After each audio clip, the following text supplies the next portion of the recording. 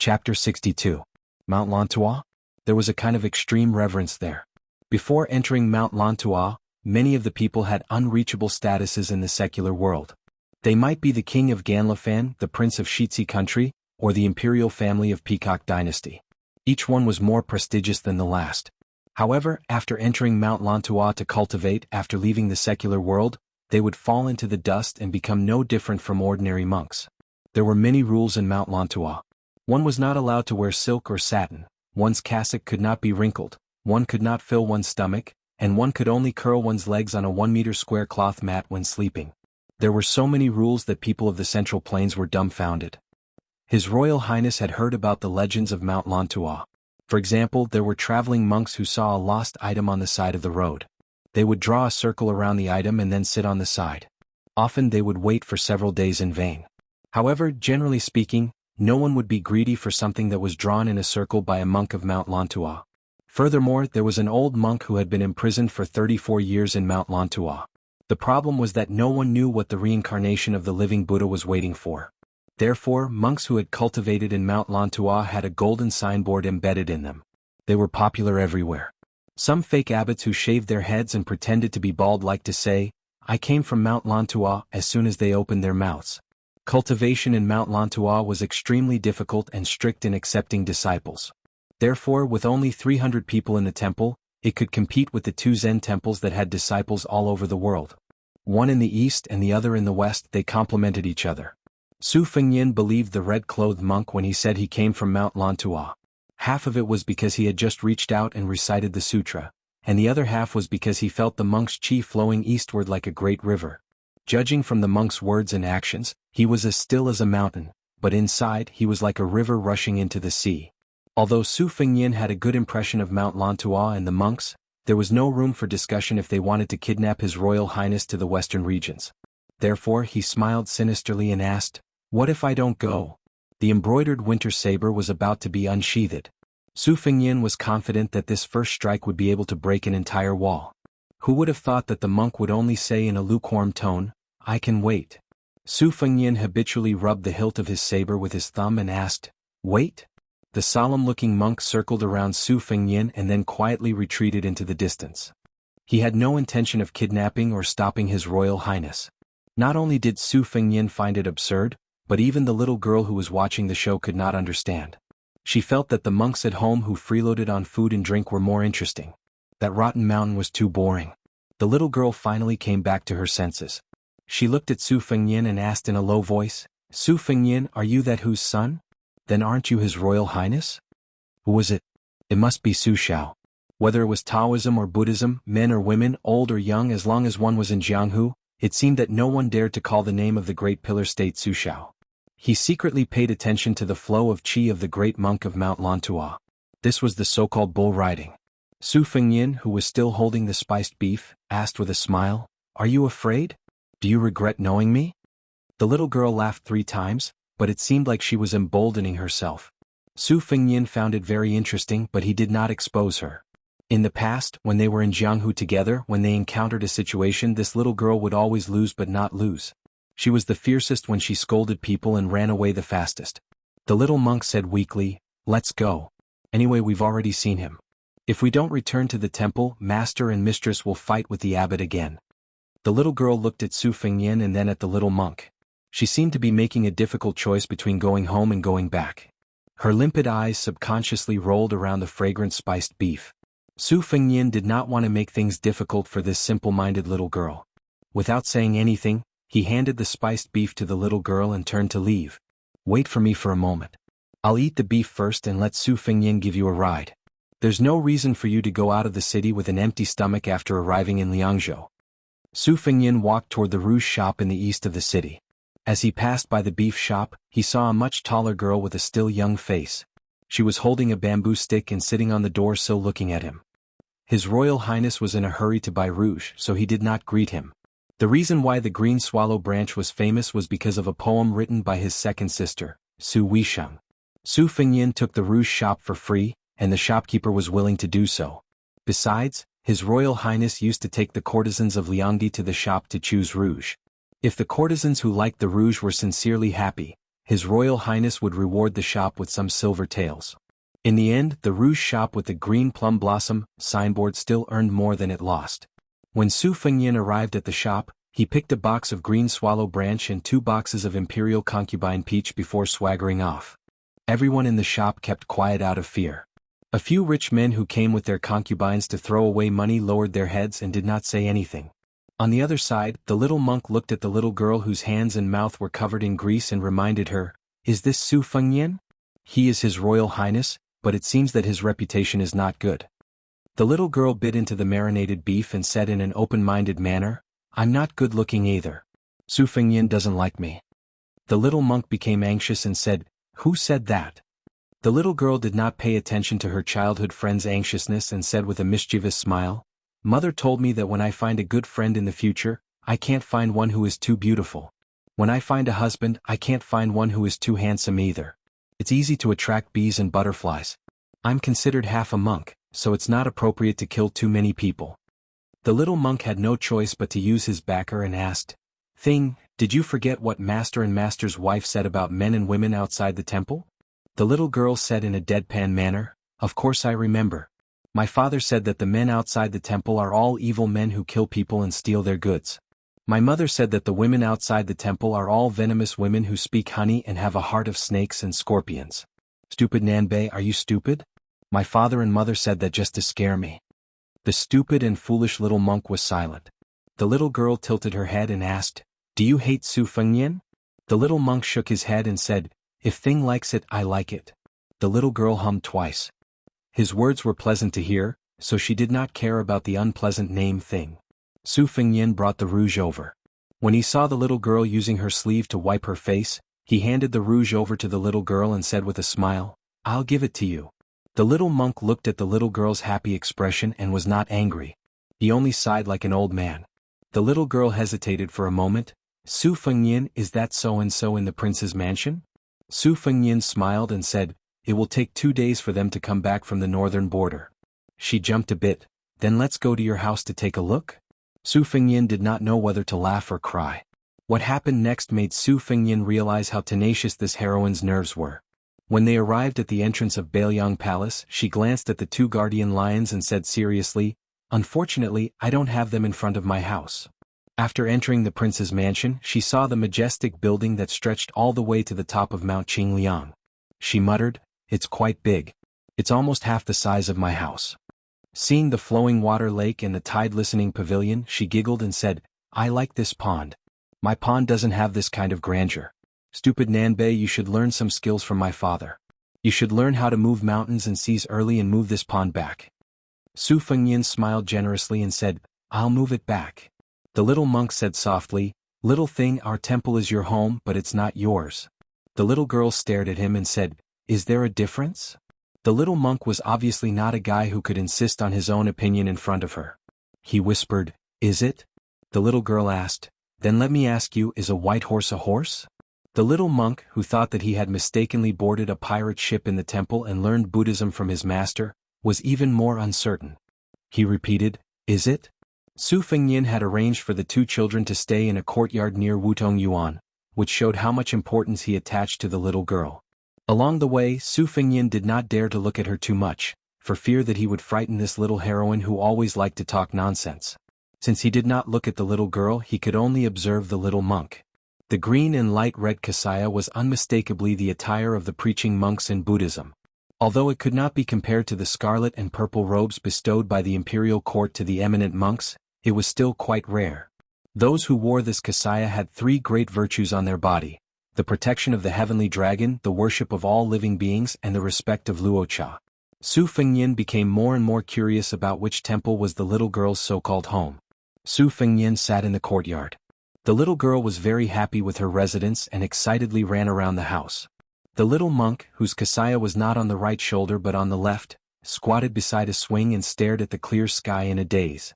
Sweet Potato quietly came behind His Royal Highness. After going down the mountain, Su Fengyan had already learned that the white-haired old man had defeated the hero Wei Beishan who used the Zamadeo. Both of them left Bailiang. In the Wulin world, the Xinyuan family had been struggling at death's door under the suppression of Yuan Zhuozong and Lu Qiuhe. The little butcher Chen Zhibao had gained great military merits at the border. Su Xiao was about to return to the mansion. Second sister Su Weisheng seemed to be going home for the new year. Su Fengyin was very sure that his second sister came here to scold him. She scolded Su Xiao for not being strict with her and scolded him for practicing the Zamadeo. Su Fengyin rubbed his burning eyebrows and said self-mockingly, "Sweet Potato, you can prepare the cotton now." Sweet Potato smiled and agreed. In the mansion, who was not afraid of Su Weisheng. Su Fengyin turned his head and saw the little girl holding the corner of her clothes and walking out of the house shyly. The red makeup on her face must be half a pound heavy, right? The little monk stared with his eyes wide open. Sweet Potato turned her head away. It was a bit too horrible to look at. Su Fengyin stood up and said with a smile, "So beautiful." Chapter 63. It was probably the first time in her life that the little girl, who had been living in the temple since she was a child, heard Su Fengyin's praise. She felt relieved after putting on rouge for the first time in her life. Just as she was about to laugh, the rouge on her face fell. She felt sorry for her, so she put on a straight face again and stood timidly by the swing. The little monk was dumbstruck. He probably did not recognize that the fairy in front of him was the girl he liked the most. As the head maid of Wutong Garden, Sweet Potato was good at drawing eyebrows and applying rouge. Seeing the little girl wasting God's gift and Royal Highness helping the villain, Sweet Potato did not dare to laugh. She could only stand further away. Although the little girl's appearance, temperament, and behavior were ordinary, she was still a distinguished guest invited by His Highness. She could not be disrespectful. Su Fengyin still had to go to the Tide Listening Pavilion, so he asked Sweet Potato to slightly correct the little girl. A few boxes of rouge money were nothing. They could not really go out and scare people. It was still okay in the daytime, but at night. Before going to the top of the pavilion to see his master Li Yishan, Su Fengyin went to the second floor to find White Fox Face. He was standing on the ladder and reading the secret manuals on the bookshelf. His spring thunder saber was hanging on his waist with a red string tied to the hilt. The books that Su Fengyin brought to Wudong from the library were all picked by White Fox Face. Although both of them practiced the saber, White Fox Face was much better than Su Fengyin in terms of saber skills and attainment. Their cultivation was just like at this moment, one was at the bottom of the ladder and the other was at the top of the ladder. White Fox Face was very focused. No matter what he did, he strived to see through to the end. Su Fengyin waited for him to finish reading the secret manuals. White Fox walked down the ladder and looked at the idiot Su Fengyin whom she had not seen for a year. Finally, her eyes focused on the spot between His Royal Highness's eyebrows. Su Fengyin's appearance was undoubtedly very outstanding. He had the typical red phoenix eyes and silkworm eyebrows. When he smiled, he looked even more charming and elegant. It was just that he met White Fox during his travels when he was at the lowest point of his life. However, when he occasionally washed his face in the stream, even White Fox would be surprised. This idiot's appearance was indeed good, but his temperament did not match. Now, practicing the saber by hook or by crook seemed to be different. What exactly was the difference? White Fox did not ask any questions. Instead, he slashed out with his spring thunder in a domineering manner. Xiaodong, which was originally born from the same root, took the opportunity to strike down. When White Fox Face saw that his attack did not work, he exclaimed in surprise, "Did you learn the superior swordsmanship in Wudong?" Su Fengyin, whose right hand was numb from holding the saber, slowly put Xiaodong back into the scabbard. He smiled and said, "No, I didn't. It's just that Taoist Ox Nose gave me a book called Qingshui Pavilion Sword Practice Manual. When I was bored, I used the sword moves in it on my saber skills. Are you interested? This is a secret manual of Wudong swordsmanship. I can't bring it down the mountain, but I've memorized the contents. Can I make a copy for you?" White Fox Face nodded his head without hesitation. Su Fengyin followed him to the corridor on the second floor. White Fox Face said softly, "The world of the old 9 kingdoms of the Central Plains was almost the world of the rich and powerful families. The aristocrats were numerous. King Langia, Jiangxia, Wukangyao, Balinkui, Lujianghe were all rich and powerful. If the pillars of the country only destroyed cities and countries, killed hundreds of thousands of surrendered soldiers, stabbed or hanged the emperor of the enemy country to death, these would not be a big deal in the eyes of some people. However, Su Xiao did what he did to Mount Tai to surpass the North Sea. He destroyed nearly half of the 10 rich families. The entire Wukong Yao family of the southern Tang, regardless of age and age, died. The He family of the Dongyue Lujiang only had about 20 orphans and widows left. Su Fengyin was puzzled by White Fox Face's words. He said, "I know all these. Master mentioned them before." White Fox Face smiled and said, Don't worry. I'm from the Nangong family of Beimang. I have no grudges with you. I'm telling you this because I want to talk about the 9-grade system that has been maintained by the aristocrats for 200 years. Su Fengnian nodded and said, the masters in the world now seem to follow this system to rank. It saves effort. White Fox Face said softly, like the number 1 in the world, under normal circumstances, the 9-grade system does not rank the upper grades. In the eyes of the world, only the saints are qualified. Su Fengnian smiled and said, yes, but I heard that a few decades ago, there was a scholar of the Xia family who was talented and outstanding. His martial arts attainments were even more extraordinary. He and my master commented on the rivers and mountains. Li Yishan commented on the generals and rouge. The mainstay of the Xia family commented on the martial arts, which was even more important to the people of Jianghu. As for the literary commentary, he only finished half of it and died. My second sister seemed to have the intention to continue the commentary. However, she also said that she was unable to do it for the time being. There was still a long way to go before the great talent of the Xia family. The limelight of the northern Xia and the southern Li had attracted the attention of the world back then. White Fox Face said calmly, that person is my father. He's dead. Those who are on the martial arts ranking list want to kill him. Those who are not on the martial arts ranking list also want to kill him. There's no reason for him not to die. Su Fengnian was shocked. He smiled bitterly and said, no wonder you want to be the number 1 in the world. White Fox Face looked at Su Fengnian and said slowly, your moves are now at the middle lower grades, the blade force is at the middle upper grades, and the inner strength is at the lower grades. It's not impossible for you to catch up with me. Su Fengnian was stunned. Really? White Fox Face's lips curled up slightly. If I stagnate after the age of 40, it's possible for you.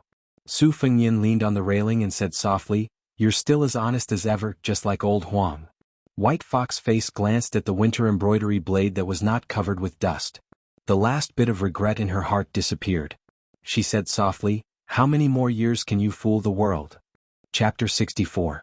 Su Fengnian sighed, at the very least, I'll have to wait until I completely take over the northern Liang's 300,000 cavalrymen. If I wasn't a prodigal, how could that person in the capital sleep peacefully? If he couldn't sleep peacefully, how could he let the Su family sleep comfortably? After all, this entire world was still under his control. Su Xiao had accumulated this family business so he could go against all the scholars in the world and become enemies with the Jianghu. There were not many reliable allies in the imperial court. Over the years, northern Liang had been constantly divided. Yan Qiji's father, who hurriedly received the imperial decree and rushed to the capital, was not the first and definitely not the last. Li Yishan said that if I'm too smart, I won't live long, or at least I won't live a happy life. The best outcome is to go to the capital as a hostage. But if I'm too stupid and overdo it, the Beiliang cavalry will disperse before Su Xiao dies. To put it simply, even my 800 cavalrymen only know about Qin Jibao. They don't care about His Royal Highness at all. White Fox smiled and said, every family has its own difficulties. It seems that the aristocratic families are even more so. Su Fengnian's thumb subconsciously rubbed the handle of Xiaodong. It's okay. I still have 2 years to wander around. Maybe I'll go to Jianghu soon. When I'm done playing, I'll hold everything that belongs to me in my hands. Bai Huer frowned. Su Fengnian keenly noticed this detail and asked, what's wrong? White Fox returned to the pavilion with a cold face. Su Fengnian looked at White Fox's handsome back and then lowered his head to look at Xiaodong. He seemed to understand that White Fox was angry that he was too close to Xiaodong. His Royal Highness laughed involuntarily and said, this Xiaodong is a murderous knife, not a woman's boudoir. Can I touch it? Besides, it's already given to me. It's reasonable for me to hug it to sleep or carry it to the toilet.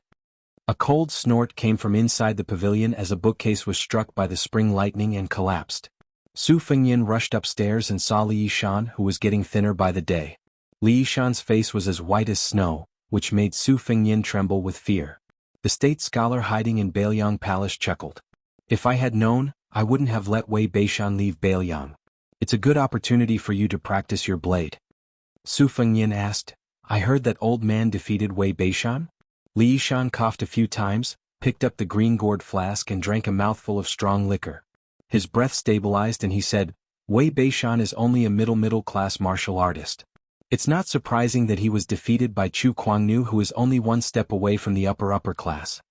Su Fengnian asked curiously, are there really only 10 high-class experts in the world? Li Yishan didn't answer directly. He only said with a slight sneer, "The so-called upper class of martial arts can't be compared to the upper class of scholars in the past.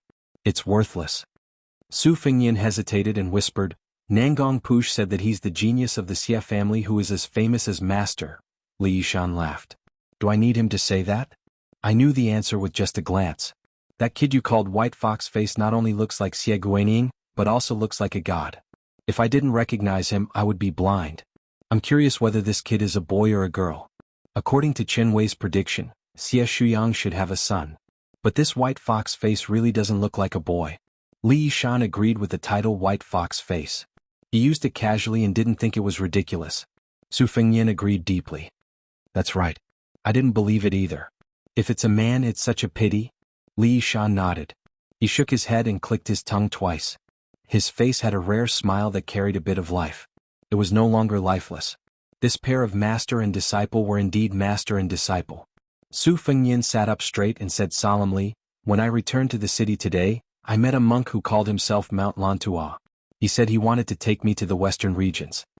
Li Yishan drank a mouthful of wine and said, "This monk Long Shou is quite famous in the western regions. He studied the Vajratop Yoga Sutra under a Tantric Vajra guru. He translated more than 60 Tantric sutras and 110 volumes. His lineage in Mount Lantua is extremely powerful. The generation before him was a great achiever who attained the undying rainbow." Su Fengyan said helplessly, "No matter how powerful he is, what does it have to do with me? You can't expect me to leave home and become a monk just because of the name of a mountain, right?" Li Yishan smiled. "Whether it has anything to do with you or not, you'll know when you get there." Su Fengyan smiled bitterly. "Master, don't be so sarcastic. That tantric cultivation is comparable to the Wu family sword tomb. They go to the hall 4 times a day. The earliest hall starts late at night. Regardless of whether it's cold or hot, they're not allowed to wear boots and go barefoot. They sleep less than 4 hours a day. When they go to the Dharma garden to cultivate, they have to sit on pebbled seats. Winter and summer are no exception. If you want me to go there and practice for a year or 2, I'll accept the hardships. But if you want me to memorize sutras all day, you'd better kill me." Li Yishan smiled. "You don't know who Long Shou's guru is?" Su Fengyan was confused. Li Yishan laughed. "This person is the only female tantric guru in Mount Lantua. It's said that not only is her dharma boundless, she's also extremely beautiful. She's known as Guanyin in the human world. She can attain the Tao after dual cultivation." After Su Fengyan recovered from his shock, he smirked. "If that's the case, it's best if she has something to do with me." Li Yishan's smile was strange. Su Fengyan asked cautiously, "What's wrong? Does this Guanyin Bodhisattva of Mount Lantua kill without batting an eyelid?" Li Yishan shook his head. "What a merciful heart." Su Fengyan was even more curious. Li Yishan laughed and coughed. "This Bodhisattva is 42 years old this year. She's exactly twice your age. What a coincidence." Su Fengyan stood up abruptly and was about to go out with his saber to fight that death monk of Mount Lantua. Chapter 65. To the common folk, Mount Lantua had 2 things that tempted them the most. One was that one could become a Buddha on the spot, and the other was that men and women could practice dual cultivation. As for whether it was true or false, people were too far away from Mount Lantua, so it was hard to avoid spreading false information. Plus, no one from Mount Lantua had come out to explain, so it became an unsolved mystery. Su Fengyan supported Mount Lantua's silence. Instead of saying it out loud, it was better to leave it as a memento. Su Fengyan first went to the 3rd floor of the armory to find the old Taoist Wei Baoxiang, who was guarding the pavilion. On this floor there was a list of characters that was updated regularly. Su Fengyan found the Buddhist book first. There were more than 20 Buddhist sects, big and small. Mount Lantua ranked first among the esoteric sects, so it was the first book of esoteric Buddhism. Su Fengyan easily found the master of esoteric Buddhism. Her title was very long, such as Great Mercy Dharma King, Mending Temple Bodhisattva. Looking at her posture, she was about the same as the 2 old monks in front of her. She was born in the royal family of central India. When she was young, she followed the eminent monks to more than 10 countries and translated countless classics. The most famous one was Mahayana Rising Faith. According to historical records, other than learning from Wang Zhongji and Xiangzi, she also went to the Central Plains to learn astronomy and calendar. She had contact with the 5 schools and 7 sects of Buddhism in the Central Plains. There was a portrait of a female bodhisattva when she was young in the album. It was vivid and lifelike, and it was indeed bright and moving. Su Fengyin exchanged the secret record with the old Taoist surnamed Wei and sighed, 42. She's just a little old. He sighed all the way out of the tide-listening pavilion. Qing Yao was waiting respectfully on the table. She was dressed in a green robe. In His Highness's opinion, the only thing this head-maid lacked was a good sword.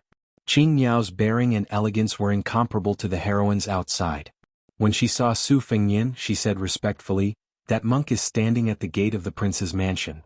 Su Fengyin walked to the pavilion in the middle of the lake and smiled, "Bring him here. I want to meet this esoteric monk. By the way, get the servants to prepare some vegetarian food. No one is allowed to come near the lake." While waiting, Su Fengyin closed his eyes and concentrated. First, he thought about the secrets of Mount Lantua collected by the secret agents of the prince's mansion. Although there were only 200 to 300 people in Mount Lantua, there were many factions with thousands of followers. For example, the Red Sect branch of esoteric Buddhism that monk Long Shou belonged to only had 3 representatives in Mount Lantua, but there were millions of followers outside the mountain. Finally, Su Fengyin's mind settled on the portrait of the female esoteric Buddhism master. He shook his head and put this matter aside for the time being. Since he had already left the mountain, he had to start planning carefully for himself. The arsenal was dead, but people were alive. Imitating White Fox's face to read all the secret martial arts manuals, he was not afraid of biting off more than he could chew. When facing an enemy in the future, knowing more moves and routines would increase his chances of survival. This was the same principle as beginners who had to memorize Go moves by rote. Naturally, the more routines one had, the better. Su Fengyin did not dare to say how good his comprehension was, but his memory was indeed better than his second sister, Su Weisheng. Otherwise, he would not have been able to play chess with Li Yishan in the air without chess pieces or a chessboard. Su Fengyin muttered to himself, "It's not realistic to read all the martial arts manuals like White Fox's face, but it's not difficult for him to select and give me 2 or 3 books every day. There will be a day when I will read all the secret martial arts manuals of all the sects in the world." When I left the mountain, I rode an ox and sent a message to the supreme leader Wang Zhongluo. The tortoise of the Great Yellow Court lives in the body. If I want to convert it all into my own use and cultivate the 3 Great Yellow Halls, I need a few books on Mount Longhu. Borrow? They are all secret things, most likely I can't borrow them. Steal? With my current bladesmanship it's difficult. Rob. These 2 holy lands of Buddhism, without 6,000 to 7,000 elite Bailiang cavalry, don't even think about charging up the mountain. If you want to flatten it, you need at least 13,000 to 14,000 men. Without fighting, if you think 10,000 men can crush the entire Jianghu several times, you're looking down on the heroes of the world.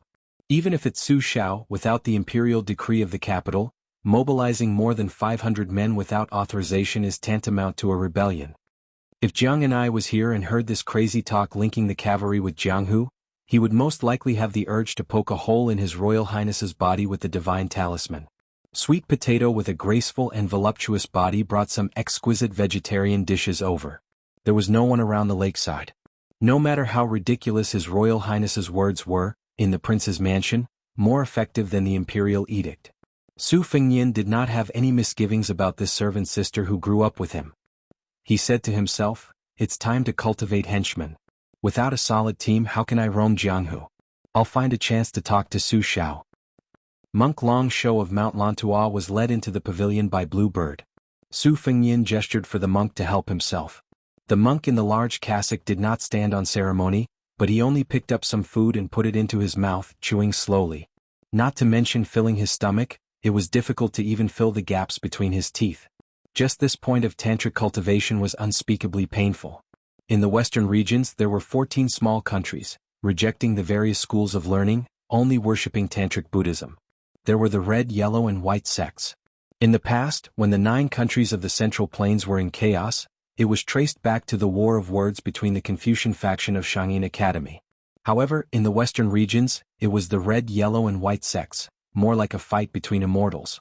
The yellow and white sects had always been powerful. The red sect was more inclined to follow the ancient teachings, the 9 forms of 3 sects, meticulous in their teachings, and most of their focus was on the cultivation of full-circle cultivation. Monk Long Shou's master was the first female Dharma king in the history of Tantric Buddhism. No matter how high the status of those concubines were, they could not be compared to her. Su Fengyin went straight to the point, saying, "Master 6 Jewels wants to dual cultivate with me." Chapter 66. Monk Long Shou looked calm as he nodded. The monk was expressionless when he talked about dual cultivation. On the contrary, His Royal Highness, who had been through a lot, found it ridiculous. Even Sweet Potato and Blue Bird looked at each other in disbelief. Su Fengyan asked curiously, "Do all the tantric masters not practice dual cultivation to achieve Dharmakaya Buddha and Sambhogakaya Buddha?" The middle-aged monk in the red cassock was still expressionless as he answered, "Only those who have renounced their desires can achieve supreme yoga. Supreme yoga is the ultimate root of all." Su Fengyan felt a headache coming on. He asked, "Why me?" The monk shook his head. It was obvious that even he did not know the details. If that was the case, Su Fengyan would only go to Mount Lantua if his head was caught in the latrine door. 42 years old was nothing to the bodhisattva, but to a living woman it was not young at all. No matter how well she took care of herself, it was not something Su Fengyan could accept. This was not the most important thing. The conflict between the red, yellow, and white sects of Tantric Buddhism had intensified in recent years. Since the secret record said that a six-jeweled master dual cultivation could achieve perfection, why would the more powerful white and yellow sects stupidly allow the red sect to obtain such great merit? Perhaps Su Fengyan would be skinned alive by the monks before he even reached Mount Lantua. After all, some tantric sects like to use skulls with the top of the skull removed as instruments to exorcise ghosts and summon spirits. As for skulls and drums made of human bones, they were common in the history books. Just hearing about them was enough to make one's hair stand on end. The six-jeweled bodhisattva was very powerful and was respected as the fundamental master. Moreover, the followers of the red sect believed that she was the incarnation of Amitabha and Guanyin Bodhisattva. The so-called six-jeweled bodhisattva was rumored to have 6 transformations. Guanyin Bodhisattva, Lotus King Master, and Wrathful Vajra Master sounded invincible. However, no matter how powerful they were still eating dust behind the old monks of Mount Lantua. Su Fengyan did not trust the red sect that was struggling to survive between the yellow and white sections. Other than being afraid of death, he did not wish for Mount Lantua and the female Dharmaraja to disrupt his embryonic plan. It was one thing to refuse to go, but it was another to offend the Crimson Sect for no reason. It would be best if he could deal with them. Moreover, the monks from Mount Lantua were all treasures. Su Fengyan forced a smile and explained, "I can't leave for the time being." The monks still said the same nonsense, "I can wait." Su Fengyan asked curiously, "How long can we wait?" The monk said slowly, "There are still 31 years. Su Fengyan almost vomited blood. What perverted patience. In the future he would try his best not to have any dealings with Mount Lantua. If someone held a grudge against him, he would never be able to live in peace for the rest of his life. Monk Long Shou, who seemed to be willing to wait for Su Fengyan's children to grow up, did not stay in the prince's mansion. However, he did not leave the city either. Given Bailiang's tolerance towards monks, this strange monk on Mount Lantua would not starve to death. Su Fengyan sat in the pavilion and muttered, "Ridiculous." Sweet Potato teased, "Your Highness, why don't you follow that tantric guru?" Su Fengyan raised his head and sighed, "She's already a 42-year-old old lady. Even if she's an old cow eating young grass, this is not the way to do it." Sweet Potato sat beside His Royal Highness, her delicate hands kneading with ingenious strength. She smiled charmingly and said, "Maybe that female bodhisattva has a technique to retain her youthful looks." Su Fengyan glared at her. Blue Bird said indifferently, "Today is the day of the release of the cards." Su Fengyan perked up. "A big fish has taken the bait?" Blue Bird said calmly, "2 groups of Jianghu people of unknown origins have gathered in the city. The people in the lead have 3rd-level martial strength." Su Fengyan said regretfully, "If it was before, it would have been a big fish. But now I've seen the world. So, forget it, it's better than nothing." Sweet Potato smiled. His Royal Highness had an endless stream of playful ideas since he was young. Perhaps it was the result of Su Zhao's lax discipline, or perhaps it was the result of his deliberate indulgence. There was no sign of him restraining himself. In fact, the Pillar State had only said 2 things in the past 10 years. One was that he was not allowed to touch a blade for 10 years. The other was that he had never taught Su Fengyan how to conduct himself. Whether he was a hedonist, a prodigal son, or a loafer, they were all things that Su Fengyan had figured out on his own. State scholar Li Yuanying did not care about trivial matters. In the past, when his second sister Su Weisheng was at home, it was fine because there was someone who could suppress His Royal Highness. However, when she went to Shangyin Academy to study, Su Fengyan was like a wild horse that had broken free of its reins. He did whatever he wanted, flirting with women, spending a lot of money to buy poetry and literature, keeping evil servants and retainers, closing the door to his enemies and letting their dogs out. He had a lot of fun. No wonder the scholars who had left Liangli and achieved success all cursed His Royal Highness for being ignorant and incompetent. Su Fengnian smiled and said, "Pass down the order. Tonight, don't play any tricks of being loose on the outside but tight on the inside. Let them all in at once." Since these fishes and shrimps took advantage of Su Zhao's absence to sneak into the city, they are most likely coming for me. When the time comes, I will wait here. Bluebird, please invite one swordsman and one machete man from the residence. I want to watch the battle. The moves that these desperados use when they are on the brink of death are the most flexible. Compared to the rigid words in the secret manual, it is much more useful. Bluebird left quietly. When she did things, no matter how big or small, not a drop of water would leak out. Sweet Potato stretched out her slender index finger, wanting to stroke Su Fengnian's scarlet eyebrows. Su Fengnian grabbed her extremely daring finger and laughed. "Are you rebelling?" Sweet Potato said coquettishly, "Just a touch." Su Fengnian shook his head. Sweet Potato's eyes were filled with resentment. Su Fengnian did not show any tender feelings for the fairer sex. He restrained his expression and frowned bitterly. "Second sister is coming. The residence is going to thunder and rain." Chapter 67. Su Weisheng was not only a big mountain to West Chu's fallen princess, Jiang and I, but even Sweet Potato, who was easygoing and did not fight for anything, felt a burst of irritation when she heard His Royal Highness mention his second sister Su Weisheng's return to the Fu. However, she concealed her gloominess very well. In terms of acting skills, she seemed to be even more skilled than Su Fengnian when she used fresh human blood as her rouge. His Royal Highness had inherited the cultivation of the Great Yellow Hall, so he had acquired a kind of keen perception of the flow of qi of Buddhism and Taoism. He also had a mysterious perception of martial art masters that his young martial granduncle called, "not a single fly left behind." However, he still did not realize that Sweet Potato was not the only koi fish that needed to be fed to become plump. The interior of the prince's mansion was a vast universe with all kinds of bizarre tricks. Even His Royal Highness, who had lived on Mount Qingliang since his youth, did not dare to say that he had seen everything. At the very least, the entrance to the Tide Listening Pavilion's 9th floor and the basement 2 floors had not been found. Back then he and his second sister climbed up and down, knocked on the walls and chiseled the walls, but they still did not succeed. Su Xiao was happy that his children were busy at home, so that they would not create trouble for him when he left the Fu. His second daughter, Su Weisheng, was adept at scheming openly, while his eldest son, Su Fengnian, was crafty and crafty. As long as these two fellows stayed together and whispered to each other, even the de Zhuguo would be frightened. Su Fengnian planned to have dinner with the little girl and the little monk from the north and the south. On the way there, his hands continuously drew circles. The Fu's servants and maids only found it amusing, but they did not understand the slightest bit of it. However, they all praised His Royal Highness's martial art as matchless. Whenever Su Fengnian came across a servant girl with an above-average beauty or a graceful figure, he would take advantage of her. Sweet Potato followed behind him, unconcerned. If a little servant girl dared to fight for a man's favor, she would be beaten to death by a stick if she was not careful. Sweet Potato was not stupid enough to be arrogant just because she was pampered. She did not want to, nor did she dare to. To put it bluntly, the seemingly affectionate His Highness the Crown Prince was the real heartless person. Green Ant's personal maidservants in Wutong Garden probably hadn't noticed this. But that didn't mean that Sweet Potato didn't love His Royal Highness from the bottom of his heart.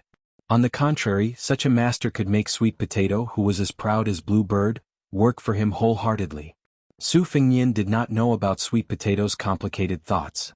He just chuckled softly and said, "This set of 108 styles has no name. I don't know where Bull Rider found it. The more you practice it, the more interesting it becomes. You need to sink your waist into Tai Chi, walk in the 9 palaces and form yin and yang. Your hand gestures and Chi activity must be pure and natural. There's a lot of attention to be paid to these circles. They form endless circles and they go back and forth. Sweet Potato, if you like, I'll teach you." Sweet Potato quickened her pace. Her magnificent chest, which was second to none in Wudong Garden, pressed against His Highness the Crown Prince's arm. Her autumn eyes were misty as she said, "Then your Highness must teach this servant step by step." Su Fengnian didn't even turn his head.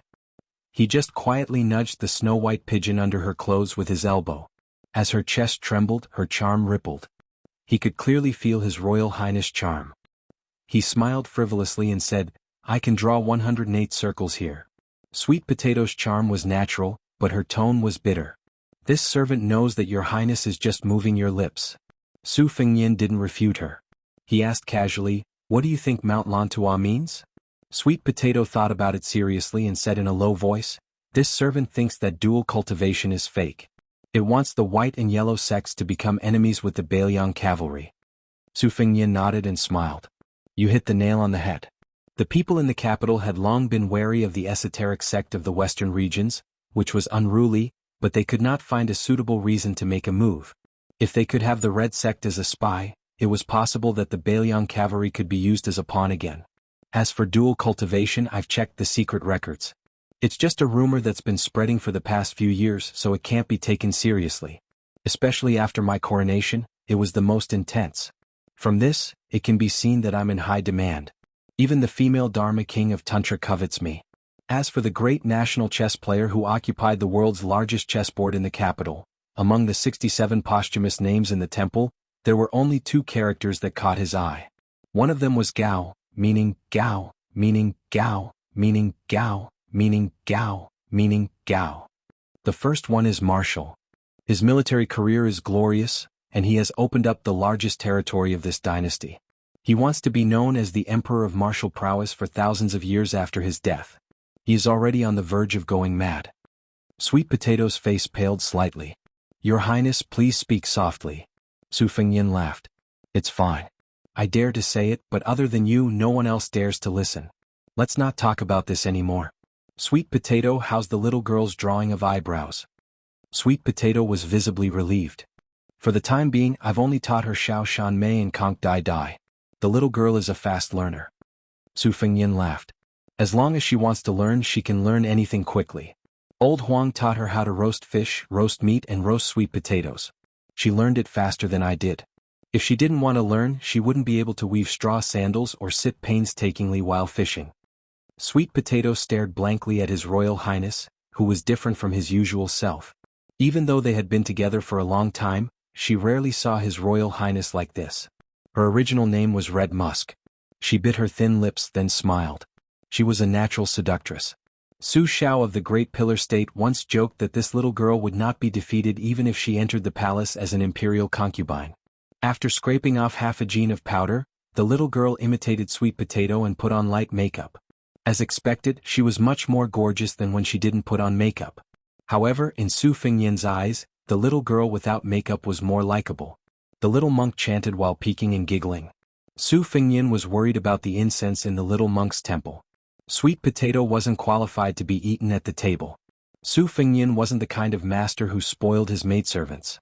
As he ate a simple but delicious vegetarian meal with the little monk, he asked, Miss Li, when are you going home? It's almost the new year. The little girl widened her eyes and said with hurt, Su Fengnian, are you chasing me away? Su Fengnian was dumbfounded. Of course not. I'm just afraid that your parents will be worried. The little girl said righteously, when I first met you, you said that you wouldn't go home even if you starved to death. Su Fengnian smiled. I was just angry. The little monk, who had been eating with his head lowered, raised his head and interrupted, we really have to go back to the temple. The little girl said angrily, shut up. She had learned this mantra from His Highness the Crown Prince. The little monk fiercely ate 2 mouthfuls of rice, his cheeks bulging. The little girl said with a red face, Su Fengnian, Sister Sweet Potato taught me how to draw my eyebrows in the afternoon. It sounds more precious than the green swallow branch. I'll pay you back when I get home. Su Fengnian pretended to nod and held back his laughter. Okay, I've never heard of a heroine in Jianghu who owes money and doesn't pay it back. The little girl liked this kind of words. She said proudly, that's true. The little monk was outspoken. His little bald head approached his childhood sweetheart whom he had loved for many years. He said worriedly, I seem to have heard Master's wife say that the snail on your face is very expensive. A poet even wrote that the marrow of 100 golden otter could be exchanged for half a tail of green. If you really pay back the money, I'm afraid Master Zom's bowl will be empty. The little girl was surprised. She suddenly frowned and the food was not as fragrant. Su Fengnian saw this, but he did not say anything to comfort her. In the blink of an eye, the little girl's mood was cloudy, but in the blink of an eye, she had a sunny disposition. After the meal, she cast aside the troublesome matter of owing money and pulled Sister Sweet Potato into the room to continue her apprenticeship. At home, her parents were stingy and were reluctant to buy rouge for her. The stupid Nanbei was very generous, but he did not have the money. He said that as long as he attained enlightenment and became a Buddha, he would burn a few relics and she would be able to use them to exchange for countless rouge. In the end he received a full beating from her. Su Fengnian did not understand the feelings of young girls, so he did not go to the room. He saw the little monk take off his kasaya and wash it in the courtyard with a bucket of water and a wooden board. He was obviously used to being a cow and horse in the little girl's temple. Su Fengnian squatted by the side and looked at the white ivory hook on the green kasaya. He smiled but did not say anything. The little monk said nervously, "Your Highness, this kasaya can't be used as money for rouge. I'll be beaten to death by master if I give it to you." Su Fengnian smiled and said, "Don't worry, I don't want your kasaya. You wear it very well." The little monk was still a little vigilant. Su Fengnian asked, "I remember that abbot is a Taoist term. It's the name of the leader of Taoism's 10-direction forest. How did it become Buddhism's?" The little monk was washing the kasaya. He was a simple-minded person and did not hear the teasing in His Royal Highness' words. He answered seriously, "In terms of the origin of the word, abbot, the Vimaksha Sutra of India was written 100 years earlier than Taoism's Ben Ming Sutra. Moreover, Master told me that although the great abbot of the temple only lives in a small bedroom of 1 square foot, it can accommodate 3,000 small worlds and 3,000 lion forests. Listen, it's much more powerful than Taoism's heart of heaven. My master has never lost a debate. Oh, he only lost to master's wife." Su Fengnian was speechless and said, "You Buddhists are powerful, but your master is more powerful." Su Fengnian saw Blue Bird standing at the door of the courtyard. He got up and walked over. Blue Bird said sternly, "I heard that the second princess left the main group and rode alone. The 2 groups of Jianghu people are ready to make a move and are preparing to go out of the city." Su Fengnian took off the jade pendant from his waist and threw it to Blue Bird. He squinted and said, "These people are in a hurry to be reincarnated? Go and take the 200 riders of the Phoenix Battalion. Don't forget to take the crossbows and kill them all."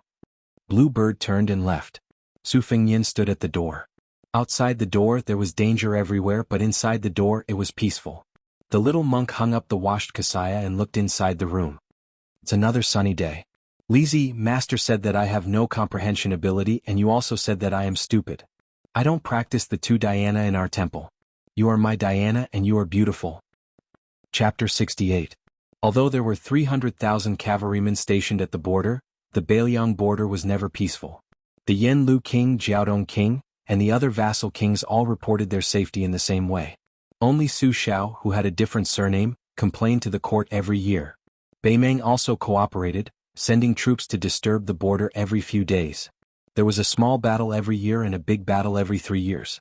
Both sides had their victories and losses. As time passed, the officials in the court began to complain that Su Xiao had ulterior motives and that he was not satisfied with splitting the land and sealing the border. These scholars, who saw themselves as the trusted aides of the dynasty, were mostly reprimanded by the emperor in the palace. Those who were slightly more serious were demoted out of the capital. Often, after accumulating enough experience in the local provinces, they would be recalled to the central government every 5 or 6 years and given important tasks. As time passed, the scholars who were slow to realize that this was a shortcut to the south. In these years, Lame Su was an unavoidable barrier in the hearts of the scholars. If they did not scold him a few times, they would be embarrassed to call themselves loyal officials. At the last meeting at the end of the year, the newly promoted Grand Scholar of Wuying Hall, Wen Shouxin, had his servants carry a coffin all the way to the gate of the imperial city. The important official, who was not even 50 years old, asked for death with a blood letter in order to get rid of the emperor's subordinates. The scholars in the capital all clapped and cheered. In Bailiang, the Su flag flapped in the wind. Under the flag, the great pillar of the country, Su Xiao rode slowly. There was only one handsome man beside him. His face was like jade and he had the spirit of a scholar. However, he was dressed in military attire. He did not carry a sword and was empty-handed. A fine jade belt was tied around his waist, making him stand out from the crowd. The rest of the northern Liang's generals had to pull a long distance away from him. Su Xiao received a secret report from the capital and laughed lightly. "Get rid of the emperor's subordinates? I am thousands of miles away from the emperor. These old scholars don't know how to save their energy to go home and deal with the beautiful concubines in their rooms." The elegant man in his 30s smiled but did not say anything. He rode beside Butcher Su Xiao. His expression was calm, and his imposing manner did not lose out too much. The common people all over the world said that the powerful king of Baelyang had a hunchback because he was burdened with hundreds of thousands of lonely souls and wild ghosts who refused to return to their homes. The reason why he was crippled was that he was tied down by the vengeful spirit of the number one general of the old 9 kingdoms. These common people took delight in talking about it, so naturally, they would be scoffed at by the scholars who considered themselves as officials. Lame Su had been in the army for his entire life and had been injured countless times. How was he a devil with 3 heads and 6 arms? He was clearly a martial artist who had usurped power. Furthermore, how many years had it been since Lame Su had returned to the capital? Other than the older officials in the court, most of them had never interacted with the Pillar State before. They had never even met him. Under the heavens, who would be intimidated by this false reputation? Su Xiao gripped the reins and looked toward the northeast. With the horsewhip in his hand, he raised his arm and pointed to several places. He sighed ruefully, "I have not been there for too long. The old fellows who opposed me for several decades are either old or dead.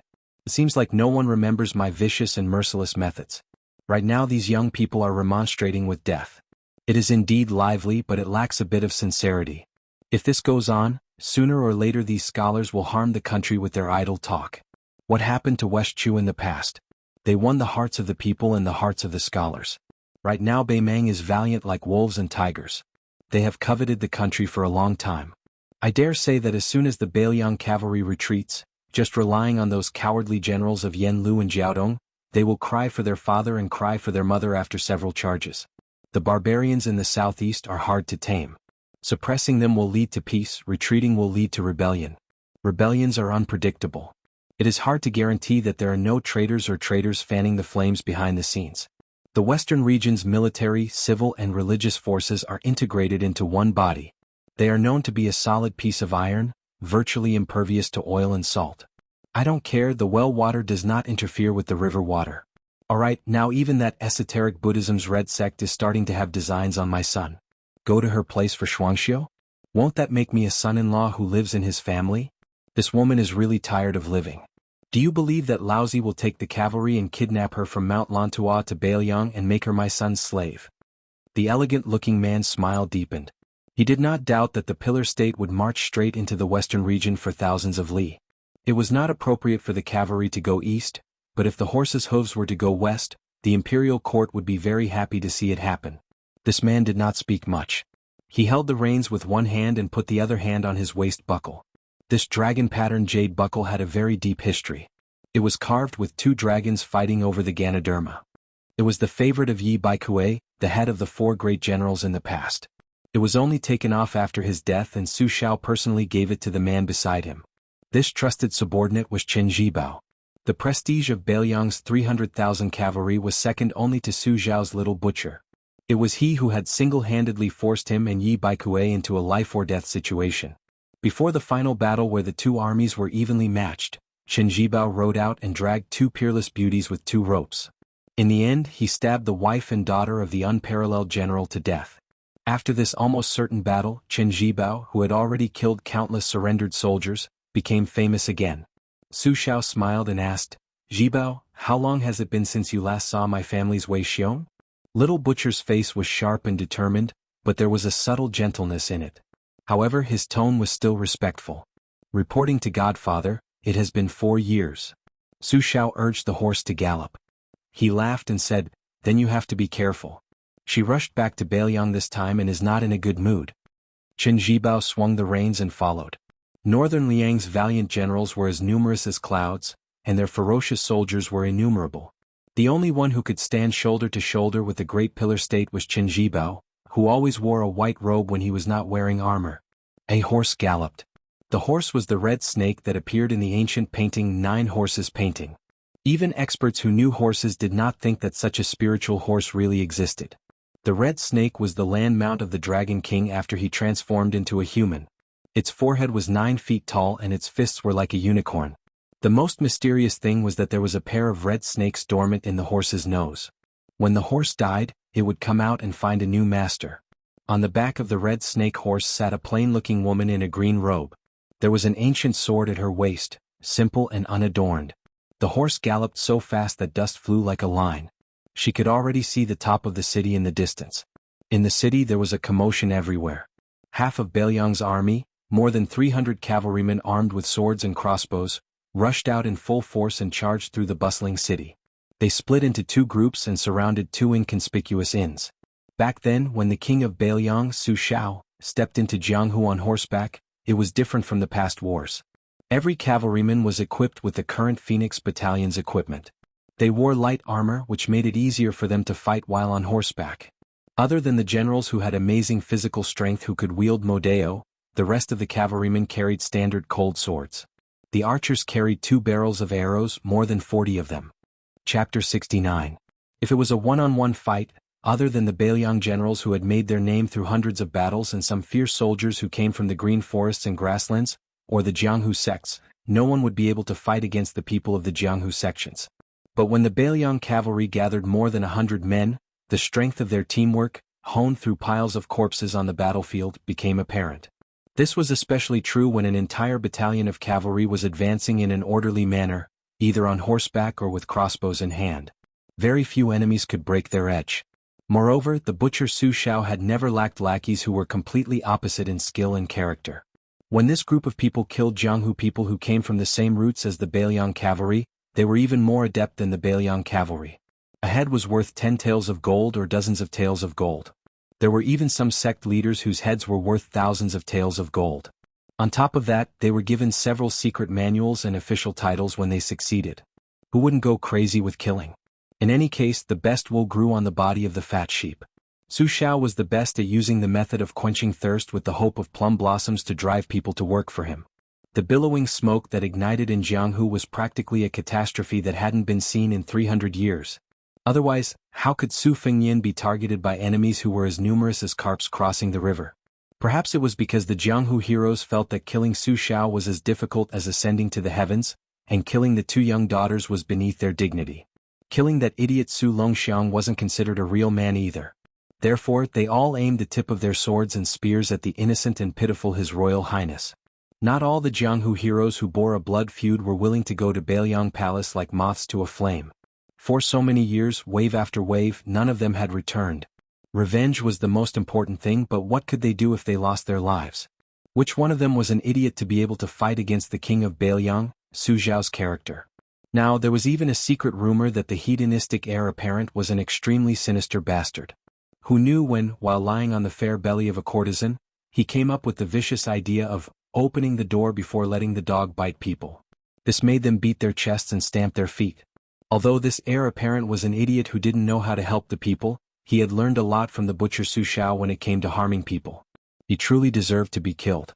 At this time, His Royal Highness, who everyone thought deserved to be killed, and the little girl came to a street far away from one of the inns. Su Fengnian bought 2 sticks of candied haws from a roadside stall.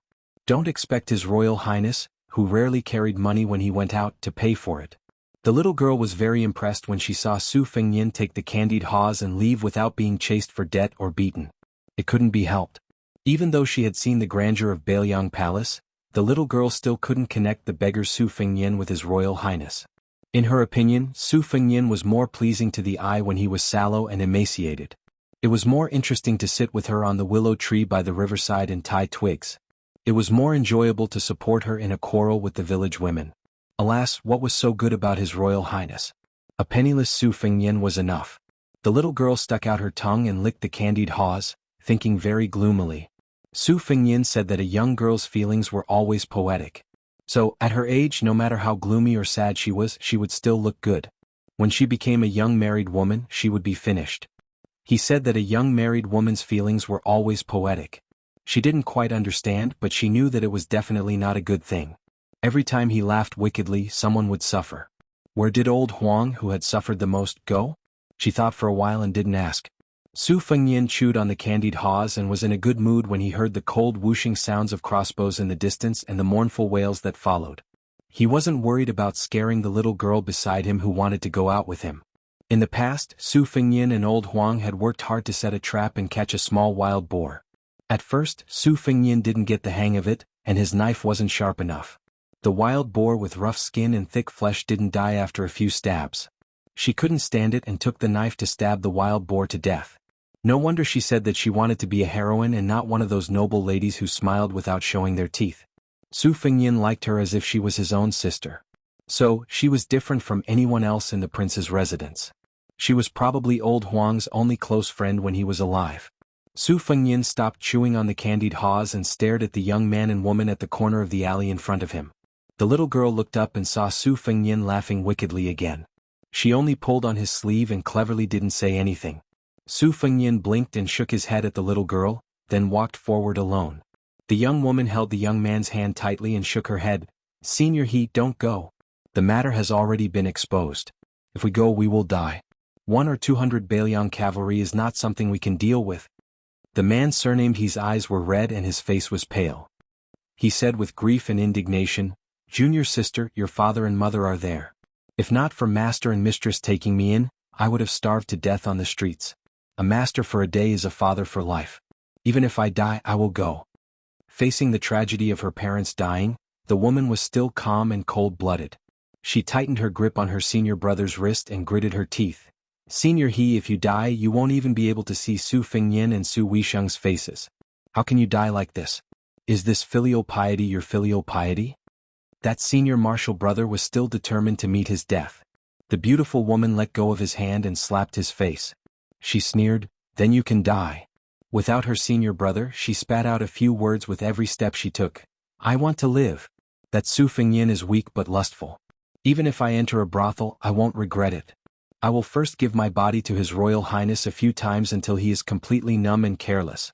After being played by him a few times, I will stab him a few times when I kill him. This prince doesn't know what's good for him and claims that he never destroys flowers. I want him to die in the land of warmth and tenderness." The senior brother's heart ached, but he still walked forward. Jianghu grudges end in Jianghu, and Jianghu men die in Jianghu. This may be stupid, but Jianghu is not like the palace. There are many fools who only know filial piety. They don't care about foolish filial piety.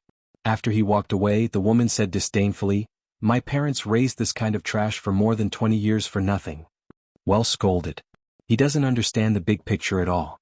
He will die in vain. "Miss, you are the one who can endure humiliation. If I were His Royal Highness, I wouldn't be willing to kill a beauty like you." The woman turned around in horror and saw a young master in brocade clothes leaning against the wall. He had a smile on his face and held a stick of candied haws in his left hand. She had seen a portrait that she was almost tired of looking at. Therefore, she recognized the man in front of her, even if he turned into ashes. However, in the portrait, His Royal Highness's eyes were frivolous and weak. At this time he should be called Su Fengyin. Why did he have a domineering aura? Before she could use her glib tongue, the winter-embroidered knife was unsheathed. A crack several feet deep appeared on the thick wall behind her. The woman's head fell to the ground. Su Fengyin threw away the stick of candied haws and looked at the head on the ground. He said calmly, "Who said I don't kill women?" Chapter 70. Su Fengyin abruptly turned his head and saw a thin figure standing at the end of the alley. His mind raced as he quickly saw the person's face. He couldn't help but be dumbfounded. It was actually the delicate girl from the beef shop. She was holding a bamboo stick, her delicate shoulders trembling as she stared blankly at His Royal Highness, who was holding a knife. Su Fengyin didn't know whether to laugh or be fierce. It was very awkward. If it was the assassin's accomplice, he could just kill him. But this little girl was so harmless that she didn't give His Royal Highness a chance to make things difficult for her. She had already turned and ran away. Su Fengyin didn't intend to pursue the matter. She was just a pretty girl from a small family. It was already quite impressive that she wasn't scared out of her wits. How could she dare to gossip? Besides, no one would believe her, and even if they did, no one would care. In Bailiang, if Su Xiao wasn't the emperor who only lacked a 9-dragon embroidered robe, then what was he? Su Fengyin found the little girl who lived in the temple. She was still fighting with the sugar-coated hawthorn with her small mouth. She probably thought the hawthorn was too sour, so she only bit off the rock sugar on the outside. She couldn't bear to throw away the rest, nor was she willing to eat it. She just stood there waiting for him. Su Fengyin didn't stand on ceremony and took the hawthorn, swallowing it in a few bites. He pulled the little girl to the beef shop 3 streets away and ordered 3 servings of soy sauce meat. The owner of the shop was still attentive. Su Fengyin didn't see the girl from the bamboo branch, who was probably called Jia Jiejia. When they returned to Prince Liang's residence, Su Fengyin smiled and said, "Before you go home, I want to show you something." Miss East-West asked curiously, "What is it?" Su Fengyin gently said, "The mysteries of heaven cannot be revealed." The little girl curled her lips and said, "My father said that the mysteries of heaven are all lies." Su Fengyin didn't think much of it and took her back to the residence. They first went to Wudong Garden. As soon as they entered the courtyard, he clapped his hands. When they heard the clapping, all the servant girls, including Sweet Potato, Green Ant and Cucumber, stopped what they were doing and rushed out of the building. They piled up in the courtyard, chattering and laughing, all of them looking forward to it. Although the little girl had seen Sister Sweet Potato, when so many beautiful sisters suddenly appeared, she was still a little dazed. She only heard Su Fengyin say, "The rules are the same as before. Go to the top of the mountain around this time tomorrow." The sisters burst into laughter, beaming with joy, and dispersed. After Su Fengyin sent the little girl who was in the dark back to her residence, he walked alone to a music hall called Chu Shu Bao Down. It was a 5-story building. There were bells, drums, zither and cymbals in the hall. There were all kinds of instruments. There were more than 10 great musicians and music officials, and more than 160 little musicians. There were even more singers and dancers. These people were all raised by His Royal Highness for free. In the entire Liangdi, other than him, no one else could afford to raise this music hall. On the first floor there was a large set of bells. There were as many as 8 sets of 65 bells. The bell racks were 2.5 meters high and were divided into 3 layers. They were arranged in a curved ruler shape, looking magnificent. The largest bell was as tall as a person and almost 500 caddies. This was the so-called bell chime, that signified the height of wealth and rank. The bell chimes were here. The Liang dynasty followed the ancient etiquette. There were 8 sons of heaven, 6 dukes of princes, 4 marquises and 2 scholars. Therefore the Beiliang Palace dance team could have 6 sons of heaven and 48 sons of heaven. Su Fengyin did not engage in honest work. For a period of time he was obsessed with etiquette and music. He was most fond of the secular music of Shu, which was recognized as the most decadent sound in the world. He was also good at the Grand Chu music, which was praised by the sons of this old man. His Royal Highness was able to play all the courtesans in Liangdi, big and small, not just by throwing money at them. The bell was the head of all the music. Su Fengyin lightly tapped the bell to test the sound. He frowned. The casting of the bells in the prince's mansion was superb. The shape was vigorous, the thickness was appropriate, and the range was wide. However, they were only used a few times a year, so it was inevitable that there would be some deviation when the sound was changed. Half of the 60-odd bells in this group were made by him and Su Weisheng. They were the most sensitive to the sound of the bells. If one were to say that Su Fengyin was idle, it would not be wrong to accuse His Royal Highness, who was born in a first-class noble family. Making bells was more time-consuming and exhausting than leading an evil dog and servant out on the street to molest a good girl. Was he really going to become a bell maker in the future? It was not only the bells. Su Fengyin also studied the sheng. Following his second sister, who knew everything, he improved the 13 and 17 movements to 24 and 36 movements, like the clear cry of a young phoenix. Su Fengyin bent down and stretched out his finger to strike the bell. The sound of the bell was melodious and vigorous. When the sound weakened, he said softly, "Come out," killing 2 birds with 1 stone. Yu Wei, who had been upstairs all day, came down. After the winter solstice, it was a good day for the rhythm of the yellow bell. She was wearing a snow-white fox fur coat, untainted by dust, slim and elegant.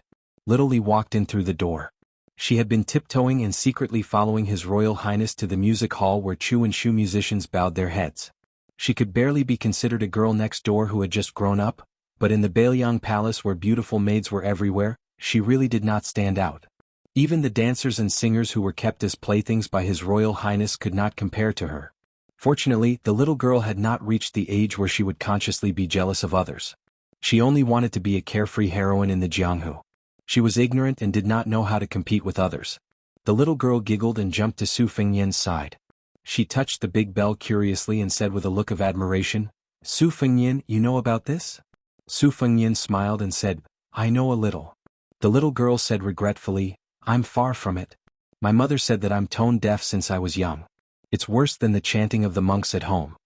Su Fengyin joked, "I already learned about it when I taught you how to whistle." The little girl raised her foot to step on Su Fengyin, but her foot was dodged. The little girl was unwilling to give up and began to chase His Royal Highness. Yu Wei, who was standing at the stairs, sighed softly, "This little girl is really brave."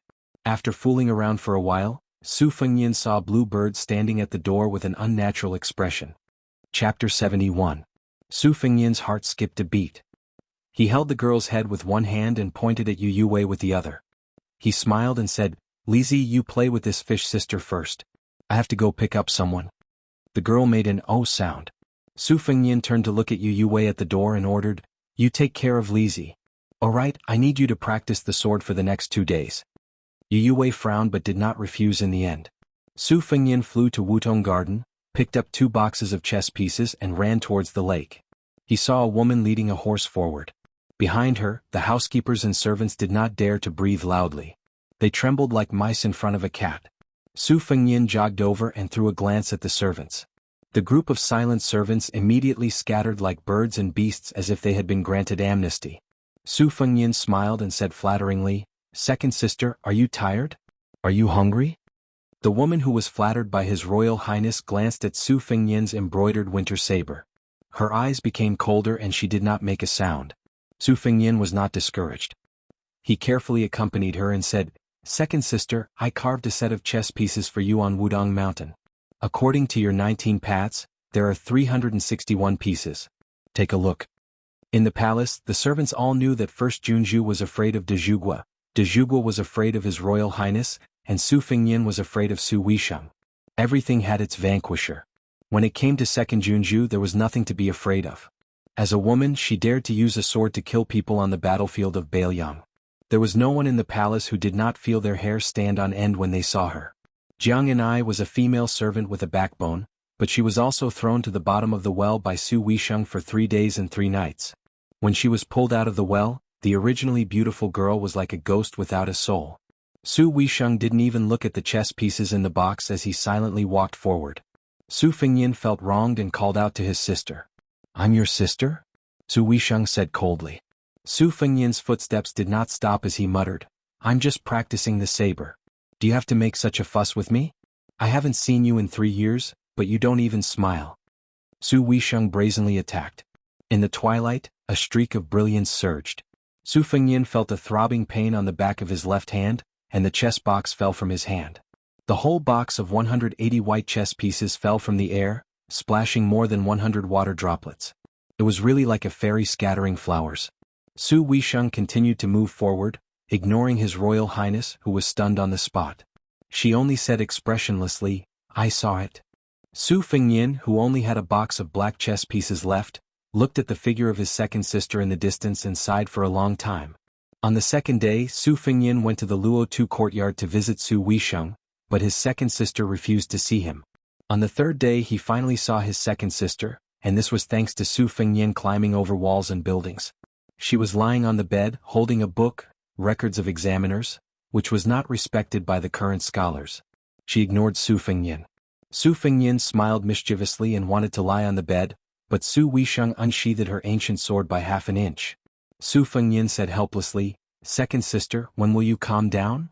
She said softly, "I'm going to return to the academy soon. If I don't see you, I won't be angry." Su Fengnian was stunned and asked, "You're not going to celebrate the new year at home? You're not going to wait for Su Xiao to come back?" Su Weisheng just turned a page. Su Fengnian was silent. From noon to dusk, Su Fengnian put down the lonely chess box and left the Luo-Tu courtyard, which was as clean as a snow cave. Su Weisheng got off the bed and ate some snacks. Looking at the sky outside the window, she went to the stable to get the red snake. She said she was going to leave, so she really left. She did not hesitate. Su Weisheng let out the psychic horse that she had tamed by chance.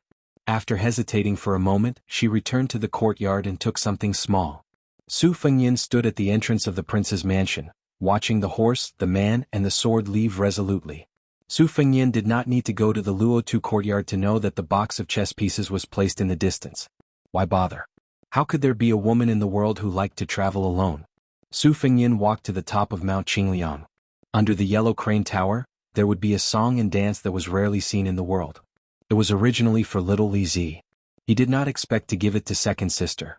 The brilliant Bailiang soul-suppressing song was written by the departing Su Weisheng. Su Fengnian composed the song. Tonight there would be Yu Wei's sword dance. Red Musk, Bluebird and the other girls would sing. Green Ant, Huang Shang and the other 30 musicians would sing. There were 160 singers and dancers. At the top of Mount Qingliang the lights were as bright as day. The entire city could look up and see the brilliance here. The entire city could hear the majestic sounds of nature. The people in the city crazily spread the news. His Royal Highness is going to reward the children with a song again. Under the yellow crane tower. The flames were like a rainbow. Bailiang has millions of households. How many of them are wrapped in iron clothes and withered bones? Scholarly honors and wine. How many grains of dust are the emperors, generals, and ministers? A rabbit walks on the mountain. A fox sleeps in the forest, swallowing the mountains like a tiger. 10 pearls, snow mud, red stove, white hands, and a slender waist become orphans. 100,000 crossbows shoot down countless. Millions of heads roll on the road. A good man, don't say that the heroes of the world have fallen into his trap. Little girl, don't hide your admiration deep in your belly. Come, come, come, let's hear who's beating the beauty drum. Come, come, come, let's see who's the butcher of the young world. The soul-suppressing song had a total of 1,008 words. It was widely circulated in the Bailiang army. There were only 3 people on the city gate tower: Su Xiao, his adopted son Qin Jibao, and Su Weisheng, who was stopped by them in the end. Su Xiao held a bowl of strong wine in his right hand. He closed his eyes and listened to the song, his left hand patting his knee. Qin Jibao's expression was solemn.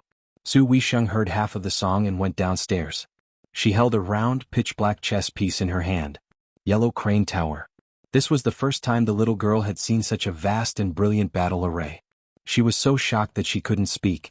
The timid and stupid Nanbei beside her was so scared that he ran away and disappeared without a trace. Li Zi stared blankly at His Royal Highness, who was reclining on a couch not far away. He was slowly drinking wine, wearing a purple and gold crown on his head, dressed in a white robe and a scarlet mark between his eyebrows. He looked like a celestial being who had forgotten his worries.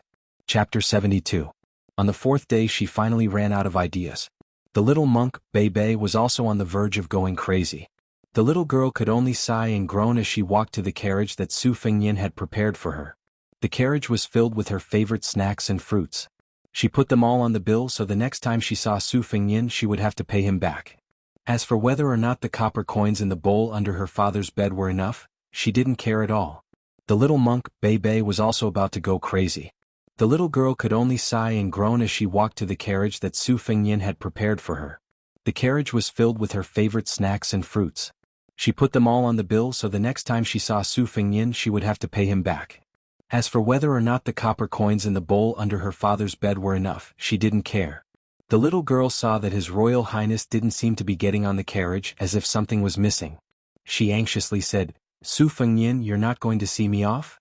Su Fengnian raised his head and gently said, "No, I'm afraid that I won't be able to resist snatching you back once we leave the city."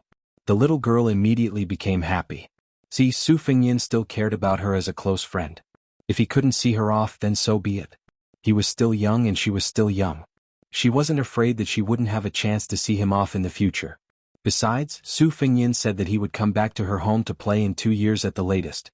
The little girl was so happy that she forgot that she hadn't told His Royal Highness where she lived or what temple it was. There were countless temples in the world. No matter how resourceful His Royal Highness was, if he didn't have a clue, how could he find it? She sat in the car and lowered her head to play with a string of red sandalwood prayer beads in her hand. 108 beads symbolized the destruction of 6 roots and 6 kinds of worries in 3 lifetimes. This was a sacred object of Buddhism that His Royal Highness piously asked for from an eminent monk of Mount Jiahua. The master of that eminent monk just happened to pass away at the age of 108. He held this string of Buddhist horse rope and chanted countless sutras. Naturally, it contained a kind of great merit that could only be understood. It could be seen that the heartless His Royal Highness cherished this little girl from the bottom of his heart. That night, the old soldiers in the city were filled with mixed feelings as they listened to the brilliant Bailiang soul-suppressing song. The little girl ran to His Royal Highness's couch and was pulled into his arms. She wasn't shy at all. Listening to the song and smelling the scent of alcohol, she felt her heart was at peace. Before boarding the car, the little monk clasped his hands and bowed to Su Fengnian. Su Fengnian smiled and bowed back. The little monk was more familiar with the ways of the world than the little girl. He said many words of gratitude from the bottom of his heart. From the beginning to the end, the little monk didn't have any aversion to this notorious, heavenly playboy of Bailiang. Perhaps it was because he had heard Li Zi talk about how good and smart Su Fengnian was before they met, so he had a good first impression of him. In addition, during this period of time, he only saw His Royal Highness playing with Li Zi. He didn't see him being domineering or evil. In the end, he even brought him a few Buddhist scriptures that the temple lacked from that big attic. The little monk really couldn't hate him. The carriage moved slowly. The little girl lifted the curtain and waved her hand vigorously. Su Fengnian smiled and waved back. When she could no longer see Su Fengnian's slender figure, the little girl sat back down on the embroidered stool. She was a little annoyed and her heart was empty. The little monk asked, "Li Zi, why didn't I see the coachman you mentioned, old Huang?" The little girl, who was originally listless, immediately became radiant and said, "Old Huang, he's the most interesting. When he smiles I can see that he's missing 2 front teeth. Old Huang loves his ivory comb the most. He always hides it, afraid that Su Fengnian will sell it for money. But he's willing to let me comb his hair. Anyway, old Huang and I have a good relationship." As long as Li Zi was in a good mood, the little monk was in a good mood. Even if Li Zi was in a good mood because of old Huang or even Su Fengnian, the little monk didn't care. Stupid Nanbei. The little girl suddenly used her finger to knock the little monk's head and scolded, "Who told you to call me Li Zi?" The little monk held his head and said, "Su Fengnian always calls you that." The little girl became angry from embarrassment and said, "Are you him? Are you the same?" The little monk said timidly, "Okay thing." The little girl gritted her teeth and said, "You're not allowed to call me thing. Wu Nanbei, you stupid Nanbei." The little monk tactfully shut his mouth. She was really angry. Otherwise she wouldn't have called him by his full name, Wu Nanbei. This was because her master used to hold onto Li Zi's braid and earnestly taught her that monks shouldn't talk about their names, Taoism, or longevity. She was not allowed to call her family by their original names before they were born. Alas, her master didn't have any strong points. This was the only good thing about him. Li Thing. Wu Nanbei. Although the little monk's face was reserved, he was actually thinking happily in his heart. "You're Thing and I'm Nanbei. As long as we're together, everything will be fine." Poor Su Xiao could only appear in his mansion when the little girl and the little monk left the city. He sat with Su Fengnian in the pavilion in the middle of the lake. Only the father and son were there. Even Qin Zhibao wasn't present. De Zhugua had 6 adopted sons. Qin Zhibao, Yuan Zuozong, Yi Shizhen, Yao Jian, Qi Dangua and Chu Lushan. Their personalities were very different. His Royal Highness also had a subtle relationship with them. Su Fengnian didn't get along with Qin Zhibao since they were young. In the past he didn't have a good impression of Yuan Zuozong and Qi Dangua, the 2 invincible generals. In the past year, their relationship had improved so much that they even drank together a few times. As for the scholarly general Yi Shizhen, his relationship with His Royal Highness was always mediocre. However, Yao Jian, who was proficient in the green pouch technique, was always able to talk to Su Fengnian. The young heir liked to watch Yao Jian gnaw on soil and seal acupoints the most. He always found it very interesting. Needless to say, the round Lu Qiuer bowed and bent his knees as if he was Su Fengnian's biological son. No one doubted that if His Royal Highness wanted him to kill his family's wife and children, Lu Qiuer would frown. Su Xiao said proudly, "I met your second sister near the city gate. This time she didn't scold me. Isn't your father awesome?" Su Fengnian said gloomily, "She didn't scold you because she was sulking with me. She didn't take you seriously at all." Su Xiao, the dignified de Zhugua, was acting like a village farmer. He said shamelessly, "I don't care about that." Su Fengnian said angrily, "You don't even know how to hold your second sister back. In any case, she can spend the new year at home." Su Xiao curled his lips. "Then wouldn't I be asking to be scolded?" Su Fengnian shook his head. He had a stomach full of anger. He took a deep breath and asked, "I performed that illegal song and dance 2 days ago. Is it all right?" Su Xiao said embarrassedly, "It's fine, it's fine. How can I run into the emperor's death every time?" Su Fengnian snorted. Su Xiao could only laugh along. When Su Fengnian was 14, the late emperor died suddenly. During the period of mourning, His Royal Highness danced and sang at the Yellow Crane Tower.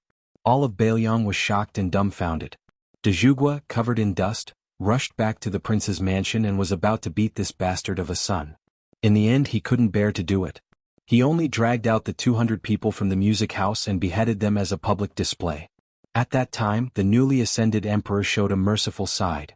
He only verbally reprimanded Su Fengnian a little, using the reason that he was young and ignorant to suppress the criticism of the civil and military officials. Only 3 years later, he had the intention of making the naughty son of Beiliang his son-in-law. The whole world was in an uproar and couldn't understand. Su Fengnian asked, "How's my second sister's swordsmanship?" De Zhugua smiled. "It's still a little lacking compared to the master Nangong you attracted." Su Fengnian was surprised. "I know my second sister's swordsmanship isn't bad, but it's actually this good?" De Zhuge said proudly. Wei Xiong, this girl always wants to be first in everything she does. That turtle bastard nicknamed Huang Longshi will sooner or later be used as a stepping stone by your second sister. Su Fengyin carried Xiao Dong on his shoulder and held the back of his head with both hands. He leaned against the red and gold pillars of the pavilion and said lazily, "Why don't I put my second sister's face together with Bai Huer's? After thinking about it, only the two of them are suitable." De Zhuge rolled his eyes. "If you say this to either of them, you'll be asking for a beating. A red hoe and a spring thunder, you'll suffer." Su Fengyin sighed. "You're right. We can't beat them." De Zhuge lowered his voice. "I have an expert in my hands. If you have the ability, take him." Su Fengyin frowned and asked subconsciously, "How high?" De Zhuge stretched out his two hands. "In the whole world, he's really in the top 10. 40 years ago he was in the top 3. 20 years ago he was definitely in the top 5. Su Fengyin smiled bitterly. "Isn't he even higher than old Huang?" Su Xiao smiled. Su Fengyin asked, "Where did you hide him?" Su Xiao pointed at the tide listening pavilion and said mysteriously, "He's suppressed under the pavilion. The reason why I built this pavilion and why your master is here is because of this once-in-a-century-old monster." Su Fengyin shook his head. "With my inexperienced skills, do you think I'm going to court death?" Su Xiao nodded. "There's no rush. That old monster's evil tendencies haven't been wiped out.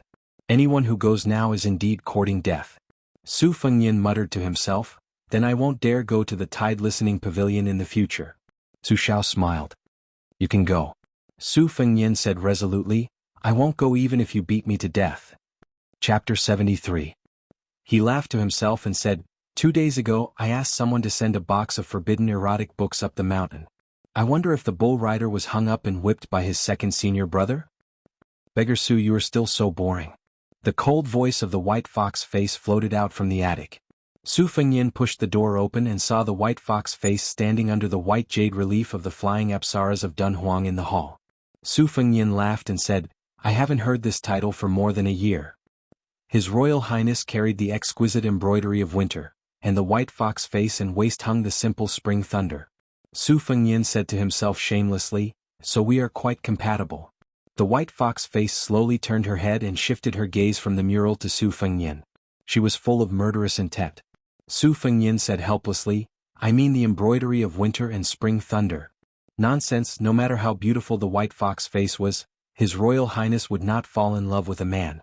The white fox face looked again at the 64 flying apsaras of Dunhuang. Each of them was as tall as a human. They wore 5 jeweled crowns on their heads, some were Taoist crowns, some were in a bun and some were smiling. Their upper bodies were bare and their shoulders were covered with ribbons.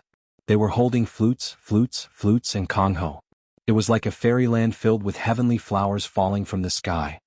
His Royal Highness knew to ride on Su Zhao's neck and attract the attention of the flying apsaras when he was young. If this was not a unique bone structure, what was it? If this was not a gift, what was it? However, after he grew up, he did not do it often. After all, Su Jihu liked to sleep with Su Fengyin the most. He did not let go of him even when he was 12 or 13 years old. Su Fengyin's habit of hugging his neck and stroking his earlobe while sleeping was due to her indulgence. Bai Huer's face shifted a few steps and stared at a fairy at the top of the northwest corner. This fairy was adorned with precious bracelets on her arms and held a phoenix-headed kongho in her hand. Upon closer inspection, she only had one eye. Su Fengyin didn't take it to heart. He said with lingering fear, "Su Xiao said there's an old monster suppressed at the bottom of the Tide Heart Pavilion. White Fox face, be careful." Bai Huer's face looked as if she had a sudden epiphany. The spring thunder was unsheathed and hit the eyes of the flying beast. The spring thunder bounced back into the sheath. That flying apsaras did not move at all, but the other 63 flying apsaras began to drift slowly. A door appeared in front of them. Su Fengyin was dumbfounded and muttered, "Is this the finishing touch?" The face of White Fox walked straight in.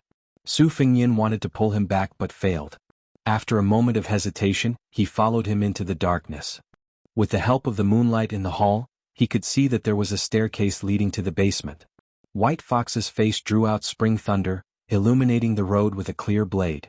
Su Fengyin followed suit and drew out his winter-embroidered blade. When Su Fengyin counted to 63, the staircase gradually became clearer. It was a hall with 4 luminous pearls embedded in the 4 walls. It was like a tomb. Memorial tablets. It was filled with the memorial tablets of Bailiang's fallen generals and generals. No less than 600 pieces. A thatched mat was placed in the center of the hall for kneeling and worshipping.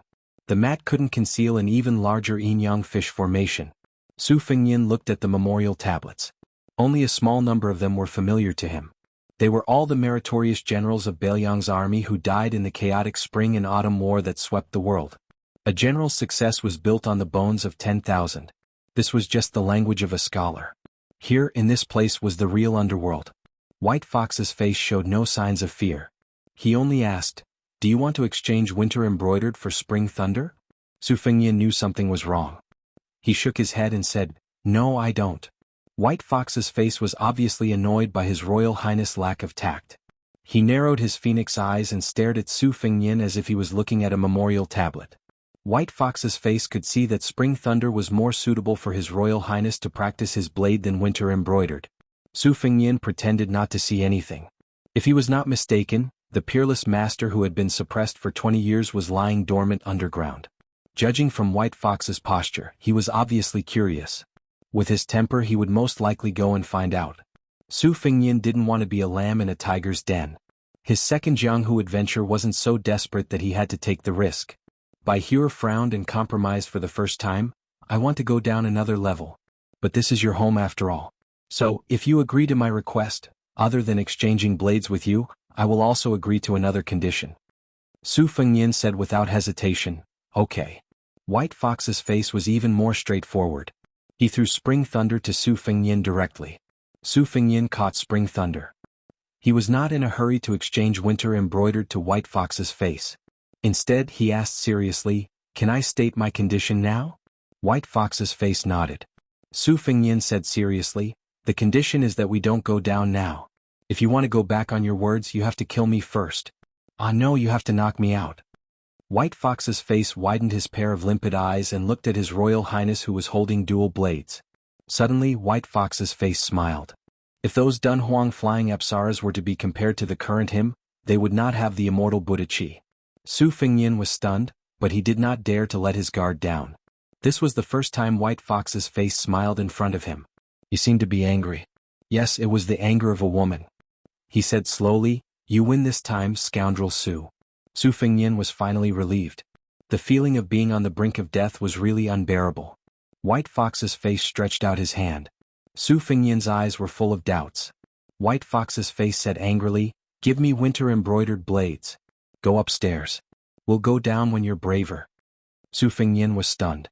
He threw the winter embroidered blades to White Fox's face. He was a little reluctant to part with them. He had been relying on this little lady since they were on Mount Wudong. They went upstairs together. White Fox's face took the winter embroidered blades and knocked the flying eyeballs. The mural miraculously returned to its original state. Su Fengyin was about to slip away. Unexpectedly, White Fox's face was not angry. He only said softly, "Drink with me." Su Fengyin ran to the Wutong garden and brought back 2 pots of good wine. The two of them sat on the edge of the magnificent platform of the tide-listening pavilion. White Fox's face sat cross-legged while Su Fengyin's feet hung in the air outside the platform.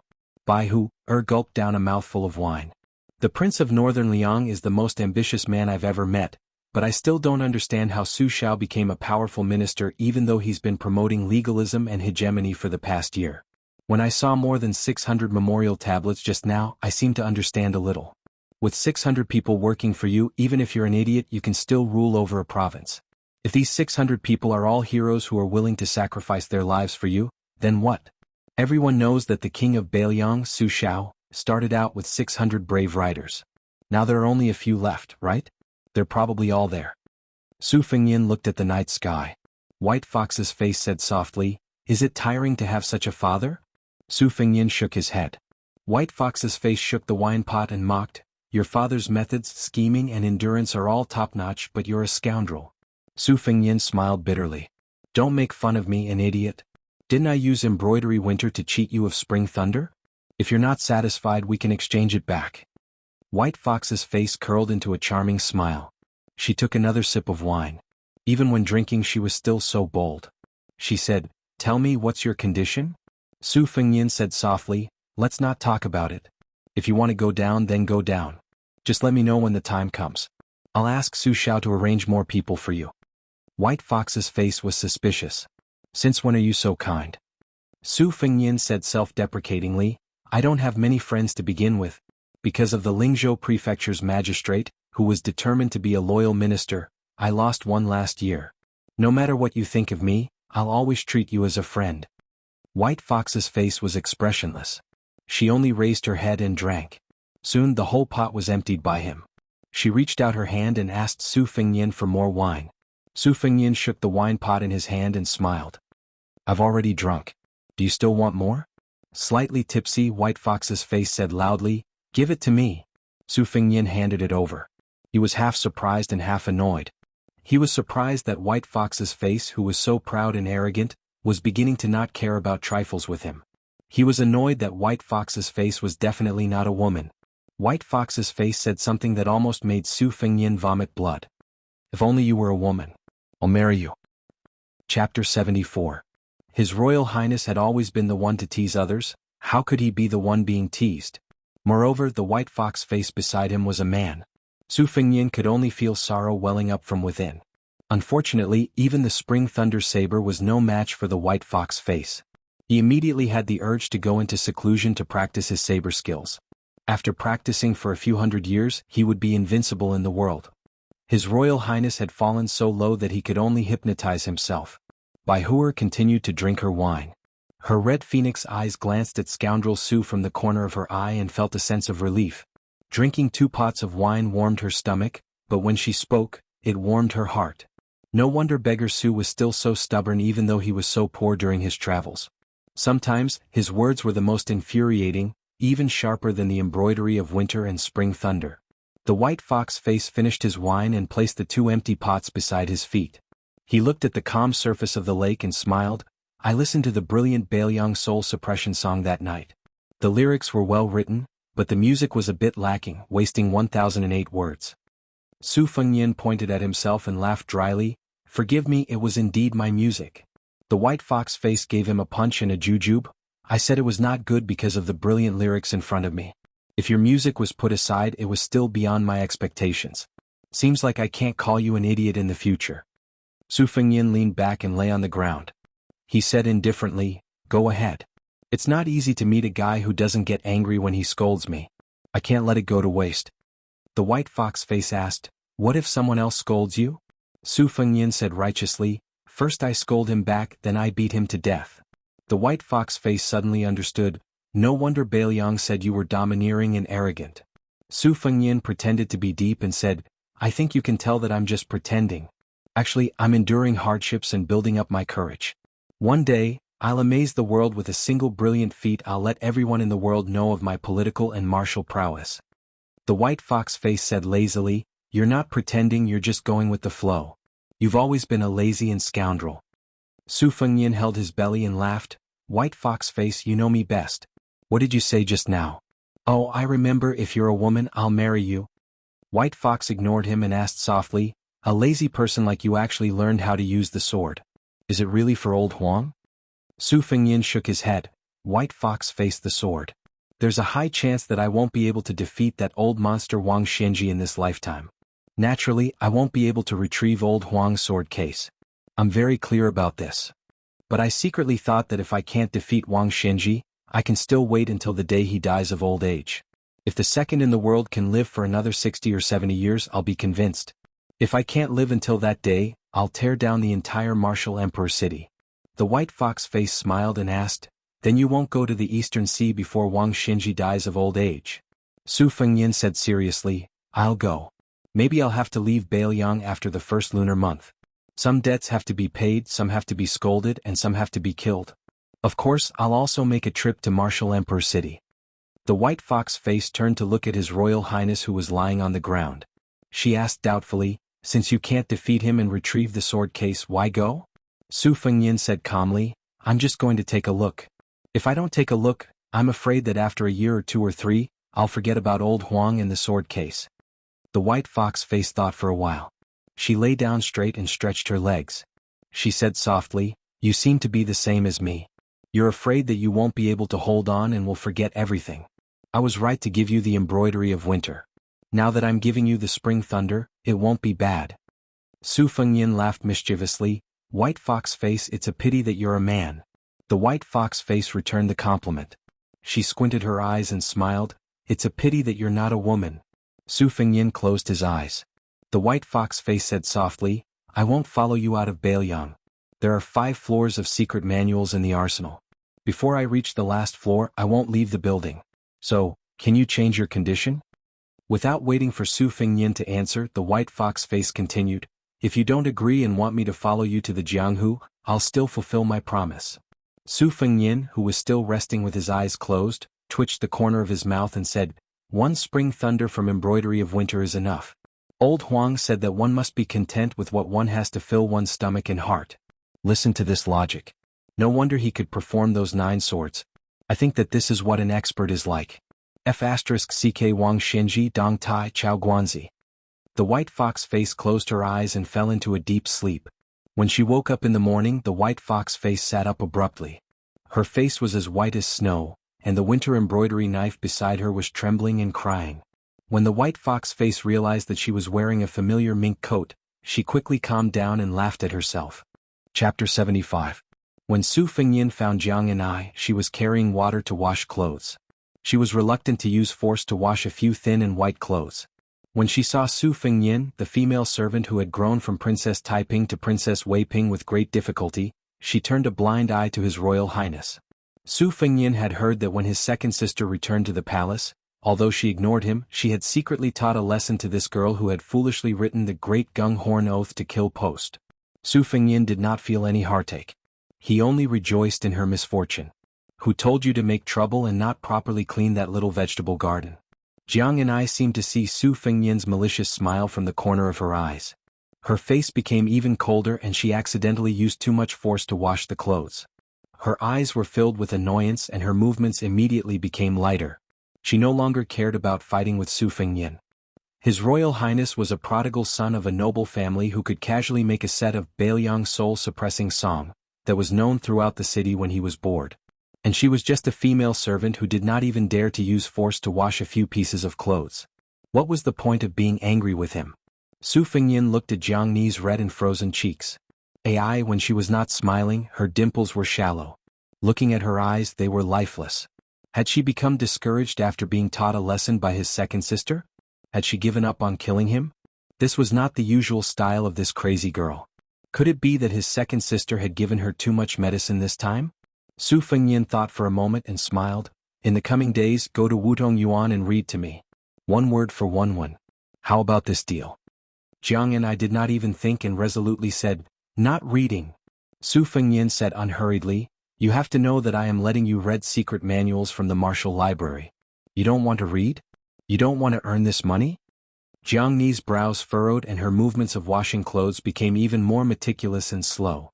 Su Fengyin turned and left. Jiang and I snorted and continued to wash clothes with her head down. She was not going to take the bait. Su Fengyin's clicked his tongue from afar. 1 word is 1 won. 1,000 words is 100,000 strings of coins a day. Including rest, 1 year is 36,000 strings of coins of money.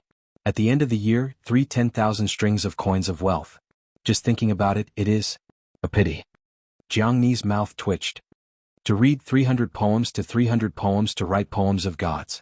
There is also an old saying, there to read 300 poems, even if you don't know how to compose poems can compose poems recite.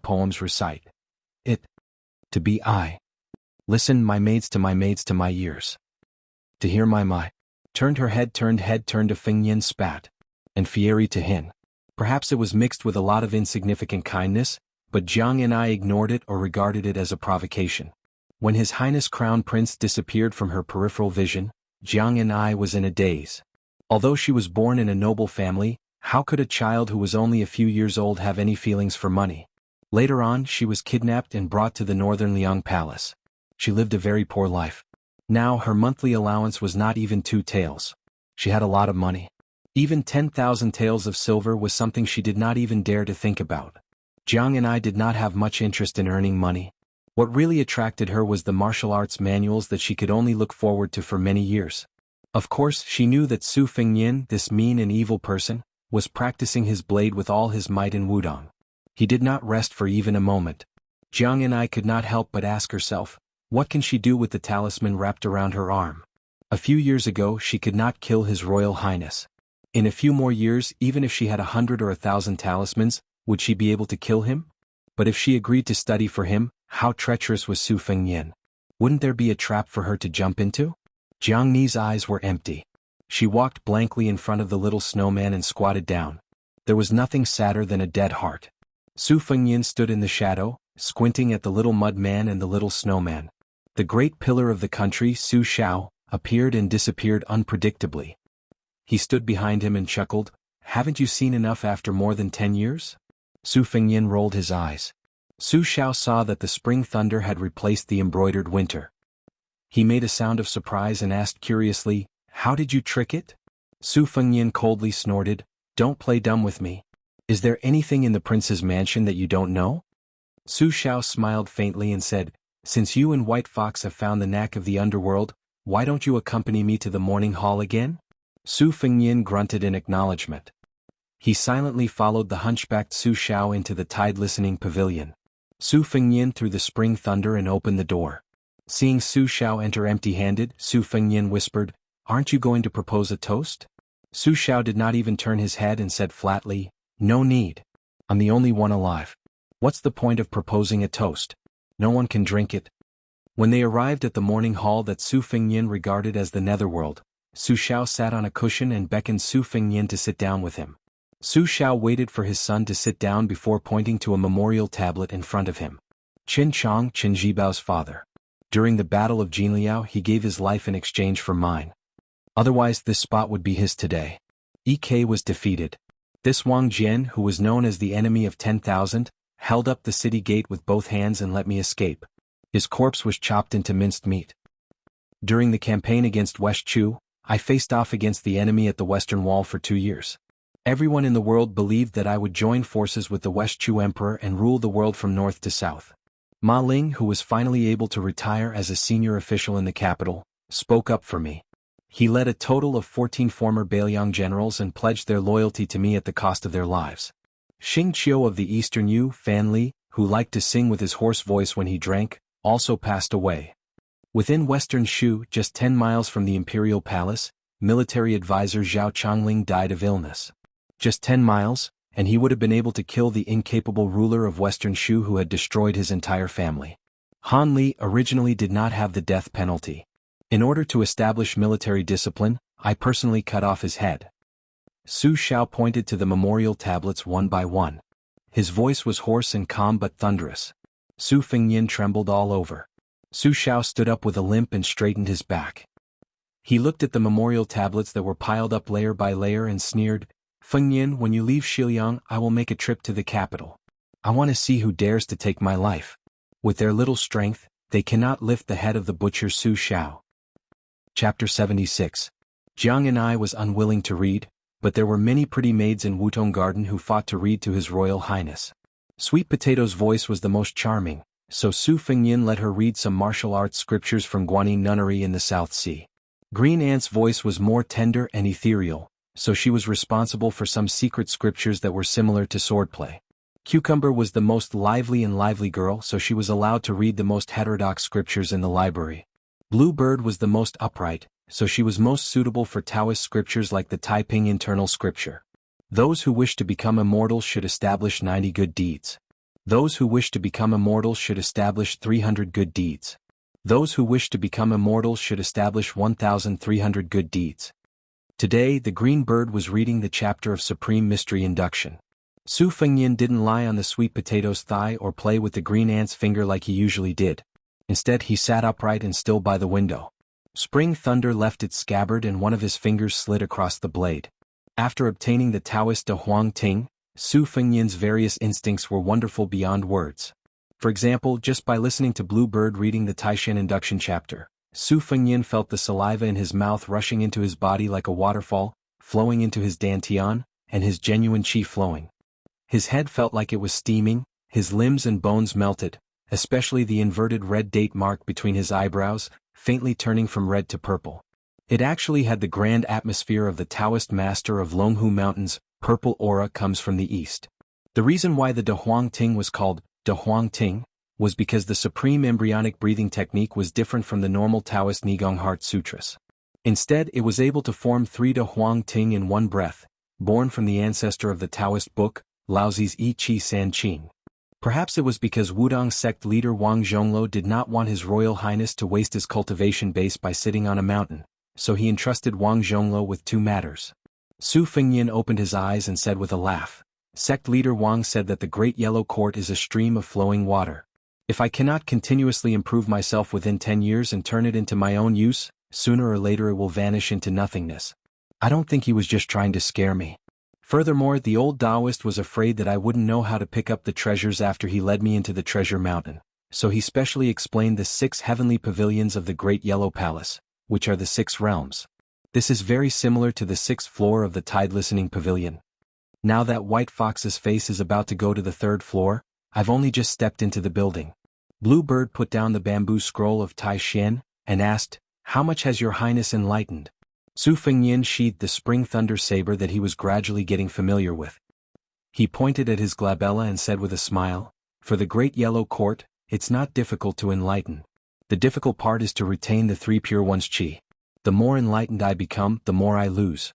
If I slack off for even a day, I won't be able to make ends meet. This Wudong sect leader is ruthless to himself, but even more ruthless to me." Bluebird was stunned for a moment, but she smiled without saying anything. Su Fengyin took a strand of Bluebird's hair and silently recited, "Lotus blooms on the clear water of the jade pond, the body will not wither without sickness. Both the body and the spirit will not die, and the immortal will be able to ascend the heavenly gate with one step." Bluebird was puzzled and asked, "Your Highness, which book did this prophecy come from?" Su Fengyin stroked her soft hair and said self-deprecatingly, "You don't allow me to make up some nonsense?" Bluebird was in high spirits. Second rank made Cucumber hid at the door sneakily, as if she was unwilling to come in. This was abnormal. Su Fengyin laughed and scolded, "Do you plan to stand there for the rest of your life?" Cucumber reluctantly entered the room and whispered, "Your Highness, that girl surnamed Jiang is in the courtyard. Why don't I drive her away?" Su Fengyin didn't know whether to laugh or cry. He said, "Let her in. Don't think that I don't know that during the Mid-Autumn Festival, you acted on your own initiative and forbade Yu Wei from picking the osmanthus flowers. How come I heard that in Wudong Garden, you love to eat the osmanthus cakes she makes the most? You can eat a big box of food at a time. I was wondering why you gained so much weight this winter. Is it all because of the osmanthus cakes? If you continue to gain weight, you'll have to change out of your old clothes." Cucumber's face turned red. Su Fengyin waved his hand and the clever maid went out of the room to bring Jiang and I in. Bluebird took the initiative to leave. Su Fengyin looked at Jiang and I looked at Su Fengyin. Neither of them admitted defeat. It depended on who had more patience.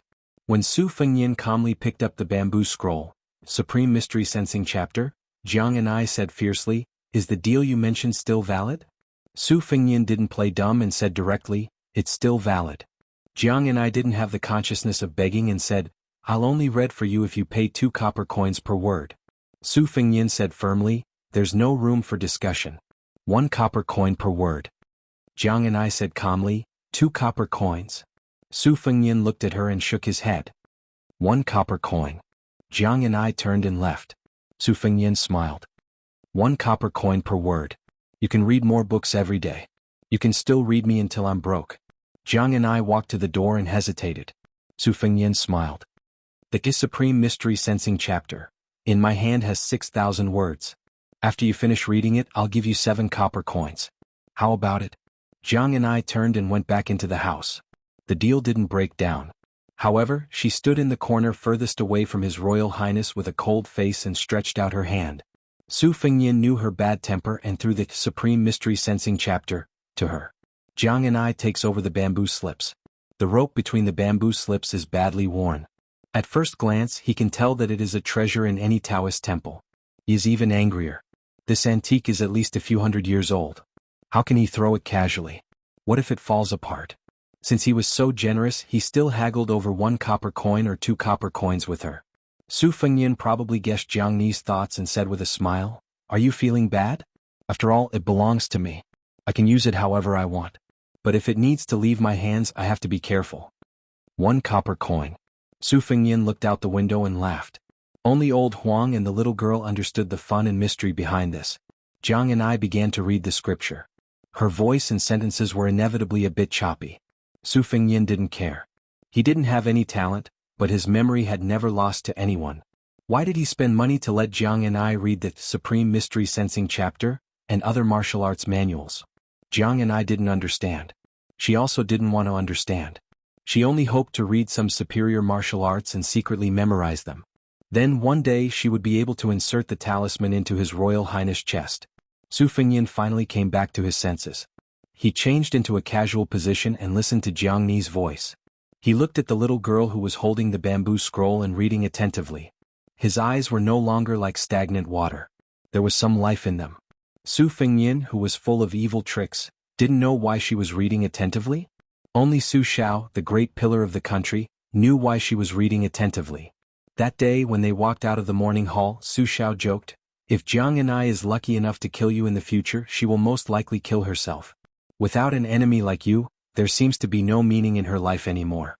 But if she knows that she can't kill you, she will be as good as dead." Su Fengyin said softly, "You read the word, flag, incorrectly." Jiang and I paused and read the sentence again. Su Fengyin laughed, "This sentence doesn't count." Jiang and I didn't resist. She just emphasized reading. Su Fengyin gathered his thoughts. He closed his eyes and breathed with the sentence, long and rhythmic. Seeing her pause, Su Fengyin opened his eyes. He thought for a moment and held back his laughter, reminding her, "Qi knew." Jiang and I, who didn't recognize the word qi, blushed slightly. Su Fengyin said with a straight face, "Deduct 10 coins. Jiang and I snorted. She was probably in the wrong and didn't argue. She didn't think that she would be deducted 60 to 70 coins in the blink of an eye because she didn't recognize 6 or 7 words. Jiang and I, whose mouth was dry, first had red eyes. Finally, when she heard Su Fengyin's emotionless deduct 10 coins, she suddenly burst into tears. Chapter 77. Taoism had a saying of 36 paradises and 72 blessed lands. In the previous dynasty, the 9 pecks of rice sect's old immortal Ma Chengzhu was the most popular. At that time, Mount Longhu was only listed as the 26th blessed land of Taoism, and it didn't have any paradises. Compared to Mount Wudong, it seemed to be too inferior. However, since it became the ancestral court of Taoism, Taoist Master Zhao of Mount Longhu had been teaching in the Taoist mansion for 40 generations. Every Taoist master could be conferred a title by the imperial court. In addition to the title of Taoist master, he was also an official of the first or second rank. He could summon people and teach the emperor health and disease prevention techniques. This generation's great celestial master Zhao Danxia and the Grand Chancellor of the Shangyin Academy had both become state masters. The previous generation's celestial master was only in charge of the affairs of the various Taoist sects in Jiangnan. This generation's celestial master was in charge of all the Taoist sects in the world. Xiaoyao Temple was a small temple on Mount Longhu. There were few people, let alone incense. Taoist Mansion probably couldn't stand it anymore. They didn't want the oldest Taoist temple on the mountain to be short of rice, so they could only provide some silver every month. Xiaoyao Temple didn't belong to Mount Longhu Taoist Court. It was only 2 generations ago that it was under the name of Taoist Mansion. So far, there were no more Buddhist temples on Mount Longhu. Even an old temple like Xiaoyao Temple couldn't support it. Taoists who were different from Jingyi school had moved out of Mount Longhu one after another. At this time there was an old Taoist master surnamed Zhao living in Xiaoyao Temple, Zhao Shituan.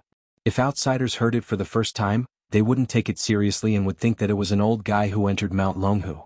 There were 3 Taoist masters surnamed Zhao living in Mount Longhu, but don't think that the surname Zhao on the mountain was necessarily great.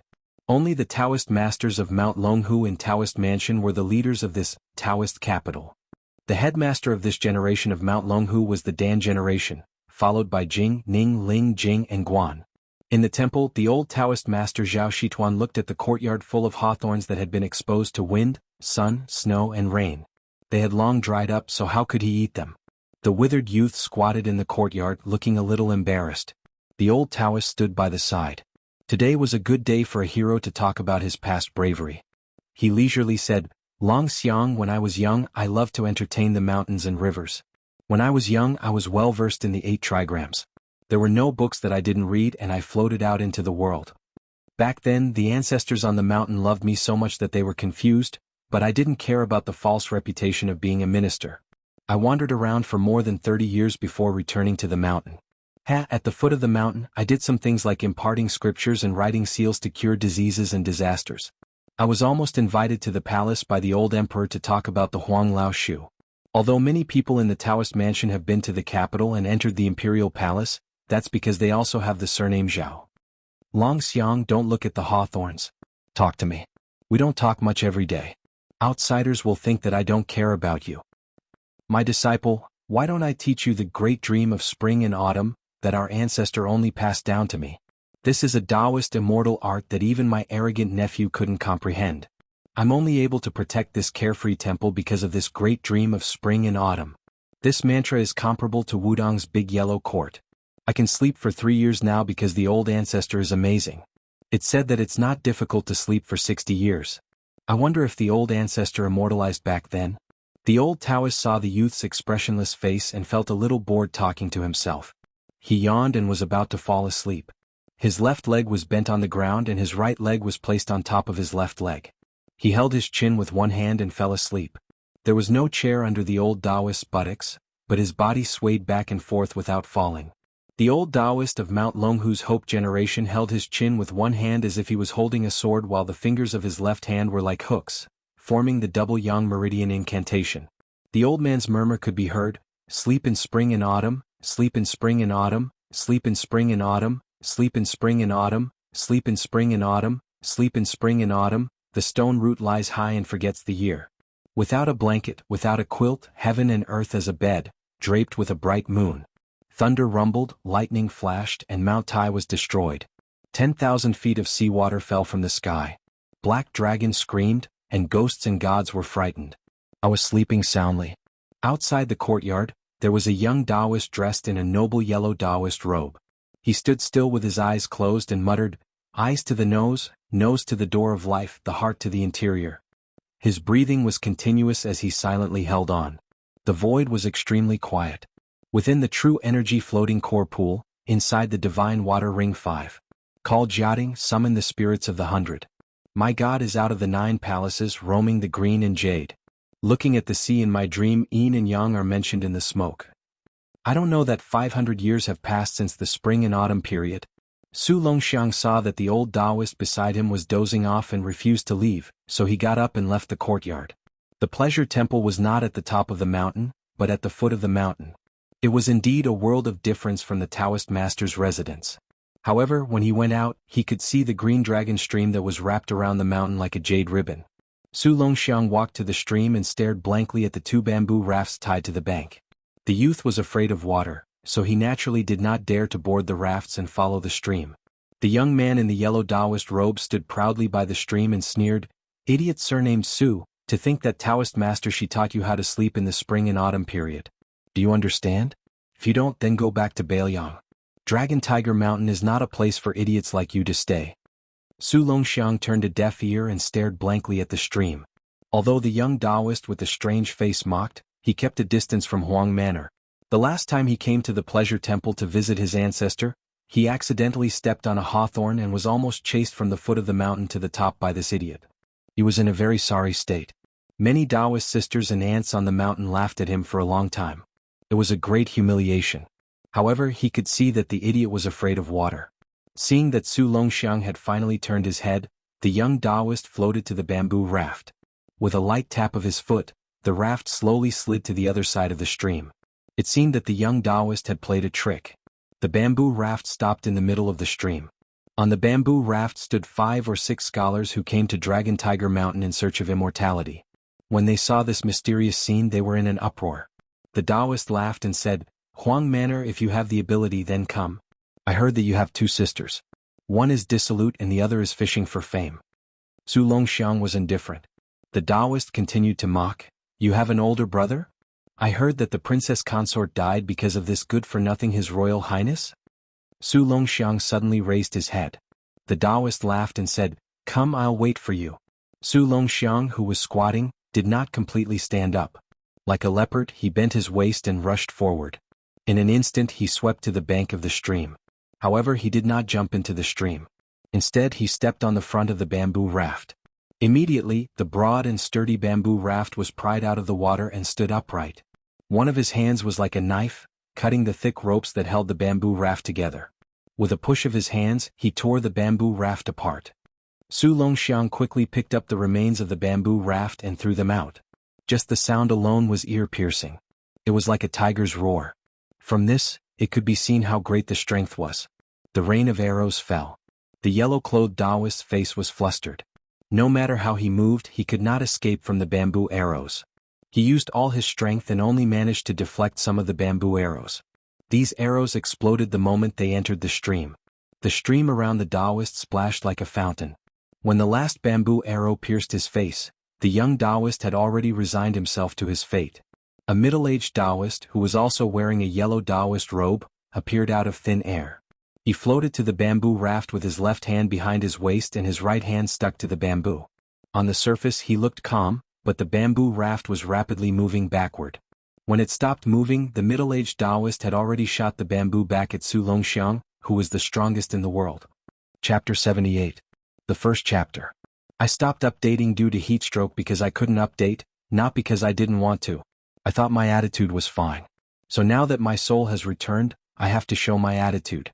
Let's see how many chapters one can update today and see if I can make up for the missing chapters in the next 2 days. If Su Longxiang was honest and stupid, he was the kind of idiot who didn't hurt people or animals, who loved to do things like watching ants moving house. If he was in a good mood, even if the servants secretly called him an idiot, the second son of the king of Bailiang would always smile in response. However, if he was in a bad mood, he would be unapproachable. Seeing the bamboo shoot back, the ferocious-looking Su Longxiang didn't dodge. He just stretched out his claw and tried to crush the bamboo. Probably because he underestimated the speed of the bamboo arrow, Su Longxiang wasn't able to hold it. The bamboo pierced through the gap between his 5 fingers and went straight to his face. Su Longxiang wasn't shocked or scared, and he still let the bamboo hit his forehead like a sharp sword. On the contrary, the middle-aged Taoist in the yellow robe was shocked. He originally thought that this fool with the strength of dragon and elephant would dodge. Originally, the fight between children was just a quarrel. Regardless of his status or cultivation, he wouldn't interfere. However, the bamboo arrow shot by the second son of the pillar of Bailiang was really ruthless. If he didn't make a move, he would end up paralyzed for life. Therefore, after landing on the bamboo raft, he couldn't help but increase the strength of his counterattack. It was inappropriate to fight with Su Longxiang. If he hurt this child, it would be even more troublesome. Not to mention that behind Su Longxiang was the king of Bailiang, who almost wanted to press down the head of the dragon and tiger without permission. Even Grandpa Shituan in the Xiaoyao Taoist temple, who didn't make a move, was not someone he could disobey. So what if he wore the yellow robe of the Taoist master residence? His father, Zhao Danxia, was already a Taoist minister and the leader of the world's orthodoxy. Didn't he still have to call Grandpa Shituan uncle? Unexpectedly, the middle-aged Taoist realized that he had worried too much. When the powder scattered, Su Longxiang's eyes were scarlet red, and the 2 strands of yellow hair at his temples, which were longer than normal people's, floated up. From the first day he came to Mount Longhu, he had been wearing his hair down, and now it was even more fluttering. His clothes were round and shriveled in an instant. When he inhaled, they swelled, and when he exhaled, they shrank. The stream near him coincided with Su Longxiang's qi, faintly forming an absurd scene of rising and falling tides. His breathing technique was originally the most basic breathing technique of Mount Longhu. Who would have thought that this Huang manner would take half a year to master it? But once he had mastered it, it would be so frightening? Father, this idiot's appearance is too horrifying. Could it be that he is the legendary demon venerable? The young Taoist had regained most of his courage now that he had a backer. But when he saw the extraordinary phenomenon on Su Longxiang's body and suffered twice in a row, he couldn't help but feel a little scared. Before Grandpa Shituan went down the mountain, he said that this second son of the great pillar state who didn't open his acupoints was the reincarnation of Jianghu great emperor. He wasn't Hong Shixiang, who was born with 1 more acupoint than ordinary people. Between the 2 of them, who is the immortal and who is the devil, the fate of Mount Longhu and Mount Wudong for the next 500 years is probably a gamble. The middle-aged Taoist carefully stared at Su Longxiang, who was bursting with murderous intent. He was just a little curious but not shocked. As the first Huangzi nobleman of the Taoist master's residence, Zhao Jingchen had seen too many things that ordinary people couldn't appreciate. As for the words of Grandpa Shituan, he actually didn't take it seriously. It was acceptable to tie the fate of a family to one person, but it was too childish to bet the fate of a country and a mountain on one person. As for his son Zhao Ningyun, who was naughty by nature but had great spiritual qi, Zhao Jingchen, who was nominally the first person of the Jing generation, was 80 to 90% satisfied with him. Therefore he was willing to share some secrets. 500 years of fortune and misfortune is too big to be taken seriously. It's already good to have 50 years. Moreover, is it true that Hong Shixiang of Mount Wudong and Su Longxiang in front of us is the demon-rinsing primogenitor? According to the ancient records and calculations, Xuanwu Great Emperor hasn't been born in the world for 1,600 years. How could he coincidentally appear when Mount Longhu is suppressing Mount Wudong? Zhao Ningyun, who gradually came to his senses, chuckled and said, "If it's true, father, then we're doomed." Zhao Jingchen laughed softly and said, "Doomed? My Taoist master mansion of Mount Longhu has produced 64 immortals in more than 1,000 years. Can't we defeat Xuanwu Great Emperor?" At the mention of this, even the frivolous Zhao Ningyun felt a sense of pride. These 64 immortals were not the strange legends recorded in the countryside. When the great Taoist master ascended to immortality, the Taoist master mansion would record every detail in detail, including the mysteries of heaven, the geography, the relationships between people, whether they were riding on dragons, phoenixes, or rainbows. Everything would be recorded in order to ensure that not a single word was missing. There was no room for falsehood. If one were to talk about how illustrious a family was, even the emperors of the mortal world couldn't compare to the Zhao family of Mount Longhu. Zhao Jingchen didn't seem to make any movements, but the bamboo raft flowed downstream, as if she didn't intend to continue her confrontation with Su Longxiang. She saw the yellow-haired child on the shore running wildly with the bamboo raft, kicking up pebbles with the tip of his feet, kicking them towards the bamboo raft. Zhao Jingchen stretched out a hand, sparkling and translucent like white jade, and gently pressed down, causing the pebbles to fall into the stream. Chapter 79. It was the same for more than 30 stones. However, as time passed, Zhao Jingchen began to feel the strain. Not only did the stones speed up, they also became heavier and heavier. There was no way in the world to only exhale and not absorb qi. However, Su Longxiang did not give him the chance to absorb qi. The stones continued to rain down on Zhao Jingchen and Zhao Ningyun from the Taoist master's residence. Why would Su Longxiang care if you are a noble? Moreover, his elder brother, Su Fengnian, His Royal Highness, was different from Wudong Mountain. He knew that Princess Suizhu was a Princess Suizhu, yet he still pulled out his sword. Not to mention that he had a madman and an idiot as a father, Su Shao. During the martial arts catastrophe, Mount Longhu was the #1 sect in the imperial court. Zhao Danxiao was the grand preceptor. One of the Taoist masters said something unpleasant that was overheard by the Great Pillar State. Not only did the original vanguard of Mount Song divert their horses to Mount Longhu, but he also urgently transferred more than 4,000 Bailiang soldiers from 9 battalions and stationed them at the foot of Mount Longhu. This was not enough. Some of the Jianghu people who were recruited into the Bailiang military system under the Great Pillar State's policy of Jianghu dogs biting each other, were all eager to fight Su Shao. A Taoist master's head is equivalent to a tiger-shaped tally for a 4th-rank general, and a life from the Taoist master's residence can be spared from a capital crime in the future. Su Shao sat on his horse and sternly said to a purple-clothed Taoist priest from the Taoist master's residence who came to show weakness, "Mount Longhu? I don't believe that I can't suppress your Mount Longhu." No one doubted that Su Shao was putting on an act. If the imperial edict that caused the death of a few post horses had not arrived in time, the Bailiang cavalry would have killed their way to Mount Longhu. No matter how good Zhao Jingchen's qi cultivation was, he couldn't withstand Su Longxiang's endless onslaught of stones, especially his indecent bearing. Although the residents of the Taoist master had never had a tradition of the eldest son or grandson becoming the head of the sect, the disciples of the heavens residents who held this position all possessed a kind of restrained arrogance. Zhao Jingchen was even more so.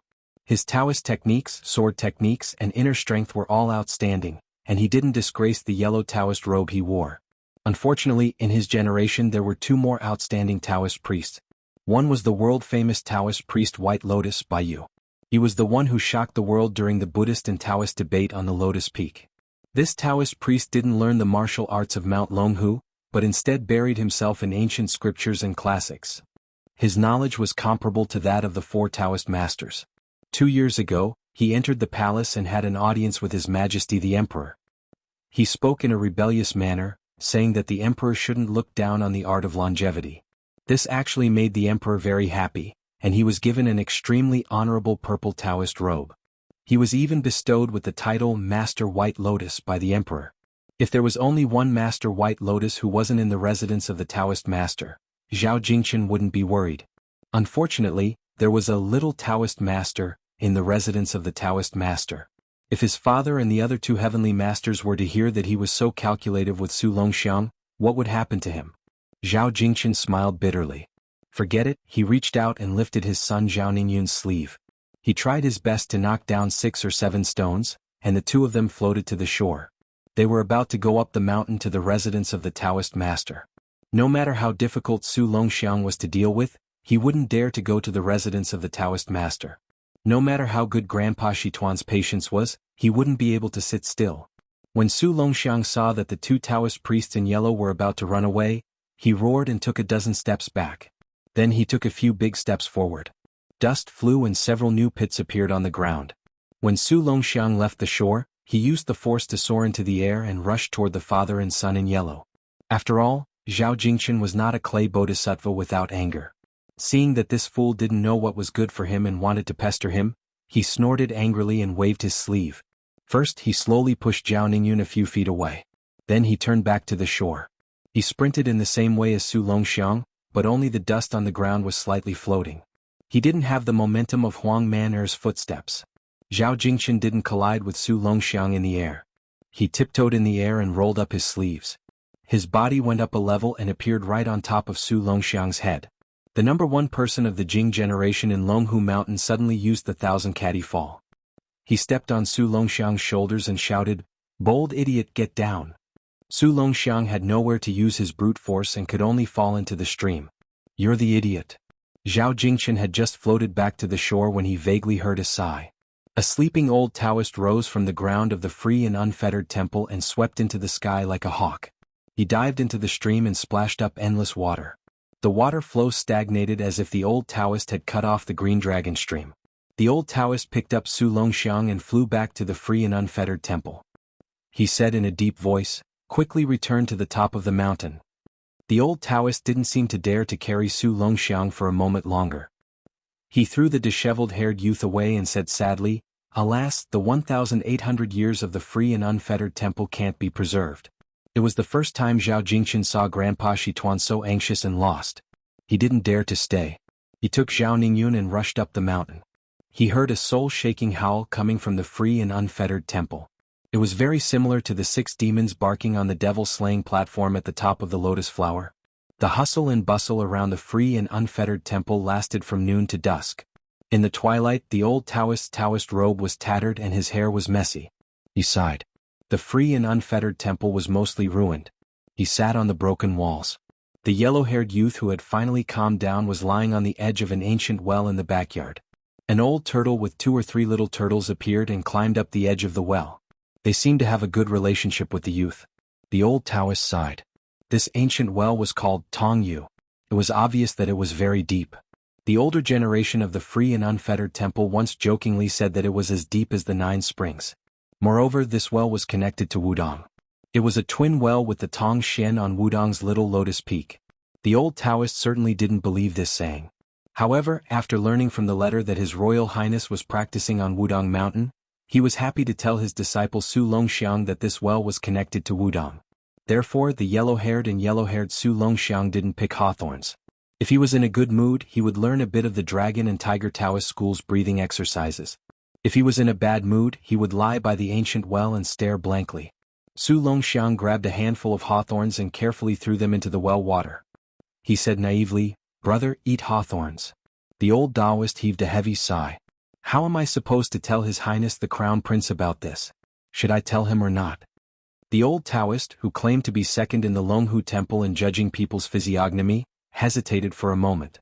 Thinking of the evil spirit behind Su Fengyan's smiling face, he said bitterly, "Just tell the truth. Take it as a reminder to the Taoist Master Mansion." Chapter 80. Second update. If Mount Longhu was the capital of immortals, then Shangyin Academy was the city of saints. With the end of the Spring and Autumn War of the 9 Nations, the scene of hundreds of schools contending no longer existed in the academy. However, the spirit of equal academic attainment was still passed down.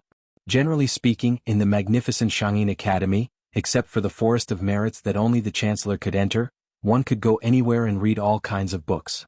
However, Some unwritten rules had been deeply rooted for thousands of years.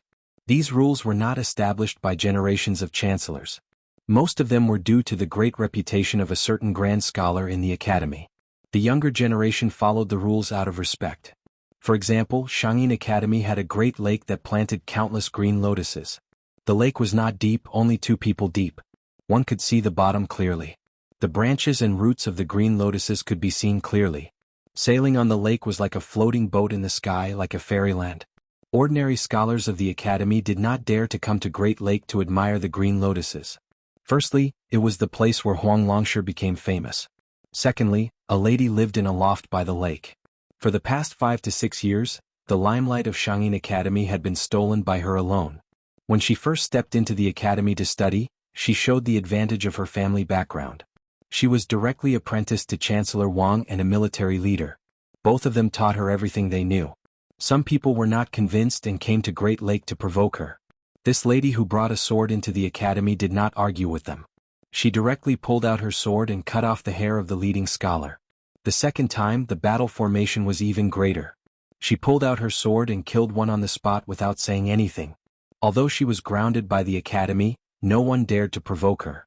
This lady who was not very good-looking was capable of killing people. Later on, she founded the Zongjing 19 Paths and it was widely spread. Later on, she commented on the achievements of the world's scholars. Compared to people who played the 10 divisions on Great Lake, there were half praise and half criticism. In recent years, many scholars from various countries who came to study in Shangyin came for her. Regardless of how much criticism she attracted, the biggest fact was that how many people in the world could be criticized by her? There were only a handful. Don't be fooled by the scholars and poets outside the palace who scolded the most fiercely. The young men who had played the 10 bureaus with her had already seen through her. Those who scolded the most fervently would definitely turn the fastest when facing her. Their character was like wild grass, bending over and over again. The loft by Great Lake did not show the style of a noble family. It was made by the academy's craftsmen with mechanisms and spiritual qi. Outside the building were some chickens and ducks, separated by a few vegetable gardens, all of which were used to fill the stomach. There was not the slightest bit of elegance of the old students raising geese, cranes, chrysanthemums and plum flowers. This was Su Weisheng. Today, Su Weisheng had finished listening to the lecture and returned to the building to have a self-sufficient lunch. Then he began to write the 1,000-character classic of warning. He first wrote it in Beiliang Palace. At first he had nothing to do. Since he had a brother who was always idling around, he wanted to write a piece to admonish him. Later he saw that it had no effect at all, so he put it aside. Later on, when he went to Shangyin Academy, he picked up the brush again and wrote a few sentences about his comprehension of the 1,000-character classic every now and then. There were already more than 600 words in the 1,000-character classic. When the first 70 or 80 words were read, it was very enlightening. The family had been prosperous for generations. A clan accumulates merit and benevolence, repaying it back in 100 years. A country values its people more than its monarch, never declining for 1,000 years. How to die prematurely, how to speak unkind words, how to do unkind deeds, how to be unkind, how to be unkind, how to be unkind. How sinister, how sinister, how sinister, how sinister, how sinister, how sinister, how sinister, how sinister, how sinister. Today I wrote, how to be armed with a sword, a gentleman is firm and unyielding while a villain takes risks. How to drown oneself in a river, men are short-sighted, while women are arrogant. When he wrote this, Su Weisheng was stunned for a moment. He smiled slightly and his thoughts surged, but his brush did not stop. How to die of sudden speed, how to be hollowed out by lust. How to die of poisonous sores, how to be greasy. On the contrary, Su Weisheng snorted coldly and the tip of the brush paused. Therefore, the last hook of the word greasy was particularly dense and dignified, full of sharpness. It seemed that he was thinking of his annoying brother. Su Weisheng was in a bad mood. He put down the brush and walked out of the attic. He untied the rope of the lonely boat and sailed on the lake alone. The lake rippled. There was only one person and one boat on such a big lake. If it were not for the thousands of green lotuses, it would indeed be a bit lonely. She lay in the boat and raised her wrist. There was a piece of ink that was drilled through with a string. This piece was just an ordinary cobblestone, which suited Su Weisheng's hobby. Other than the ancient sword that could cut iron like mud, she did not have any other precious items. Her brush and ink were the same as the scholars of the palace. The only difference was that her diet was not good. If she did not rely on her own talent and domineering aura to monopolize this lake, one would not be able to tell that Su Weisheng was a princess. Moreover, how could a princess be compared to a princess? Even the daughter of assassin Yen could compete with her? She was not even fit to carry her shoes. Su Weisheng used the sunlight to look at the rings of light emitted by the chess piece. He was dazzled. Far away by the lakeside, two people were sneakily squatting behind the green lotuses and whispering to each other. One of them had a boneless head, a sunken nose and exposed teeth. No matter how one looked at it, he looked like a short-lived person who had died early and reincarnated. He said with a troubled expression, "Junior brother, are you really going to senior sister Su? She is someone who can kill." The other person was elegant and had an extraordinary temperament. When he smiled, he was especially handsome and flirtatious. He said indifferently, "Senior brother Lu, look carefully. Senior sister did not bring her sword today." Chapter 81. The man who looked like he was destined to have a rough life became even more miserable. He advised in a trembling voice, "Little junior brother, you haven't been in the academy for long. You can't make senior sister Su unhappy. The first day I entered the academy, I saw with my own eyes how senior sister Su killed people with her sword. So when I met the teacher and the other senior brothers and sisters, my legs went soft." The handsome man who had just studied with the same teacher as this timid senior brother joked, "Senior brother Lu, do you have 2 legs or 3 legs?" Senior brother Lu's face was full of righteousness. He thought carefully and then answered in a deep voice, 3 legs. The little junior brother, whose appearance was hundreds of times better than his senior brother, laughed and said, "Senior brother, if I can board senior sister Su's boat, you can call me senior brother in the future. How about that?" Senior brother Lu nodded without hesitation and said, "No problem." The junior brother was the talented youth who had played 10 games with Su Weisheng. Even if the chessboard did not have 19 pieces, he was not unhappy at all. He had thought that he had an 80% chance of winning on 19 pieces, but when Su Weisheng brought out 15 pieces, he was only pleasantly surprised. This was his eccentric nature. Face and whatnot could not be sold for a few taels of silver. As long as he won the 10 games, he would not touch 19 pieces even if he was beaten to death. He would not even touch a chess piece for the rest of his life. No matter how invincible Su Weisheng's chess skills were in the future, what could he do? Wouldn't it only make him more invincible? Unfortunately, he could not even beat Su Weisheng with 15 chess pieces. But he was still very happy. It was good that he did not lose or win. He had a reason to stay in the academy. Based on his style, it seemed that there was nothing in the world that was not worth being happy about. He dove into the lake like a fish and approached the small boat. Senior brother Lu was dumbfounded. He did not care about the bet. He only said what would happen if the little junior brother won, but did not mention what would happen if he lost. Little junior brother is really bold. None of the senior brothers in the academy dared to pester senior sister Su. Senior brother Lu stared at him intently, ready to save him at any time. At the center of the lake, Su Weisheng frowned and pulled back his wrist. He subconsciously wanted to press down on Hong Yi, but when he discovered that he did not have a sword with him, he stood up and uprooted a green lotus. With lightning speed, he stabbed the fish that was a little too large to the bottom of the lake. When Su Weisheng saw that there was no movement, he said calmly, "Don't do it again." Senior brother Lu, who was peeking out from behind a pile of lotus leaves, was even more nervous than the two in the game. He was afraid that senior sister and junior brother would start a fight at the slightest disagreement. This Great Mind Lake was a rare quiet place in the academy.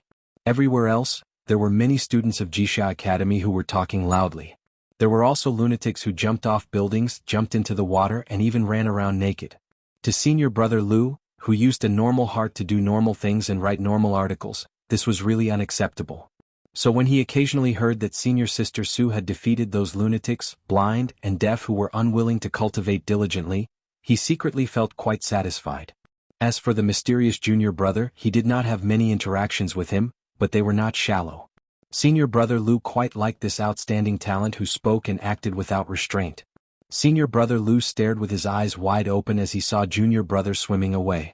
At this moment, his stomach was facing up as he leisurely swam back, looking like he was still glorious even though he had lost. Climbing ashore, junior brother who had a bump on his head chuckled. "Grand Chancellor nagged me last time about only allowing dogs in the water and not being able to look at free and unfettered people. I think that's bullshit." Senior brother Lu said in a panic, "Junior brother, be careful, be careful." Junior brother did not mind. After standing up straight, he shook lightly to shake off more than half of the lake water on his body.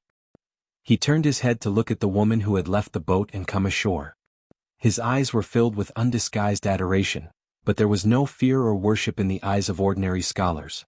Senior brother Lu said worriedly, "Junior brother, be careful not to catch a cold."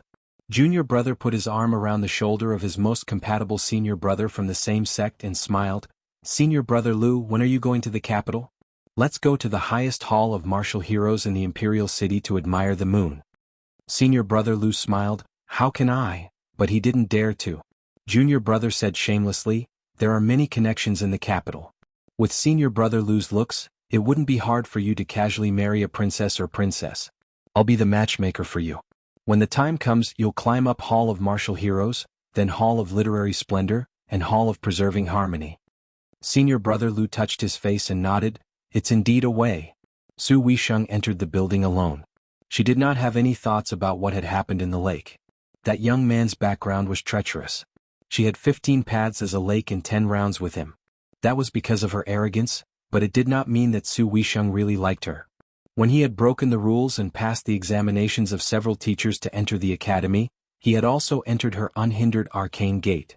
Su Weisheng had increased her vigilance a bit. Su Weisheng could be unbridled in Jiangnan province, using his father's tiger skin as a banner to abuse his power. His actions were dissolute and disregarded the consequences. Su Weisheng was not that useless flower vase. Every step she took, she had to consider the Su family. She could not make a single mistake. She was also not that silly little brother Su Longxiang who could not think too much about anything. She had originally thought that a certain guy could be a bit more promising. Who would have thought that it would be fine if he did not learn the way of the king, but he also did not learn the way of the tyrant. He did not even touch the art of war. He also lacked interest in the art of court maneuvering. He actually picked up the saber to learn martial arts. Bailiang had millions of households, 300,000 Bailiang cavalry. Such a large and glorious family business, second only to the emperor, could be supported by a saber? Su Weisheng stared at the chess piece on her wrist and scolded in a low voice, "You idiot!" After Su Weisheng scolded her, her mood relaxed a bit. However, she quickly became serious again. 2 fingers stroked the chess piece. She sneered and said, "You're even more arrogant than a prince." This was because she remembered what her father had said in the secret letter after investigating that little brother. This child's background was hidden and could not be investigated. He only knew that the head of the inner palace's 30,000 eunuchs, Han Diaoxi, had to bow when seeing him. Chapter 82. Blind Old Su was an old soldier of northern Liang. He was originally a crossbowman, but after being shot in the eye by a stray arrow, he became a cavalryman. His battle record was mediocre, so he really couldn't show off his head in the northern Liang army, where he exchanged his head for meritorious service. Before he retired, he didn't have much money left. Old Su was a native of Jinzhou, Liaodong. He had been alone since he was young. He followed Su Shao of the Pillar State from Jinzhou to Liaoxi, and then from Liaoxi to Xiongqin Pass, and then to the Central Plains. During the Spring and Autumn War, many old soldiers who joined the army at the same time as Old Su, as long as they didn't die, they all became officers or captains. Before they retired, they could even receive the title of Deputy Commandant of Jianghu. Therefore, although Old Su was an old soldier, he wasn't a fierce soldier. Those who didn't dare to tie their heads to their waistbands to fight for scholarly honor and could still earn official positions were only the children of wealthy families. Old Su was a veteran who couldn't be said to be greedy for life, but was absolutely afraid of death. It was already considered very lucky that he didn't have his head chopped off by the Inspector General. Later on, Old Su's remaining eye was also blind. He was careless when he went up the mountain to burn charcoal, so he became the blind Old Su that people in and out of the alleys talked about. The most unlucky one was that after Old Su became blind, when it rains, it pours. He was careless and didn't manage to avoid the hooves of a fine horse in the downtown area, so he was trampled into a cripple. When the group of fine young men saw the old man rolling on the ground, they just laughed loudly.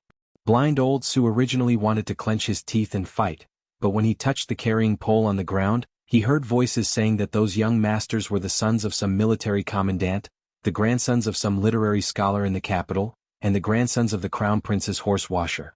Old Su threw away the carrying pole and cried like a child, howling over and over again that he should have died long ago. It made people's scalps go numb, and even some of the pitiful onlookers were scared away. One dandy disliked Old Su's chatter and pulled out his sword to chop him down. Bailiang people had always been valiant. Even those dandy might only have enough strength to untie the belt of a courtesan, but as long as they could pull out a sword, they could definitely chop him down. This made many dandy who had just entered Bailiang feel very uncomfortable. If that sword had chopped down on old Su's head at that time, His Royal Highness wouldn't be carrying the green ant wine today. At that time, Su Fengyan happened to be passing by. His horse was far more robust than that group of third-rate dandies, so his arrogance was 100 times more unbridled. He didn't want to get involved in this mess, but he was hooked by old Su's heart-wrenching words. My legs weren't broken by those bastards from West Chu, but they were crippled by my own people. God, your mother is as blind as I am. Su Fengyan didn't say anything and just let the evil slaves disperse that group of bastards. As for the broken arms and legs of those pampered young masters, how could His Royal Highness care? If they had the ability, they should just drag their families to the prince's mansion and ask Su Xiao for compensation. It would be best if they went with an imperial edict. Later on, old Su didn't die. For some reason he was taken to get his legs treated. However, how could an old man's legs withstand the force of the horse's hooves? They were completely broken. Just as the blind old Su was about to sit in a small thatched hut by the riverside and wait for death, someone suddenly came from the yamen and said that he would be given a tael of silver every month. Old Su trembled in fear. After receiving the money for half a year, he finally mustered up the courage to ask that official. The official said that this was a new rule in Bailiang's army to treat the old soldiers well. Later on, old Su asked an old fellow who was also half dead and learned that this was true. However, they all needed to go to the yamen to receive the money. Old Su was puzzled. Good people get good karma? But no matter how you look at it, I don't think I'm a good person. When I was young, I burned, killed and looted a lot with the pillar state. Old Su's legs were broken, but he could still barely walk with the help of his self-made crutches. The thatched hut had been repaired by the yamen's high-ranking official. Every year before winter, a thick quilt would be sent over. Old Su managed the vegetable garden quite well, and a tael of silver would be worth 1,000 copper coins. Old Su wasn't picky with his food, so he could still buy some meat wine with the spare money at the end of the month. He was living a good life. Today, old Su was sitting on a wooden stool outside the hut and dozing off when he heard a loud voice shout, old Su, let's drink. I caught a duck for you in the river on the way. It's really fat." Chapter 83. Old Su's spirit was lifted. That Su kid was here. He had met this kid 4 or 5 years ago. It was said that he was caught climbing the wall to watch a girl bathe and was chased to the riverside. He then borrowed old Su's thatched cottage to hide. It could be said that they had formed a decent relationship. Old Su knew that the pretty daughter of a humble family in Lanting Tavern was a pretty girl from a humble family. Although he couldn't see, old Su's ears were good. He could always hear some wild men gathering together and drooling over her when they had nothing to do. They were all saying that the little girl's chest had become heavier over the years, her little round face had become sharper, and she was becoming more and more beautiful. Old Su had gone to the tavern to buy distiller's grains and smelled the fragrance on the girl's body. TSK, it smelled really good.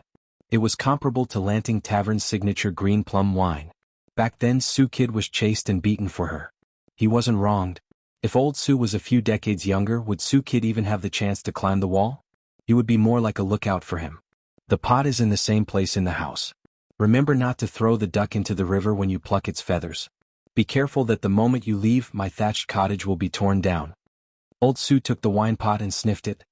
He smiled contentedly and said, this green ant can't compare to the green plum from Lanting Tavern, but it's still much better than distiller's grains. The customer stuffed the broken duck into old Su's arms and said angrily, do I have to pluck its feathers? I'll go boil some water. Now that old Su had wine in his hand, he was easy to talk to. He leaned on his walking stick and went to pluck the duck's feathers. Not long after, the thatched cottage was filled with a fragrance. Old Su chewed on a greasy duck leg and asked with a smile, Su Kid, I haven't seen you for more than a year. You've either been missing for 3 years or haven't been heard from for an entire year. What do you do for a living? Listen to old Su's advice. Don't do anything outrageous. It's fine if you peek at a girl bathing since you won't lose anything.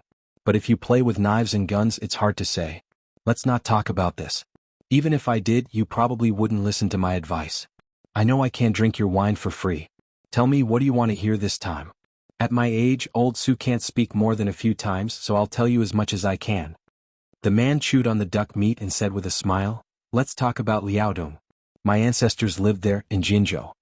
The only one who could stroll around so idly was naturally His Royal Highness, Su Fengyan. Old Su laughed and said, how could I not be familiar with Jinzhou? The whole of Liaodong is the same. Although 9 out of 10 military governors claim to be poor in front of the imperial court, they are not poor at all. The only poor ones are people like us who don't have land. We are just short of rebelling. Su Fengnian frowned and asked, according to the law, isn't every soldier given 40 mu of farmland? Liaodong is worthy of being called a dangerous place in our dynasty. The plain and the wilderness stretches as far as the eye can see for 1,000 li, it is difficult to defend.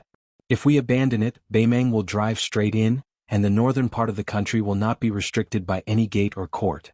Therefore, if Liaodong is safe, the central plains will not be disturbed. If Liaodong is disturbed, the golden drums of the world will resound together. Revolt? I haven't heard of any disturbances in Liaodong these years. Old Su sneered and said, Su kid, you know fart. I Old Su don't understand your literary words. Which scholar did you hear it from? I only know that when I left Liaodong, Liaodong had 21 guards, while Liaoshi only had 6 guards. Not to mention Liaoshi, the 21 guards of Liaodong stored 1 million share of grain a year. How many share of grain fell into our pockets? Su kid, think about it, not to mention the viceroy of Liaodong, the military governor of Liaodong, the military governor of Liaodong, the military governor of Liaodong, the military governor of Liaodong, the military governor of Liaodong, these big shots, even some 7th rank, 8th rank officials have to do some shady business such as relocating the army and changing the channels. If they did not specialize in water conservancy and occupy the fertile land, where would they get the money to show filial piety to the higher-ups? In those days, the Great Pillar State was in charge of the whole of Liaodong, which was a rare blessing for the two Liao people. As soon as the Great Pillar State left, who cared about the life and death of the soldiers? A lot of border troops were sent to Liaodong because of their crimes. Otherwise, who would be willing to go to Liaodong, this bitter and cold place to live? Once they went there, who would really think that there would be fields and grain? I, a Jianghu native, don't even have half a piece of land, let alone these outsiders. Su Fengnian chuckled and said, that won't cause any rebellion. Liaodong is poor, they're used to suffering. As long as there's even half a mouthful of rice to eat, nobody would be willing to start an uprising. Old Su sighed, if we don't really want to starve to death, who would be willing to go against life? But if this goes on, it's really hard to say what will happen in Liaodong. I've left Jinzhou for nearly 30 years, I've endured for 30 years. Since ancient times, Liaodong had been the land of 100 battles. As the saying goes, the tiger steps like a dragon, the superior is in the heart. The safety of the world was always related to the two Liao. Su Shao advised that they would not hesitate to use all the strength of the world to protect it, but from top to bottom, very few people were willing to take it seriously. This was not to say that nobody could see the stakes, it was just that the world situation was temporarily settled. What would happen 50 or 100 years later? What benefit would it bring to the current official position? Su Fengnian said softly, Old Su, tell me more about the local customs and customs of Liaodong. Old Su spilled beans from a bamboo tube. By the time the pot of stewed duck was finished, Old Su was also very tired, but most of his energy was used to deal with the duck meat. In the end, Old Su wiped his mouth and said, when the Great Pillar State entered Beiliang, it was really awe-inspiring. What does the Princess Consort's poem say? Su Fengnian smiled and said, the green ox road is on 1,000 mounts, the children under its banner hold mulberries. Old Su leaned on his walking stick with a fascinated expression. Su Fengnian left the wine pot and quietly walked out of the thatched hut. Blue Bird stood in the distance, watching His Royal Highness slowly walk over. Every time he came to the thatched hut by the river, she accompanied him, and she never asked why His Highness was dealing with a blind old soldier.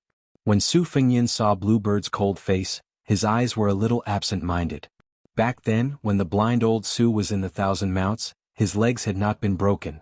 That child still held the mulberries and raised his head to ask his mother if they tasted good. Blue Bird was a little confused by his gaze. Su Fengnian suddenly bit her cheek and said with a smile, delicious, it tastes like mulberries. Chapter 84. While walking through the fields and crisscrossing paths, Su Fengnian casually asked, why doesn't Sweet Potato like to leave the prince's mansion? Why do you like to run out every 2 to 3 days? Blue Bird replied in a methodical manner, she's a bit lazy. Su Fengnian jumped up and asked, Su Shao clearly knows that this time, Zhang Julu is in power, reorganizing the imperial court and adjusting the border army. Since the beginning of last year he has been clearing up Liaodong's land, the path has been bumpy, no less than 10 geography department officials have died from assassinations, the number of people who asked for leave even more so reaching 30. However, Zhang Julu still found out that Liaodong's governor by Huai Guardian Eunuch Lu Taiping, Yuji General Fu Han Chief Commander, and more than 10 others forcefully seized the land, at most 600 hectares, at least several dozen hectares. Even though quite a few of these people came from Beiliang's old military departments, 20 years have already passed. Why is Su Xiao still joining in the fun, insisting on challenging Grand Secretary Zhang? Isn't this going against the general trend? Moreover, even though Su Xiao says that he wants the imperial court to build the Tu Liao into a boulder, those fattest vermin, half of them are related to him, no one would believe these words. Tell me, what exactly do you think Su Xiao is thinking? How could Blue Bird dare to answer this type of question? Su Fengnian didn't expect to get an answer either, only asking would make his heart feel a bit more comfortable. The Tu Liao soldiers grumbling about the lax civil administration and other things, these weren't things that His Royal Highness was interested in. For example, on Beiliang's side, their military equipment was the most majestic under the heavens, there wasn't any exaggeration, but if one were to talk about Beiliang's peaceful ways, perhaps even Su Xiao himself would blush. If de Zhuguo was a moral saint, then the Lingzhou prefecture magistrate would not need to go to the capital and implicate the daughter of Beiliang's grand scholar to become a canary with an uncertain future. Su Fengnian felt a burst of anger when he thought of this and how the four evils of Beiliang had separated and severed their ties with each other. In the end, only the bastard Li Hanlin remained in Beiliang. He sat down on the soil by the edge of the field and said in a muffled voice with a dark face, "Blue Bird, help me have some fun." Blue Bird calmly said, "Spiced beef." Su Fengnian stood up and said with a smile, "Blue Bird still understands me." The two of them, who were master and servant but did not act like master and servant, walked for a while before sitting in a grand and beautiful carriage. The decorations of the carriage were secondary. Most importantly, the two colorful horses themselves were worth thousands of taels of gold. In the dynasty, no matter which province it was, the most direct way was to see the wealth of a hedonistic son and the price of the horses. Of course, there were some idiots who would puff themselves up at their own cost. They would buy a pair of famous horses like the white cranes of the Chow family to keep up appearances. However, His Royal Highness's green elephants of Great Wan were priceless and had always been an A-grade tribute. Only Su Fengnian dared to ride them. If it were any other descendant of a vassal king, they would not dare to take them out to show off. Su Fengnian entered the spiced beef shop and saw a familiar scene that he had not seen for a long time. The shop owner, old merchant, was busy with his business while Miss Jia was sitting on the stairs in a daze. She was holding a green bamboo branch between her fingers and slowly twirling it. Old merchant loved his distant relative's daughter dearly. No matter how the shop was doing, he did not want her to help. It could be assumed that the childless old merchant treated her as his own daughter. After all parents had the same heart. The little girl's name was very interesting. Her surname was Jia and her given name was Marrying Family. What was more interesting was the big cat that she led when she entered the city. It was a pity that it had not appeared in the past 2 years. It was unknown whether it was lost or dead. Blue Bird went to get the beef from the shopkeeper. Naturally she would take it. Did she need to buy it? In Beiliang, whatever His Royal Highness wanted, there was no such thing as buying, stealing, robbing, or borrowing. You would just take it. Su Fengnian walked to the stairs and asked with a smile, "Ha miss, where's your big cat? Is it gone? Do you want me to give you one and you can come with me to the prince's mansion to play?" The young girl nicknamed Miss Haha by Su Fengnian had always been ignorant of the ways of the world. In the past, she dared to stare at Li Hanlin, the big dandy in the shop. She was also indifferent to His Royal Highness and did not have much fear of him. However, she seemed a little strange today. When she saw Su Fengnian, she subconsciously shifted her butt. It was probably because she saw His Royal Highness kill someone with a knife at the corner of the alley last time. She seemed a little absent-minded these days. With Su Fengnian's cautious personality, he had already ordered people to keep an eye on this place for some time. As for why Miss Jia was nicknamed Miss Haha, there was a story behind it. It was said that this girl did not like to laugh. At most, she would laugh a few times with an expressionless face. Once to express amusement, twice to express amusement. Until now no one had heard of it. Su Fengnian saw that she did not move. A one-man show was always boring, so he awkwardly turned around to find a seat. The shop was empty in an instant. Old merchant's wrinkled old face squeezed out a smile as he stood beside the table in a flattering manner. In fact, there was nothing for him to do. Blue Bird had already arranged everything. The bowls and chopsticks were brought down from the carriage. The ivory chopsticks, the jade porcelain bowl, and the marinated beef were all neatly cut with a small silver knife and piled neatly in the bowl. Su Fengnian did not use the chopsticks. He grabbed a few slices and stuffed them into his mouth. This was the taste he wanted. It was rich but not greasy. The sauce was authentic, but it did not cover up the original taste of good beef. After Su Fengnian finished the beef, he leaned back on the chair as if he was about to fall asleep. He closed his eyes and lowered his eyelids. His tongue touched the roof of his mouth and his knees together. He gently knocked his teeth 36 times. His qi returned to his Xian acupoint and his breathing was natural. The shop owner, old merchant, did not know what was going on. He only thought that His Royal Highness was a little tired and did not dare to flatter him blindly. He only hoped that he was not dissatisfied with today's beef. Su Fengnian's breathing was abnormally stable. Just like the so-called true essence of Buddhism was nothing more than eating, drinking, and defecating, the Heart Sutra of the Su Fengnian was ultimately an unremarkable skill of breathing. When Su Fengnian could listen to a person's heartbeat, he would be able to ascend to the second level of the 6 heavenly pavilions. Su Fengnian suddenly turned his head and looked towards the stairs. He only saw the young girl staring at the bamboo stick in her hand with a pair of lifeless eyes. Su Fengnian stood up and smiled. "Old merchant, give me 2 more portions." Old merchant's face was full of joy as he said, "All right, I'll go right away." Su Fengnian did not have to wait for long before Bluebird took the 2 portions of cooked beef. Returning to the carriage, Su Fengnian lifted the curtain and looked at old merchant who was still bowing at the entrance of the shop. He frowned and said, "There seems to be something wrong." Bluebird shook her head and said, "This person's background is clean. He's just an ordinary merchant." Su Fengnian dismissed it with a smile. Old merchant returned to the shop and wiped the sweat from his forehead. For a while there would be no customers in the shop. He took the time to sit down and rest. He massaged his waist and sighed when he saw the young girl still sitting on the stairs.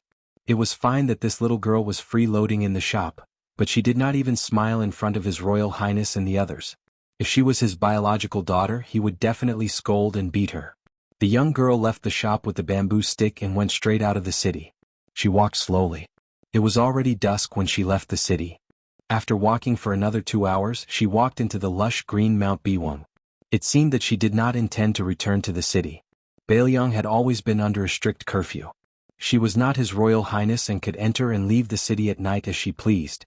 Was a girl going to spend the night in the mountains? Mount Biwang was full of wild beasts. The deeper they went, even hunters had to form groups before they dared to travel at night. After walking for an unknown period of time, the young girl still walked on the lonely mountain path with a straight face. The full moon was in the sky. There were no traces of the path under her feet, but she was still walking. She came to the edge of a pool and bent down to drink some water. She was only 30% full. A strange sound came from the dense forest behind her, startling a few jackdaws. The young girl stood up and looked at the dense forest. A black bear that was perhaps half as tall as her rushed out, stomping on the ground until it shook. It stopped in front of the young girl and let out a roar. Its fangs were exposed and its mouth was full of filth as it sprayed the young girl's face. Her black hair was blown up by the wind. The young girl still had a straight face and was indifferent. The giant bear seemed to be annoyed by this young prey and opened its mouth to bite her. Boom! An even more powerful earthquake came from the dense forest. When the grizzly bear turned its head, it was its turn to be sprayed with saliva by a bloody mouth. The grizzly bear's fur stood on end, and it was so scared that it did not dare to move. In recent years in Mount Biwang, hunters would be able to pick up the bones of some large beasts every once in a while, including tigers and bears. They really couldn't figure out what else could occupy the mountain like this. Mountain ghosts? Demons and monsters? The answer was here. A big cat, that was even larger and more majestic than the grizzly bear, lowered its head and roared at the little grizzly bear. The little girl finally spoke. Hee. Chapter 85. First update. Su Fengnian was in a good mood on the way back home. The 2 extra servings of marinated beef were for the maids in Wudong Garden. Unsurprisingly, Jiang and I was still waiting in the courtyard. This little money grubber, regardless of wind or rain, would read 100,000 words of secret manuals every day. She would not stop until she had earned 100 taels of silver. Every time she made a mistake, she would deduct 10 wen and read an extra cross on the 100,000 words. Today, Su Fengnian sneaked out to meet the blind old Su and left Jiang and I hanging in Wudong Garden. When they met later, she would roll her eyes. Su Fengnian entered the courtyard. Sweet Potato, who had been waiting for a long time, handed over a letter from Mount Longhu. It was written by the old Taoist Zhao Shituan. He had Bluebird distribute the beef and walked into the study alone with the letter. Jiang and I crouched in a corner with a hibernating dragon fist manual, and quietly read. Only when Su Fengyin sat down did she wake up. She quickly stood up with a face full of anger and resentment. Su Fengyin opened the letter and sat on a red sandalwood chair with auspicious clouds. He smiled and said, "Since you have waited for half a day, you can read it later. Let me finish reading this letter." Jiang and I did not have the awareness of being under someone else's roof and calmly said, "Today, one word is 2-1. Su Fengyin did not pay attention to her and only focused on reading the letter. Jiang and I watched as His Royal Highness's face changed from sunny to gloomy, then to stormy and finally to dark clouds. For a moment she forgot to repeat that one word was worth 2-1.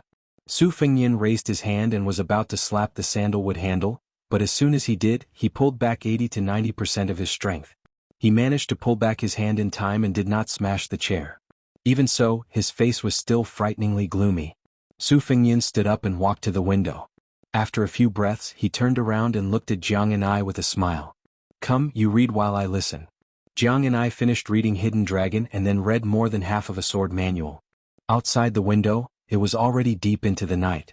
She discovered that Su Fengyin was unusually quiet today. Su Fengyin, who had been absent-mindedly listening to the sound of reading for 4 hours, smiled and said, "Now that you've saved a lot of money with me, why don't we make another deal? If you buy a secret manual for 1,000 coins, you can buy 10 books in a year. Even if you can't practice martial arts, you can just throw a few books to the people of Jianghu. Do you think they won't bite you like a mad dog? It's better than being rich but having nowhere to spend it. What do you think of this business? Don't look so unwilling and incredulous. I'm just saying what's on your mind. With our relationship and friendship, there's no need to be pretentious. How about it? It's a deal. One secret manual costs 1,200 strings of coins? Jiang and I wanted nothing more than to use Hidden Dragon as a sword to stab this treacherous fellow to death. She smiled coldly and said, "Is it 1,000 strings of coins or 1,200 strings of coins?" Su Fengyin, whose little trick had been exposed, laughed and said, "Friendship price, 800 strings of coins for one book." Jiang and I agreed immediately, "Okay." Su Fengyin waved his hand and picked up the secret letter from Longhu Mountain again. He furrowed his brows and did not raise his head. He said to Jiang and I, who was putting the 2 secret manuals back on the bookshelf, "Do you want me to prepare a chaise lounge for you?" Jiang and I sneered and said disdainfully, "I still want to live." Su Fengyin did not comment on this statement. As soon as Jiang and I left, Sweet Potato carried a sparkling and translucent colored glass cup full of fruit into the room. Colored glass was a treasure that could only be encountered but not sought. Ordinary wealthy families could only have substandard colored glass medicine jade, which was the limit of their wealth. Here, however, it was only used as a small object to hold fruit. Only imperial officials of the 4th rank and above could wear small pieces of colored glass. Moreover, the color and luster were often not clear enough.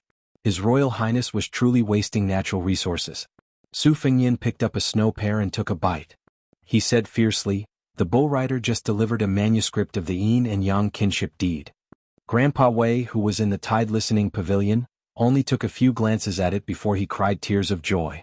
He said it was even more wonderful than the ancient I Ching and Yang kinship deed in the pavilion, which is known as the King of 10,000 Pills. "Look, the sect leader gave up the cultivation of the Great Yellow Court. I've already left the mountain, but Wudong is still willing to add flowers to brocade. Look at this Mount Longhu. It's only been a little more than a year, and there are already people from the Taoist master's mansion bullying Huang Maner. This group of yellow-purple Taoist priests is really looking for trouble." Sweet Potato said softly, "Longhu Mountain has been powerful for 200 years, but Wudong Mountain has been declining for 300 years. Moreover, Wudong Mountain is in Bailiang, but Longhu Mountain is thousands of miles away. Naturally, their style is different." Su Fengyin said calmly, "I originally planned to go to Longhu Mountain, but now I want to go to the Taoist master's residence to see the style of Yui minister." Sweet Potato gently kneaded Su Fengyin's shoulders.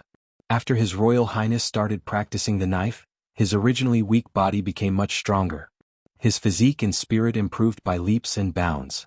If Sweet Potato's kneading skills were like embroidery in the past, now even Su Fengyin felt like scratching an itch if she did not beat a bell or beat a drum. Sweet Potato said softly, "Your Highness, do you really want to go to the cold ground again?"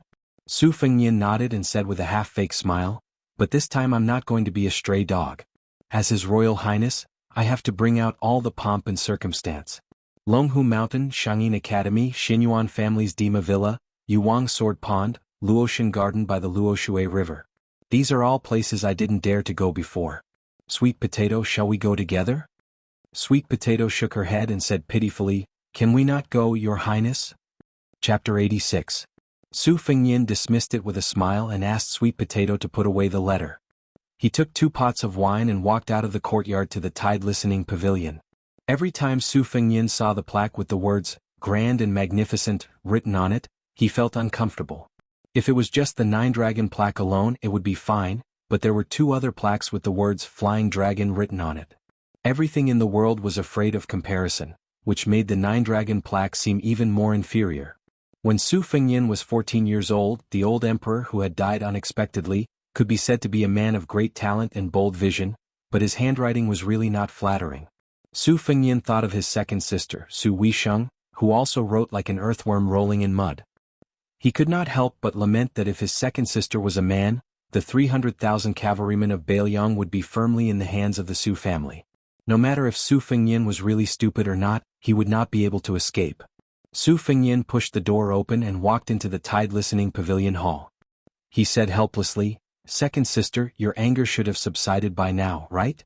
If not, I'll go to Shangyin Academy and let you scold me. Other than drinking with White Fox's face, he also went through the ancestral records of the Taoist master's residence on Longhu Mountain. Among the 4 Taoist masters of this generation, Huang Manor's chief master, Zhao Shituan, was the second in seniority, but he had the least real power. On the surface, it was Zhao Danxia, the national preceptor, who was the leader of the world's Taoist sections. However, it was said that Zhao Danping, the national preceptor, was not easy to deal with.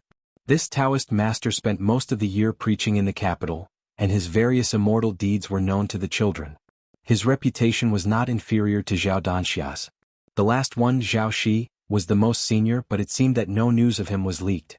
Every family had its own difficulties, let alone the residence of a Taoist master with countless Taoist scriptures. Su Fengyin wanted to go upstairs today to find out more about the residence that said, No one can be a Taoist master unless they are related to my clan. The outside world only knew that the Tide Listening Pavilion was an armory, but very few people knew that the pavilion's collection of insider information was even more flourishing. Su Fengyin arrived at the 2nd floor. As soon as he turned the corner, he saw a fresh face. It was an old man with a broken arm. He was short, had a goatee, and was wearing an old and tattered sheepskin coat. He stood on his tiptoes and struggled to pull out a martial arts secret manual. He dipped his saliva and opened it to read. Su Fengyin could not feel any flow of qi, so he decided to make a joke. He tiptoed over and whispered, Old brother, are you here to steal books as well? The old man ignored him. He read 10 lines at a glance and flipped through the book extremely quickly. The only sound that could be heard in the quiet loft was the sound of him flipping through the pages. Su Fengyin stretched out his head to glance at the book, wanting to see the contents clearly. The old man was cautious and stingy, so he moved the secret book away from him. Su Fengyin put on an act and stuffed a few books into his bosom. He kindly reminded the old man, Old brother, don't look. Take as many books as you can. The old man tightened his sheepskin coat and ignored his royal highness as if he were deaf. Su Fengyin whispered, Didn't you see the face of a white fox? Isn't that the man with the saber who is more beautiful than a beauty?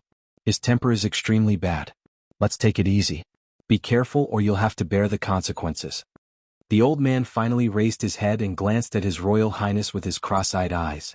Su Fengyin pretended to be friendly and put his arm around the old man's shoulder. He said with incomparable enthusiasm, Old brother, the secret manual upstairs is even rarer. I've bribed his royal highness maid in the prince's mansion, so I'm relatively familiar with the place. Can I take you there?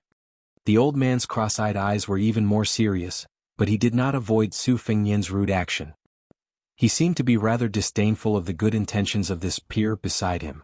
Su Fengyin was just about to speak when he suddenly felt suffocated. He turned around and saw that not only was the white fox present, even Su Shao and his master Li Yishan were present. Behind Su Shao were 6 pavilion guards who looked as if they were facing a great enemy. This is?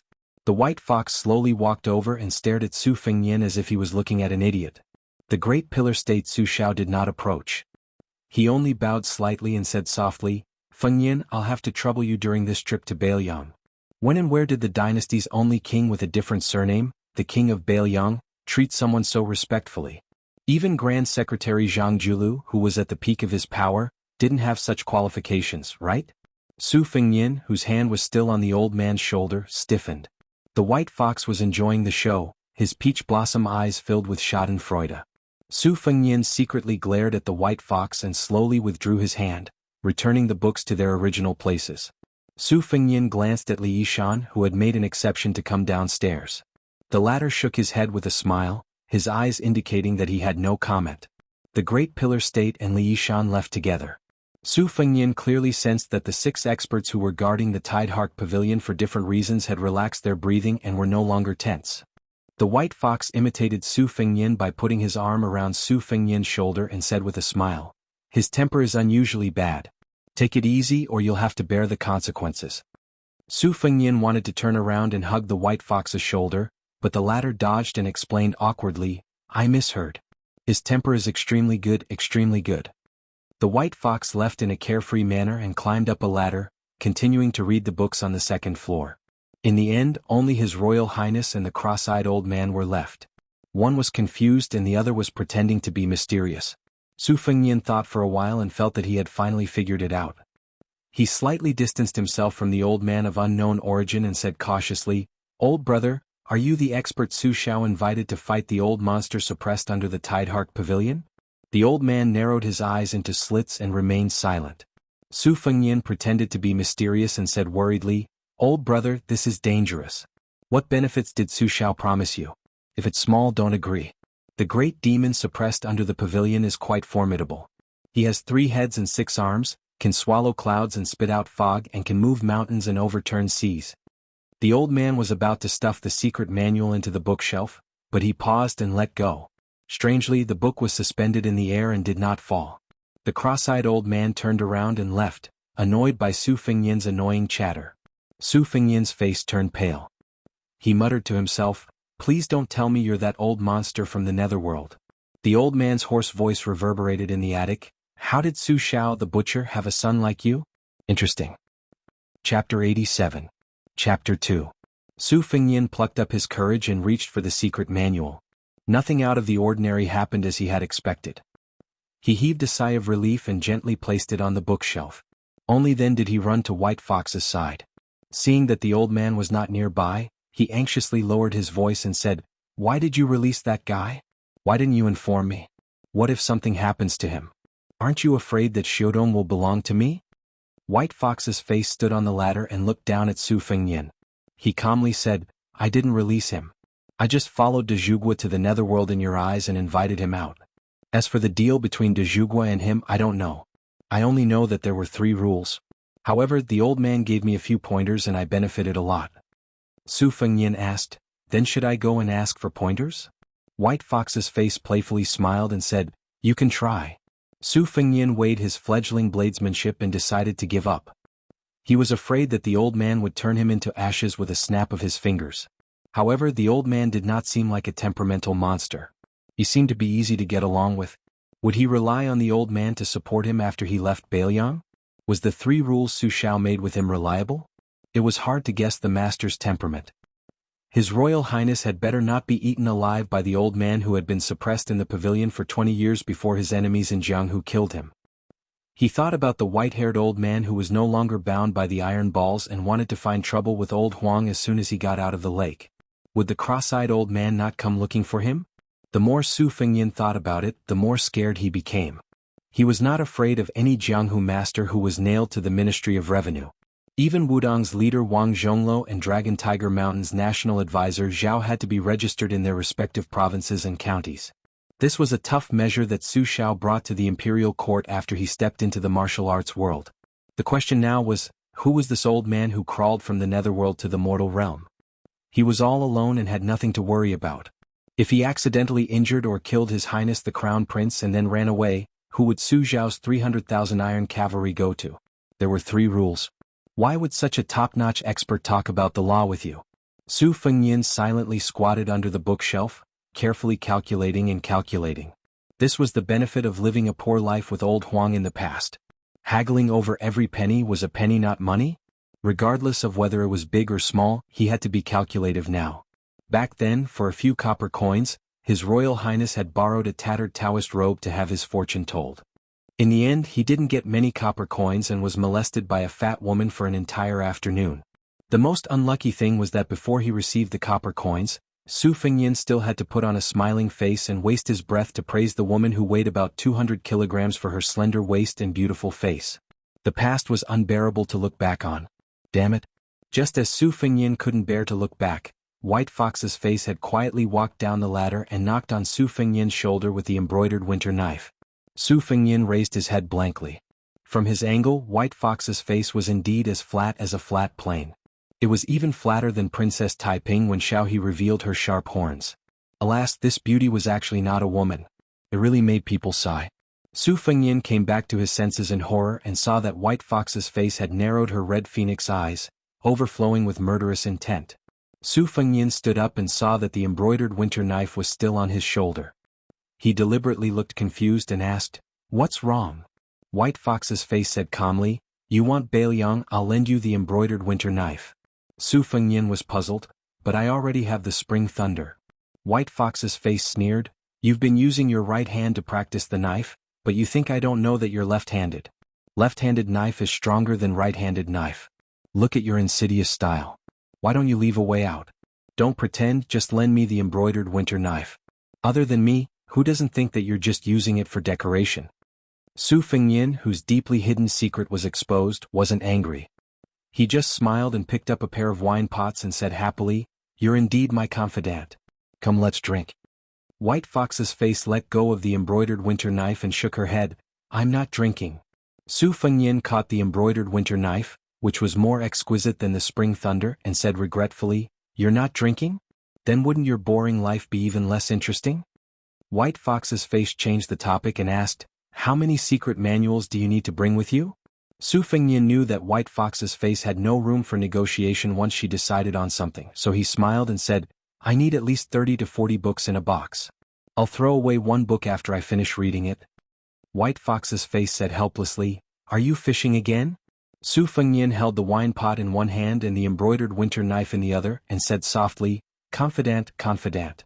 Then I'll have to trouble you to pick the books." White Fox's face nodded as if she was asking him to leave. Su Fengyan went to the top floor and did not see his master. When he went downstairs, he saw Su Xiao sitting on a chair on the 5th floor. In front of him were 3 strangers with different sizes, ages and chi. Su Xiao threw the 3 secret manuals in front of them and said calmly, "Southern Tang Lu Qiantang, you snuck into the prince's mansion to steal this crouching dragon mound sword manipulation technique. You were defeated by Jian Huang. I saw that you blocked 4 strikes, so I spared your life. Today this secret manual is in front of you. It's your reward.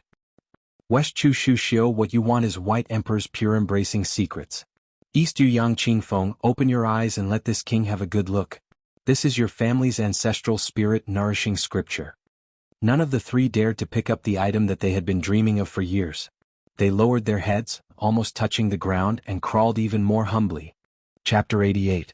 Su Xiao narrowed his eyes and said, "This time I'll arrange for the 3 of you to follow His Royal Highness. When you return to the palace, this king will give you official hats and secret manuals if you want. Oh, this king remembers now. Shu Xiu, if you like women, I'll give you 10. However, if something happens to His Royal Highness and this king finds out, I advise you to kill yourselves as soon as possible. Otherwise, this king has plenty of ways to make the 3 of you live a life worse than death. Lu Qiantang, Shu Xiu, Yang Qingfeng, the 3 of you are all slaves of a fallen country. However, when the country is gone, you still have some relatives who will accompany you. Do you understand?" The 3 trembling people responded in unison. Su Fengyan, who was watching from the side, asked, "Su Xiao, just these 3 retainers? Isn't that a bit too few?" Su Xiao quickly stood up and gave his seat to His Royal Highness with a chuckle. He flattered, "Fengyan, you have to believe in your father. When raising an army, quality is more important than quantity. When using people accurately, it's not about quantity. This Lu Qiantang uses the tyrannical sword. He has the strength of a 2nd rank and is the least afraid of death. Even if he faces a 1st rank expert, he can withstand 100 moves. When he dies, you'll be able to leisurely withdraw from danger. This West Chu woman called Shu Xiu is proficient in the art of seduction and disguise. She also knows a lot of crooked ways. Her internal strength is also quite good. When she learns the White Emperor's simplicity technique, she'll be like a tiger that has grown wings. In addition, her ability to train young girls is unique. As long as a beauty falls into her hands, it won't be long before she'll be even better than a brothel's courtesan.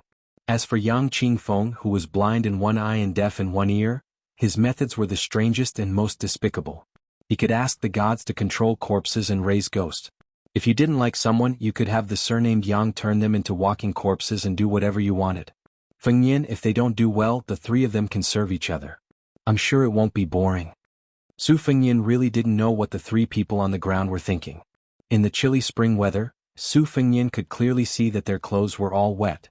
De Zhuge, who had given his seat to his son, faced the three people below him. His tone and expression were much stiffer. He said in a low voice, "Get out. Remember to keep your mouth shut." At this time, Su Fengyin could clearly see the three people's appearances. The sword-wielding Lu Qiantang had a tall and sturdy body. Yang Qingfeng was a middle-aged man with a wooden expression. His 10 fingers were sickly white. The West Chu Shuxiu was actually a young woman with a natural charm. However, her expression was restrained. She didn't dare to act rashly. She didn't even have the courage to look at His Royal Highness. Each of them tightly gripped a secret manual that they yearned for day and night. They carefully bowed and left the hall. Perhaps in the eyes of these three people, De Zhuge's upbringing was terrible. The father actually had to give his seat to his son. In the past, they had only heard that His Royal Highness was arrogant and even dared to teach De Zhuge a lesson. Today they had seen the tip of the iceberg. Su Fengyin threw a wine jug to Su Xiao. The latter drank a mouthful and laughed heartily. "Oh right, Wei Shuyang will also follow you out. He's probably moved by the Yin-Yang kinship deed. What to do you decide." Su Fengyin said angrily, "You even dare to threaten Grandfather Wei?" Su Xiao laughed and said, "How is this a threat? It's not like I don't know that you've always respected your Grandfather Wei." Su Fengyin frowned and said, "Grandfather Wei is already so old. How could Su Xiao not know his son's thoughts?" He laughed softly and said, "Don't think that just because Wei Shuyang was chopped into the lake by Chu Kuangren that day, he's no longer an expert. Wei Shuyang is not proficient in martial arts, but he's very proficient in geomancy, divination, and divination. Feng Yin, with him by your side, it'll be good for your cultivation in the Great Yellow Court. The art of war emphasizes the combination of the strange and the righteous. The three people you saw just now are all from the unorthodox school. They're all experts in harming people. Even if you have the heart to harm others, you still have to be vigilant. Wei Shuyang is the righteous one. With these 4 people by your side, I'll arrange 100 cavalry for you and find a fierce general to lead. Only then will I be at ease." Su Fengyin made a sound of agreement. Su Xiao seemed to know what his son wanted to ask. He shook his head and said, "That old man was indeed released by me at a great risk. There are 3 rough rules. I can only guarantee that he won't harm you. Whether you can subdue him will depend on your ability.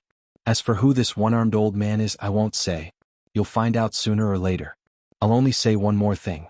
Don't take the initiative to give him any sword-like weapons. If you don't give it to him, he won't take the initiative to touch it. Even if this person doesn't have any external objects, it won't be difficult to protect your life no matter what the situation is." Su Fengyin asked, "There's a death warrior trained by you in Wudong Garden?" Su Xiao nodded. Su Fengyin drank a mouthful of wine and said slowly, "I know Blue Bird. Previously, I thought it was impossible for Sweet Potato to be her. However, these days when I asked her to massage my shoulders, unfortunately I found out. Although she concealed her breathing, she doesn't understand the mysteries of the Great Yellow Court. Su Xiao, other than the 2 of them, who else do you think it is?" Su Xiao laughed and said, "Even Sweet Potato was discovered by you. That's not easy. Wudong Garden only has the 2 of them as maids. Since that's the case, Father will tell you the truth. Originally you had 4 death warriors with the codename Heavenly Stem by your side. It was indeed not easy to train them. Unfortunately, during your 3 years of traveling, 2 of them died. Blue Bird is C. B. Anid, have already died in battle." Su Fengyin said with mixed feelings, "Then Sweet Potato is a?" Su Xiao shook his head and said, "You guessed wrong. She is one of the 2 people your mother left behind for you. She is not under my care. As for the other person, you will probably never know in this lifetime." Su Fengyin asked curiously, "Who is this a?" Su Xiao still shook his head. "When it's time to appear, it will naturally appear in front of you." Su Fengyin said self-deprecatingly, "When it appears, it will probably be the time when a resolutely meets its death, right?" Su Xiao did not refute. Su Fengyin lowered his head and looked at the embroidered winter-spring thunder that had gathered again. He said softly, When you go to the capital, you should also be careful. Su Shao smiled faintly and said, it should be those people who should be careful. Chapter 89. End of Third Watch. The people of the city finally saw His Royal Highness, whom they had not seen in a long time. This time, without the young master of the Yan family, there was only Li Hanlin, the son of the governor of Fengzhou, among his friends. His Highness was accompanied by Yu Yuwei, who had retired from the brothel. Wu Meinyang was holding her white cat. Li Hanlin was called over by Su Fengyin. After returning to Beiliang for more than a year, he had spent most of his time on the embroidered winter saber and Mount Wudong. This time he had to travel thousands of li with many unspeakable secrets. If he did not meet up with Li Hanlin, he would be letting down young Master Li, who had been a scapegoat for more than 10 years. As soon as Li Hanlin heard that His Royal Highness was going to travel, he impatiently begged brother Su Fengyin to take him along. His coaxing and pestering did not get a nod, so he was a bit angry. During the spring stroll, he waved his horsewhip loudly. Seeing that Li Hanlin still had a listless expression, he joked, I heard that 2 days ago you found a pair of young twin husbands in Changye County. They have red lips and white teeth. They are extraordinarily handsome. What's wrong? Did you get tired last night? Yu Yuwei deliberately walked further away. She lowered her head and played with the adorable Wu Meinyang in her arms. She had already accepted Su Fengyin's fate, but she really could not stand Li Hanlin, who was a mischievous son of a rich family. Li Hanlin was angry, but he never resented Su Fengyin. He lowered his voice and said pitifully, Brother Feng, I'm sick from staying at home. Why won't you take me out to roam the Jianghu? Last time I let it go. This time you won't take me. How can you treat me like a brother? That yen eating chicken with his father and sister is not honest. Serves his sister right for being chosen by that mentally ill sixth prince. Brother Feng, you've always been a kind person. I beg you, Brother Feng, I'll bring you tea and water every day. Is that not enough? I heard that you're going to travel. This time I stole all of my father's secret stash. If I go back, he might break one of my legs. Su Fengyin laughed. Your father can bear to beat you? Who would believe that? When he was angry with you, he did not whip a beautiful concubine? Because of you, how many people died? Li Hanlin's face was bitter and he didn't say anything. He was so depressed that he wanted to drown himself in the lake. Su Fengyin patted his shoulder and comforted him. To be honest, it was more suitable to take you last time. This time it's really not suitable. I'll tell you what Su Shao has arranged for me this time. There are 4 masters in the open, plus 100 elite cavalry led by a general. Not to mention the men of sacrifice who are good at assassination and counter-assassination. There's also a super master to watch over me. Do you think they're all here to accompany me for a spring walk? Last time we sneaked out. This time we're doing it openly. Have you forgotten how Kong Wuxia was seriously injured? You're the only child in your family. Don't get mixed up in this muddy water. If you really have nothing to do, I'll let Su Shao get you a position in the Beiliang army. Play for 2 or 3 years. You don't have to charge and break through enemy lines. Just think of it as going to the border to enjoy the scenery. When you return to Feng province, you can lead the army alone. This way your father will be relieved. Li Hanlin did not utter a word. Su Fengyin loosened the reins and patted the neck of the divine horse that was as white as frost. This horse was the king of wild horses that Dezhou State captured at the border last year. It was tamed for more than half a year before he was willing to put the reins and saddle on it. This time he brought it back to his favorite son. Su Fengyin sat down by the lake. When Li Hanlin sat beside him, he picked up a stone and threw it into the snail lake. He said softly, Hanlin, don't always grow up. Your father had a son in his later years. He'll be old soon. If you don't mature, do you want your sister to carry the burden of the family? Li Hanlin sighed and said, Brother Feng, you've changed. My sister hated you the most before. If it's the current Brother Feng, she might like you. But I don't like you. Who am I going to find to play with in the future? Su Fengyin threw the stone into the lake again and again. He smiled and said, Your sister is much prettier than Yan Dongwu, but she's also much more stupid. I know that her heart already belongs to someone. I was just teasing her in the past.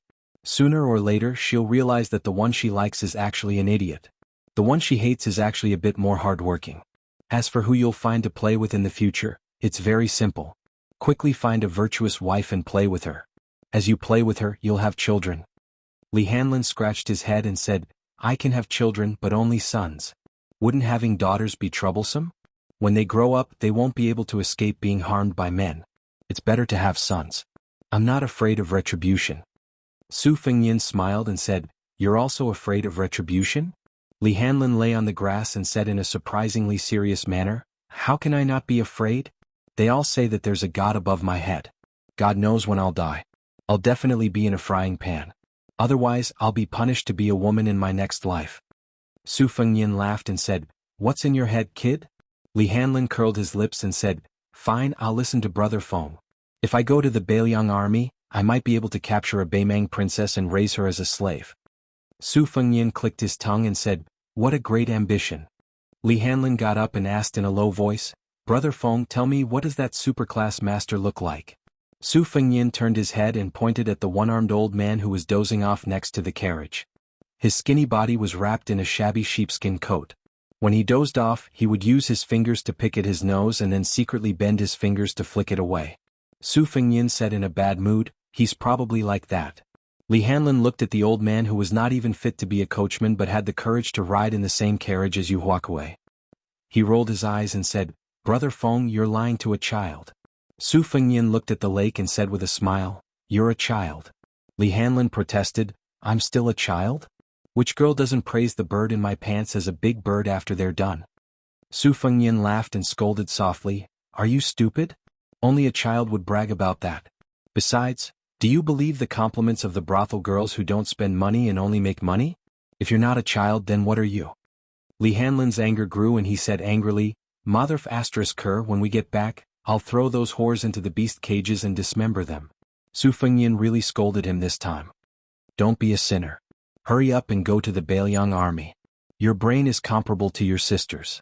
Li Hanlin obediently said, Oh. In the end, young Master Li, who wanted to follow Su Fengnian out of Beiliang, chose to go to the Beiliang army, which had the strictest military discipline. When they parted at the city gate, Li Hanlin was crying his eyes out. Those who didn't know would think that His Royal Highness had taken young Master Li's dry path. When Su Fengnian returned to the prince's mansion, the old man whose surname she didn't know slowly got off the carriage. He was all skin and bones and he only said two things. The first was, This little girl is not bad. She weighs a lot in the places where she should roll around. She's easy to give birth to babies. Without waiting for Yu Wei to blush, the cross-eyed old man's second sentence caused her face to turn pale. This cat is even better. Stew it and eat it. It'll nourish the body and nourish the spirit. Su Fengnian took a deep breath and then another. The old man swaggered off and glanced at the tide-listening pavilion from afar on the embankment beside the lake. Su Fengnian went to Jianghu's courtyard and found her gesturing with a tree branch. He didn't look at her and hurriedly got up to wipe away the traces with the tip of her foot. He asked, I'm leaving Beiliang and might die on the way. You'll have a chance to stab me in the back then. Will you come with me? Of course, I'll bring a chest of secret manuals. If you come with me, they'll all be yours by the end of the year.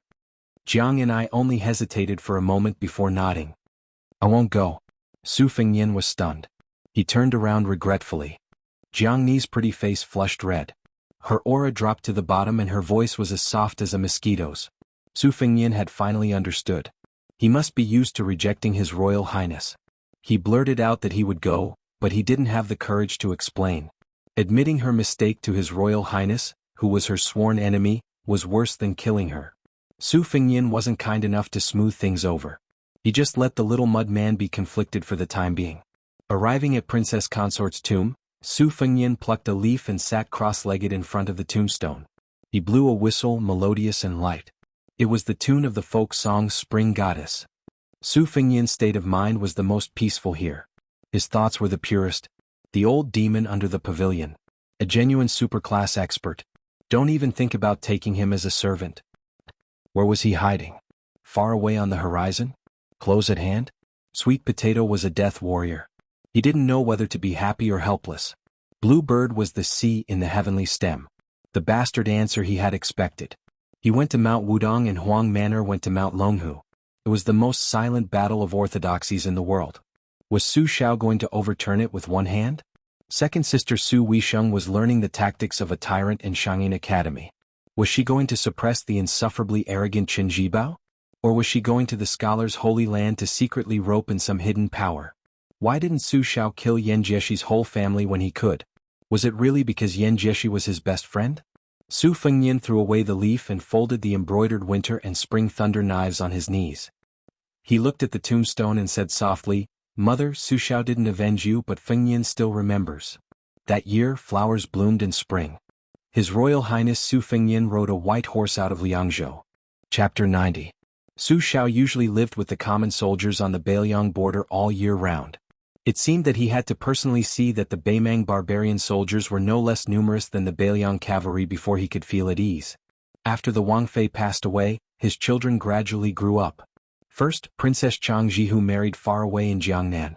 Then, his second daughter, Su Weisheng, traveled thousands of miles to study at the Yinjia Academy. 4 years ago, His Royal Highness left to travel. In any case, there was still Huang Manor in the manor. Now he had completely left. However, old Su couldn't care less about the affairs of these emperors, generals, ministers, and nobles. All the information he had about de Zhuge all came from hearsay when he went to the winery to buy distiller's grains. If he had only heard about it, then so be it. What else could he do? He had followed de Zhuge into battle for many years. He had only seen him once when he was young as a cavalryman. At that time, the one carrying the beetle was still the number 1 vanguard, Wang Jian and Wang Jinling. During the bloody battle of Yik, old Su, who had not yet gone blind, had charged out of the city gate with de Zhuge. He watched as General Wang knelt on the ground and held up the city gate with both hands, allowing the Liaodong soldiers to charge out of the city. At that time, General Su had not yet been bestowed the title of king and had not yet received de Zhuge's title. He had only turned his head to glance at the city gate. All of the Beiliang soldiers firmly believed that de Zhuge was the number 1 hero of the present age. He was one of the 4 famous generals of the spring and autumn period. Just based on battle records, de Zhuge could not compare to Yi Baikue, who had been hailed as the only one in 500 years by the Yinjia Academy.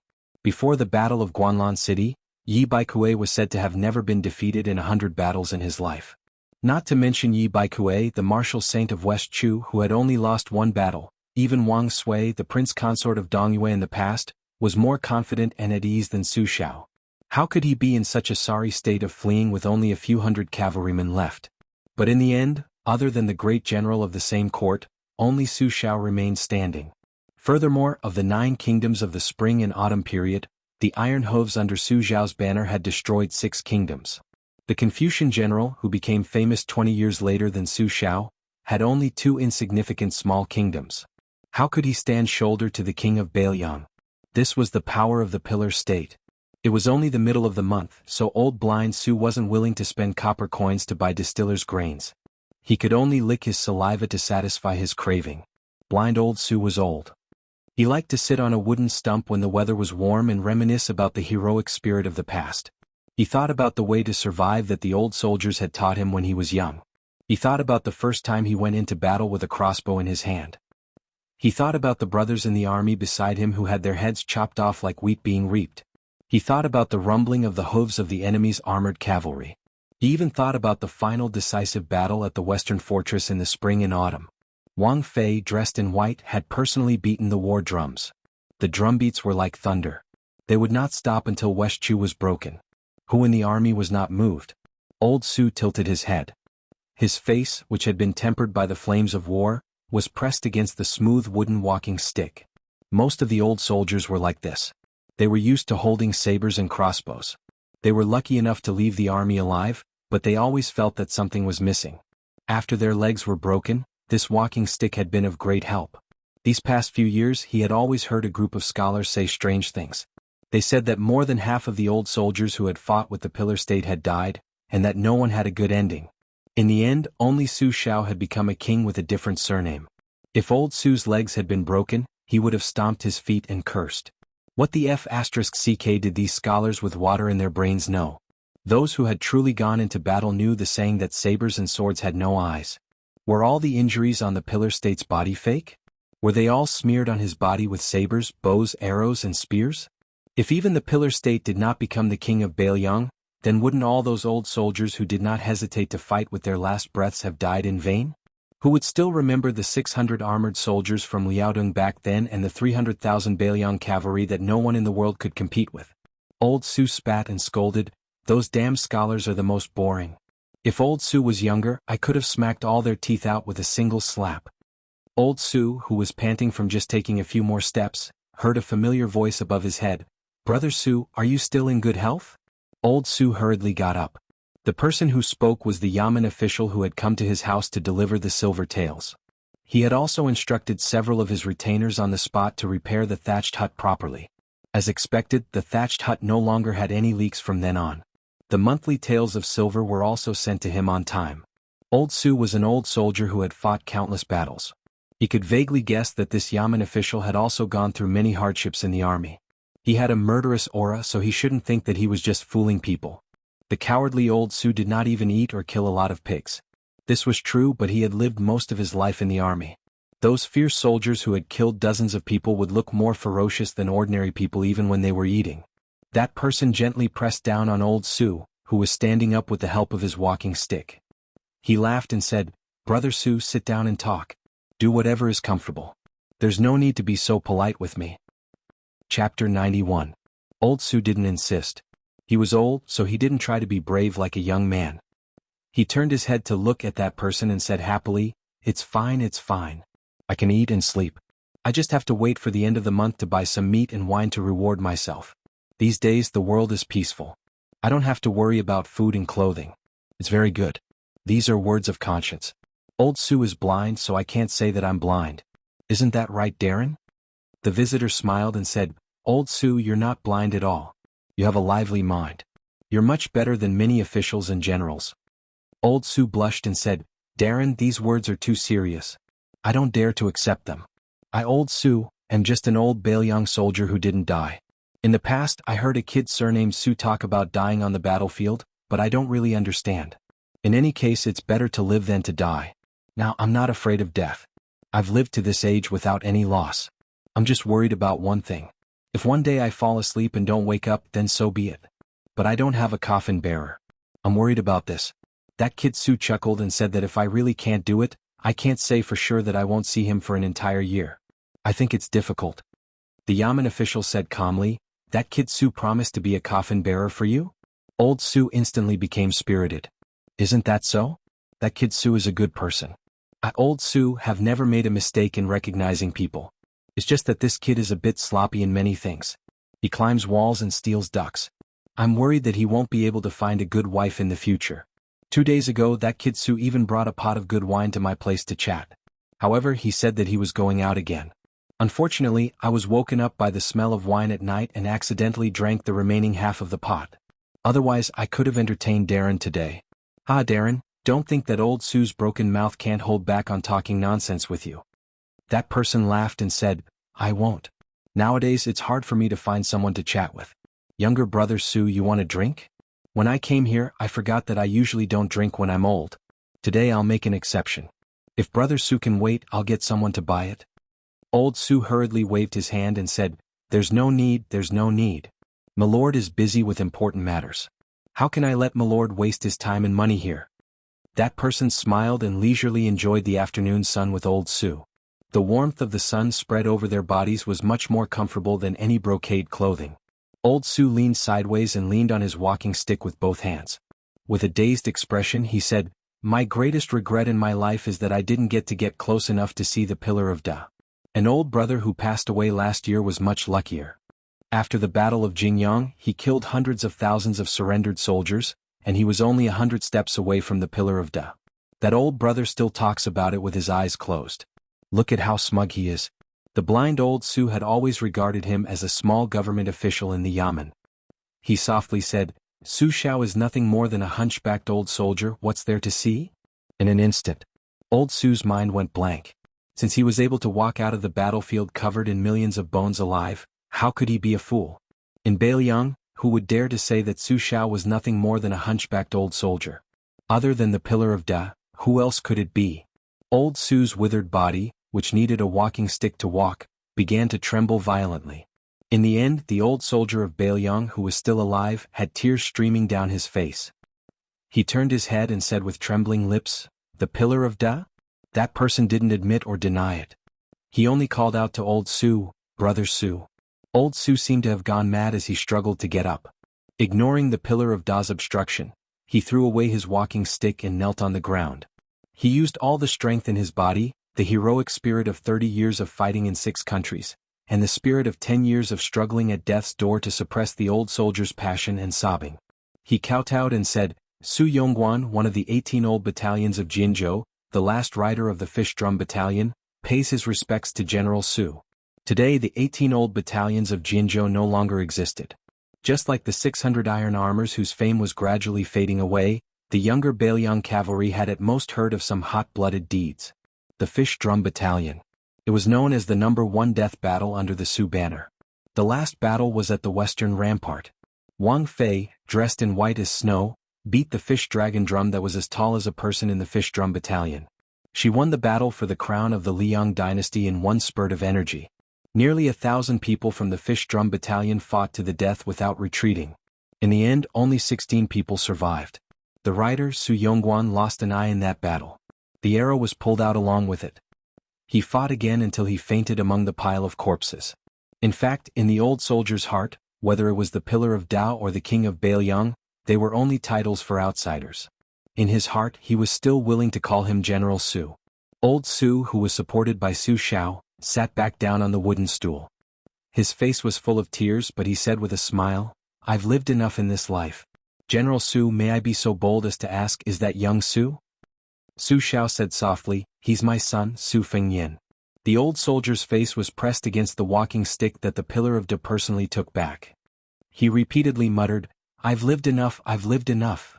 The last person in the Fish Drum Battalion, old Su Yongguan, slowly closed his eyes. "General Su, Wang Fei, you have a good son. I, old Su, have to go down and drink with my old brothers. Tell them that the sound of the horses' hooves of the 300,000 Bailiang cavalry will only make the enemy more and more terrified. It can't be small, it can't be weak." Under the Su banner, the fish dragon drum sounded. Old Su Yongguan died peacefully. Chapter 92. The book review section is also a chaotic battle of spring and autumn. It's very exciting.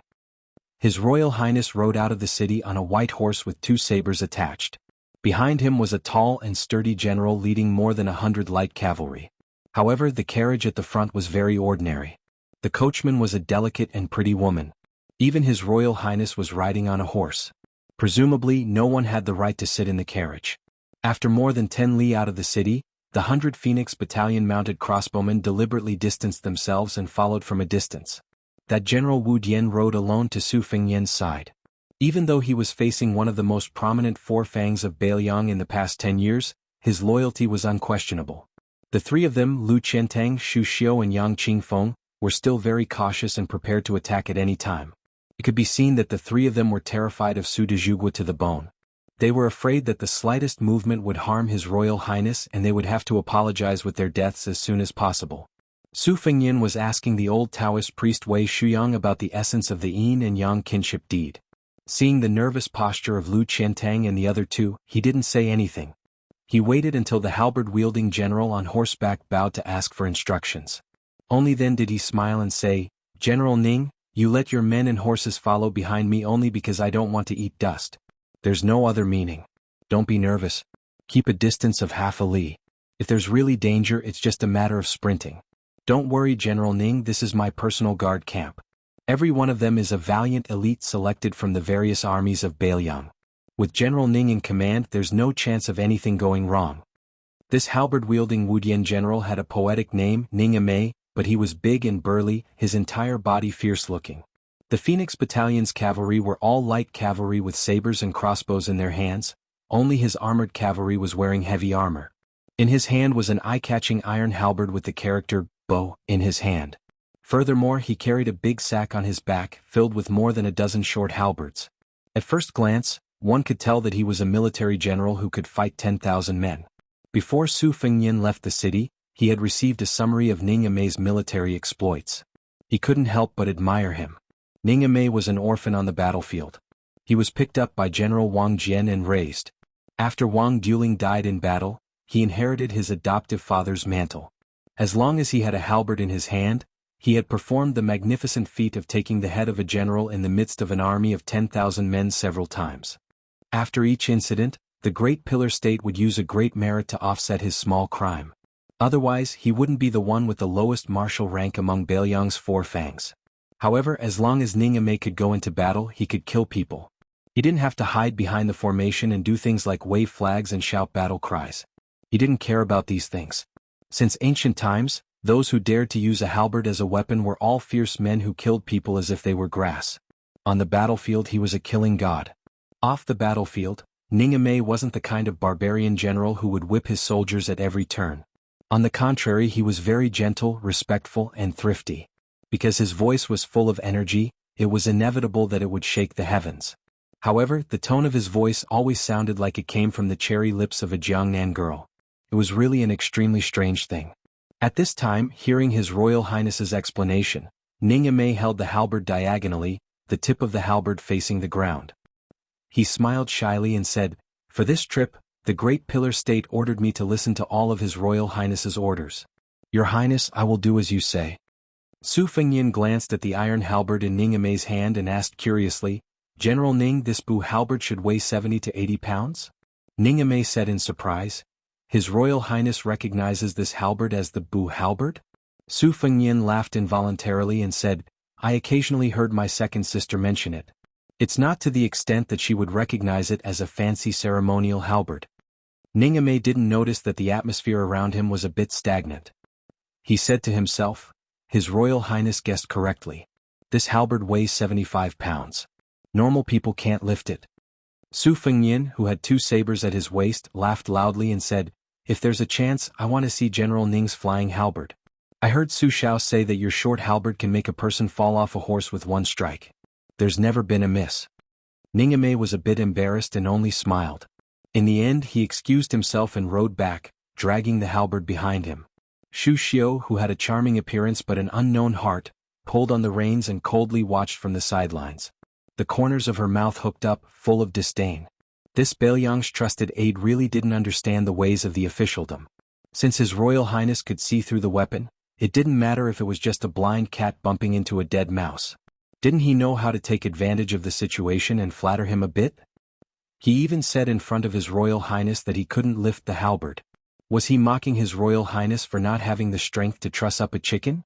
You're a brute who doesn't understand. Even if His Royal Highness isn't an expert in the use of sabers, those 2 peerless sabers are chilling. Just by looking at them you can tell that they're killing sabers soaked in blood. How can normal people handle them? The tall and sturdy swordsman Lu Qiantang, whose figure didn't lose to Ningamei, just closed his eyes and focused. His thumb hooked around the hilt of the giant sword Red Cloud he picked out from the armory. Yang Qingfeng was shrouded in a loose black robe, which made her snow-white hands even more dazzling. Su Fengnian continued forward and sighed softly. Back in the day, West Chu claimed to have 1,000,000 people with halberds within 5,000 li. But those hundreds of thousands of invincible great halberd warriors still lost to Su Zhao's cavalry. It seems that in this world, the Beiliang cavalry is still the sharpest spear. The old Taoist priest Wei Shuyang stroked his beard and laughed softly. "In my early years, I was fortunate enough to see the marvelous sight of thousands of Beiliang cavalry galloping in a line. It was like the tide of Guangling River, overturning rivers, overturning seas and destroying mountains. I was fascinated." Su Fengnian blinked and said, "Grandpa Wei, I've seen this many times." The old Taoist priest was stunned for a long time. Finally he understood and smiled with gratification. This made Shu Xiu, who was in the dark, puzzled. Shu Xiu and the other 2 had been raising eagles and dogs in the prince's mansion for quite a long time. The longest was Yang Qingfeng, who had been raising eagles and dogs for 7 or 8 years. At that time, His Royal Highness was already the infamous #1 silk pants in Beiliang. Chapter 93.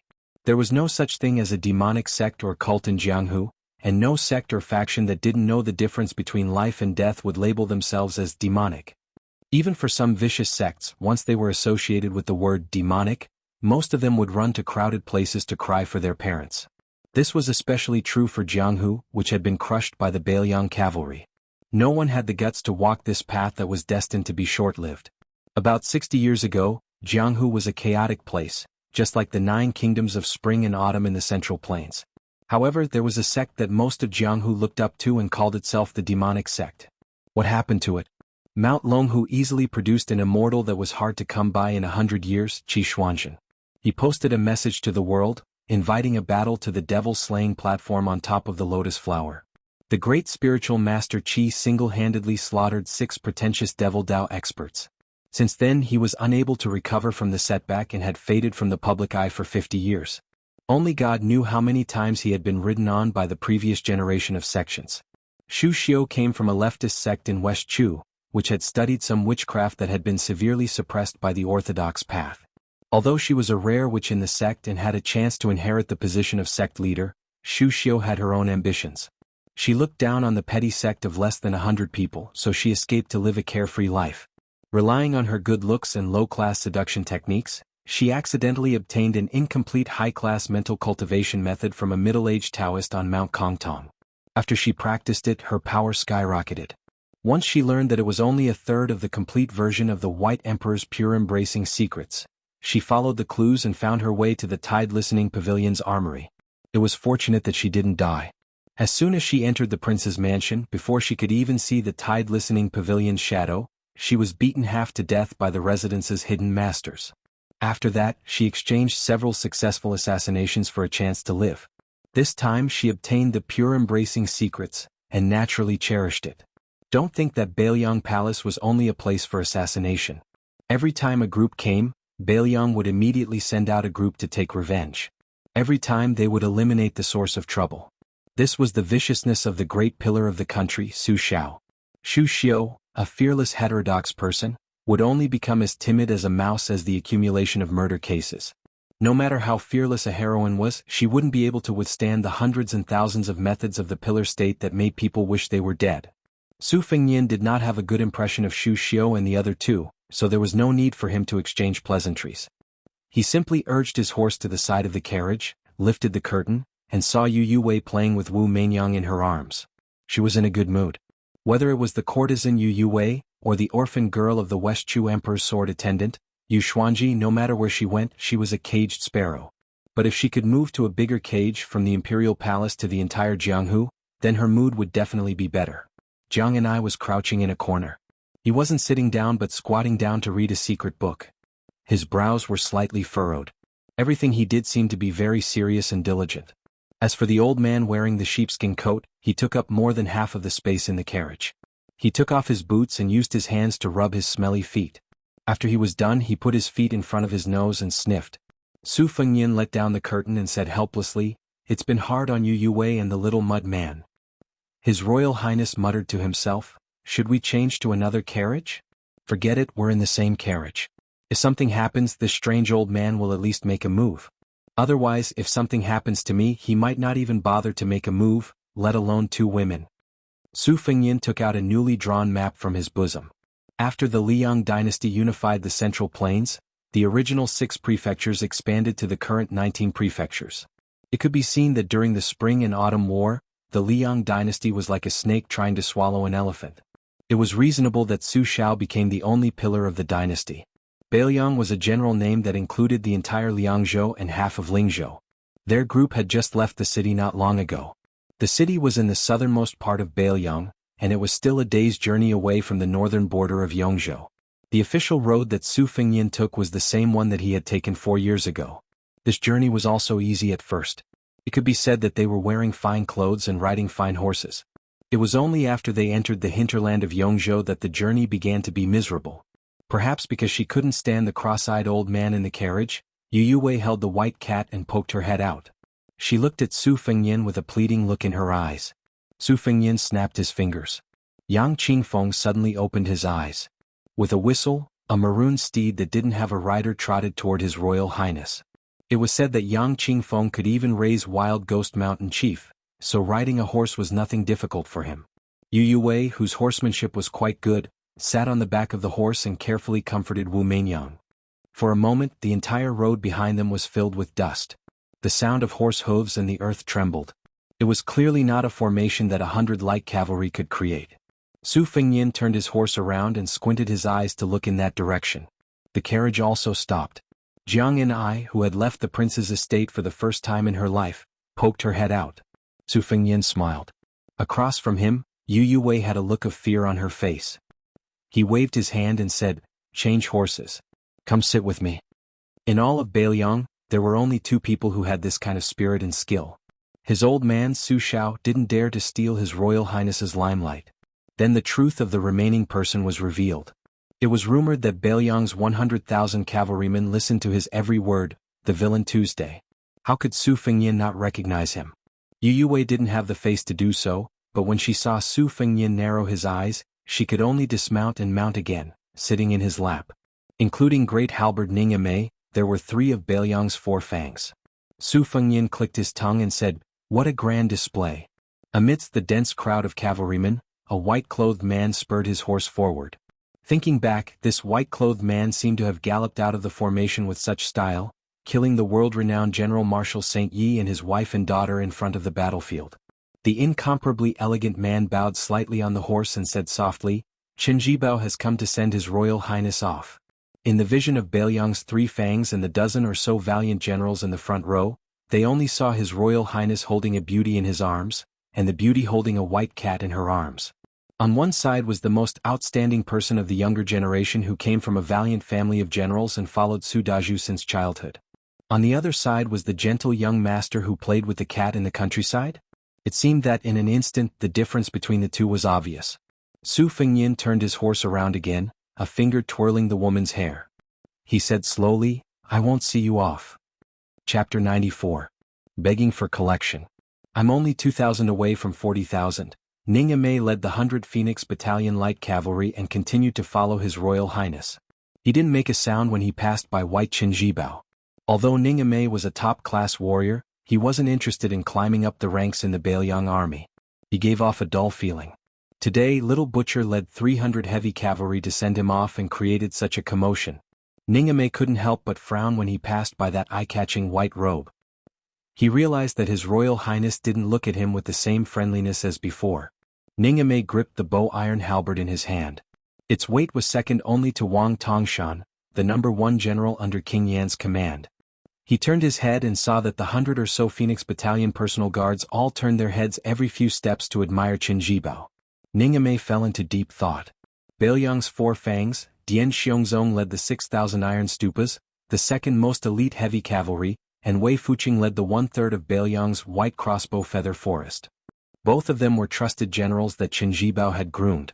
Ningame wasn't familiar with these 2 young generals of Bailiang. They were only limited to their skillful coordination on the battlefield. In terms of prestige in the army, Ningame didn't lose to them at all. However, in terms of military power, the difference was more than 3 ranks. Ningame laughed at himself. He raised the halberd in his hand and slowed down the speed of the cavalry. He pulled away from His Royal Highness's request. Dian Xiongzong turned his head and spat on the ground. He said disdainfully, "General, is His Royal Highness scared out of his wits? He doesn't even dare to let us send him off. It's better if he doesn't. Old Dian isn't willing to be snubbed. We iron stupas are all brave men who use Baimang barbarians' heads as urinals. We can't afford to lose face like this." Wei Fuqing, who was more like a private school teaching children how to read and write, was much more reserved. He chuckled and said, "For years ago when your highness went out to travel, you only brought an old coachman with you. His Royal Highness is in high spirits. Naturally he doesn't like our intrusion. Old Dian, you're an old man who only knows how to kill. How can you understand His Royal Highness's romance?"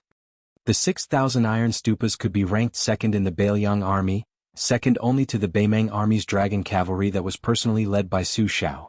One was black and one was white. They made Baimang's 350,000 soldiers tremble in fear. During the Spring and Autumn War, Su Xiao taught the world a bloody truth. Victory and defeat on the battlefield were never simply a competition of numbers of soldiers. It was not even a matter of the ratio of armor, but the combination of different types of soldiers. The Western Wall was the fish drum camp, which was the #1 in a battle to the death. They were not afraid of death. They opened up a bloody path for the 3,000 Great Snow Dragon cavalry to penetrate the hinterland of Yi by Kuei's halberd army. Chen Jibao sat in the middle of the army, strategizing. Wang Fei personally beat the drums. Su Xiao abandoned his helmet and bore the brunt of the charge. The 3,000 white horses and white armor galloped like thunder. Among them were the corpses of more than 1,000 soldiers from the fish drum camp. Since the scholars of West Chu said that there was no West Chu after the Western Wall, then Su Xiao made West Chu completely disappear. The spring and autumn period of the 9 kingdoms, where famous generals emerged in large numbers, was the most dazzling era for martial artists. Dian Xiongnan, Wei Fuqing, was precisely a young general who rose to prominence from the flames of war. His fame was accumulated by stepping on the white bones of the spring and autumn period generals one after another. There was an indescribable pride and ambition in his body. How could he possibly look down on the vultures of the younger generation? So what if you are His Royal Highness? Bailiang's army places great importance on military merit. Every year there are so many silk pants who are thrown to the border by their father's generation. Which one of them is not drilled by them until they are hovering between life and death, and do not even have the strength to cry? Which one of them did not in the end forget even their 18 generations of ancestors, and only remember their superiors in the army? You Su Fengyin, other than the title of His Royal Highness, what else does he have? Dian Xiongnan spat and laughed nastily. Damn his mother's romance.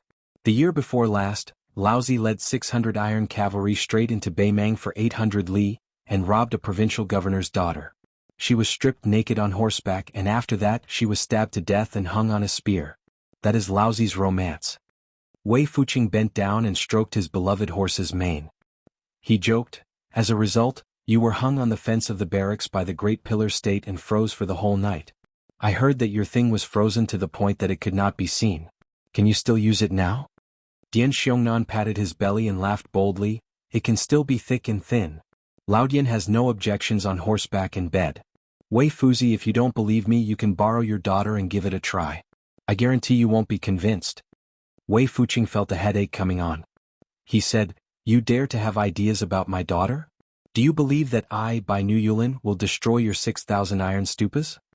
Dian Xiongnan curled his lips and said, Fuzi is farting again. If you have the ability, each of us will pull out 100 people and throw them on the drill ground to fight. Let's see which family's bastard will lie on the ground and cry for his mother. From beginning to end, the little butcher Chen Zhibao, whose reputation was not as important as that of Bailiang's 4 fangs and 4 tiger generals, did not interrupt. He did not remind his right-hand men to be careful with their words, nor did he echo and make sarcastic remarks about His Royal Highness, who was unpopular. His expression was indifferent. His adoptive father, de Zhugua, was about to enter the capital to meet the emperor. Therefore, for the time being, he would not go to Bailiang's border where Beimang's 2 armies intersected. All military affairs would be handed over to Qin Zhibao. Bailiang's 300,000 iron cavalry had long been accustomed to this. The little butcher was not only the first adoptive son of de Zhugua, but also a famous general who was outstanding in both civil and military strategy. Who did not know that in the past, if he had not personally refused His Majesty the Emperor to let him go to the south to lead an army alone, he would have long been a major official of the southern border. How could the 10 southern tribes of barbarians have the chance to jump around on the border? Wei Fuqing smiled and said, Ning Deji has received this bitter task. I reckon he will be so angry that he won't be able to sleep every day. Dian Xiongnan gloated, Ning Tiji is not a bad person. When he kills people he is not lenient. He is strong enough in both horse and foot battles. Lao Dian is as famous as him. I am convinced. As for you, Wei Fuzi, to be honest, you are somewhat inferior. Wei Fuzi did not take it seriously. Dian Xiongnan had always been outspoken. When he talked to him about the principles of war and strategy, he would not listen. Qin Zhibao looked at the sky above his head and muttered, the sky has changed. Yu Wei coyly wanted to ride the horse alone. Su Fengyin could not persuade her, so he simply gave the white horse to her and got on the carriage. In the carriage, the cross-eyed old man finally put on his boots. He stretched his neck to look at the secret book in Jiang Ni's hands. Jiang Ni, who was squatting in the corner, was the most stingy. He put up the cover and read silently. The 2 people were in a deadlock, competing in patience. When the old man saw His Royal Highness get into the carriage, he appeared to be somewhat impatient. His nose and eyes were vertical, and he did not give him a good face. After Su Fengyin sat down, he took off the embroidered winter and spring thunder double blades and placed them on his knees. The simple and unadorned spring thunder double blade was below and the beautiful embroidered winter thunder double blade was above. The 2 blades, one long and one short, overlapped. It was also a beautiful sight. Even Jiang and I could not help but take a few more glances. She had seen Su Fengyin's double blades roll up 1,000 piles of snow on the ice surface of Tidehark Lake. In her heart, her hatred for Su Fengyin deepened. Only such a beautiful woman was worthy of these double blades. Su Fengyin, no matter how diligent you were in practicing your blades, you were still a 2-headed snake with 3 legs. You would only disgrace the double blades. Su Fengyin, who came to listen to the book, automatically ignored the old man with the sheepskin fur coat. He closed his eyes and ordered, "Read the Thousand Swords Grass Compendium." Chapter 95. Jiang and I opened the box full of secret manuals by his feet and finally found the ancient seal cover of the Thousand Sword Grass Compendium. He flipped it open and started reading. During this period of time, Not only did he earn a lot of money from reading, he was also forced to learn nearly 100 rare words. The price was 10 coins per word. Jiang and I had to emphasize every word the second time he saw it. He was indeed a little mud man who hated evil as if it was his enemy. Su Fengyin listened to the voice that was much more comfortable than when he read it for the first time. His breath slightly changed along with the style of the outline of 1,000 swords. The scholar officials wrote poems based on their feelings. The more emotional they were, the more moved they would be when they read it. The same principle applied to the writing of a warrior. The things they wrote were completely different from the Buddhist scriptures. This outline of 1,000 swords was even more sonorous.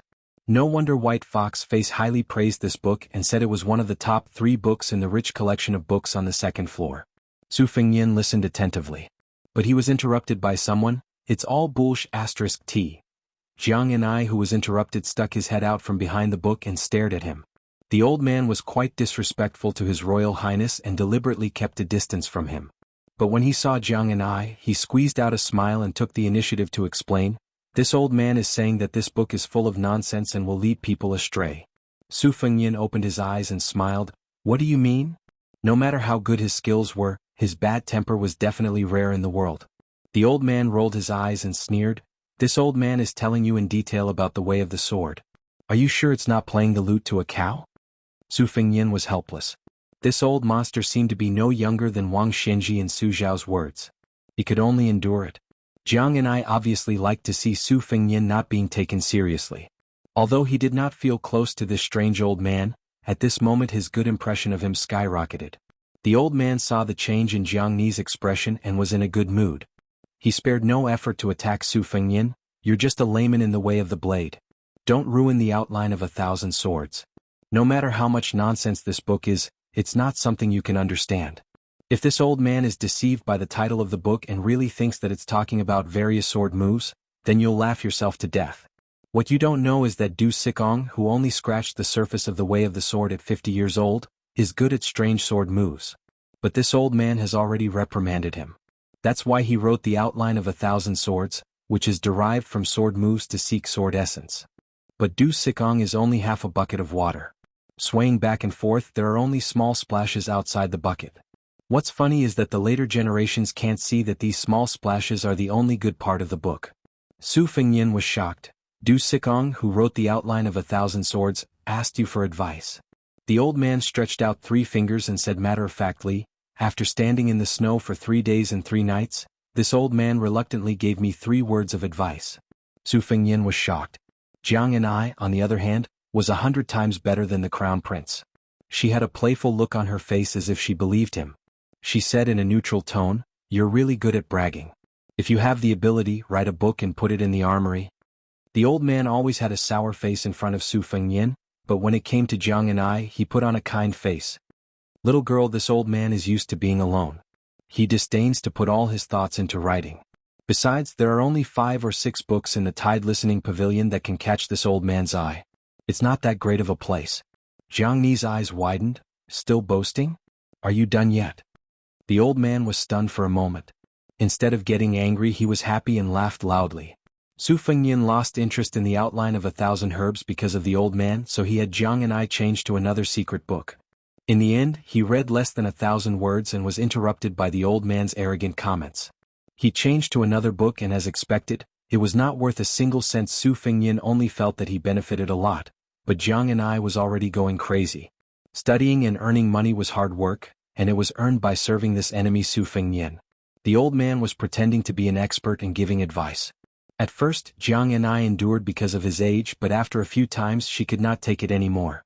Jiang and I threw the book and said with a face full of anger, "Shut up. Look, one who is close to ink will be stained black." She was getting better and better at learning the catchphrase from His Royal Highness. Su Fengyin did not pay attention to Jiang Ni's outburst. He laughed and asked, "How about I go find Lu Qiantang to practice my blade and give him some pointers?" The old man stretched and comfortably laid down in the carriage. He said in a bad mood, "This old man is willing to say a few words about the original owner of your 2 blades. Forget about you. As for your perception, it's SOSO. It's probably half of this old man's when he was young. It's a pity that you started practicing your blade too late. Your internal energy is not your own. I don't believe that you can practice 3 to 6 times." Jiang Ni's eyes were full of smiles. Jiang and I added insult to injury, these words are true. Su Fengnian lowered his head and stretched out a finger to stroke the winter-embroidered scabbard. Half of his perception? Jiang and I seemed to have thought of something and coldly said, that person is the villain Qin Jibao? He looks much more like His Highness the Crown Prince than you. Su Fengnian raised his head and laughed, that's just a resemblance. Jiang and I was actually a bit angry that her number one enemy was so useless and humiliated her and the divine talisman. She fiercely said, don't you know how to suppress that Qin Jibao's limelight? Turning around and running, aren't you afraid of being laughed at? Su Fengnian said dumbfoundedly, or should I fight with Qin Jibao? Jiang and I hatefully said, whether or not I can beat him is one thing, whether or not I can fight him is another. The old man tugged at his sheepskin coat and said with a smile, little girl, you don't know anything about this. The crown prince in front of us is mediocre in knife skills, but his mind has been taught by Su Xiao. It's just that the villain surnamed Qin probably already knew this, so he's not that easy to fool. On the other hand, those boorish men behind us who only have strength but not brains probably didn't see it. Su Fengnian turned a deaf ear. Jiang and I was deep in thought. The old man's words hit the nail on the head. Little girl, in terms of scheming, you probably won't be able to beat this treacherous guy. Why don't this old man teach you some martial arts? You still have a chance to compete. Even if he has the entire Great Yellow Courtyard, as long as he hasn't truly touched the threshold of martial arts, you can still defeat him with one sword. Who said that a woman can't have the strength of 1,000,000 masters with one sword? This kid's mother is one of the only 3 sword masters that this old man has seen in his life. Su Fengnian didn't say anything. His left hand held the spring thunder. The old man looked at the twin blades and laughed, so he's used to using his left hand. Little girl, you see, this old man said that this kid is very cunning. Su Fengnian laughed and stood up. He slowly said, I won't listen to the book today. When Su Fengnian left the carriage, Jiang and I was in a daze and was a bit annoyed. The old man asked, little girl Jiang, how was it? Do you want to learn some skills from this old man? He didn't expect Jiang and I to say without hesitation, learn what? The old man was puzzled, why not? Back then, the number of idiots that begged this old man to be his disciple could line up from Beiliang all the way to Donghai. Jiang and I coldly said, if I learned from you, Su Fengnian would have killed me a long time ago. The old man raised his sparse eyebrows. He dares? Jiang and I put the book back into the box and sighed, besides, you're only good at talking. Learning from you won't amount to much. The old man held his stomach and laughed. He almost rolled around in the carriage. Jiang and I angrily said, what are you laughing at? The old man sat up straight and mysteriously whispered, do you know who this old man is? Jiang and I calmly said, why should I care who you are? The old man rubbed his chin and lay in the carriage. He crossed his legs and muttered to himself, that's true. Even this old man has almost forgotten who he is. Who would remember the wooden horse and ox?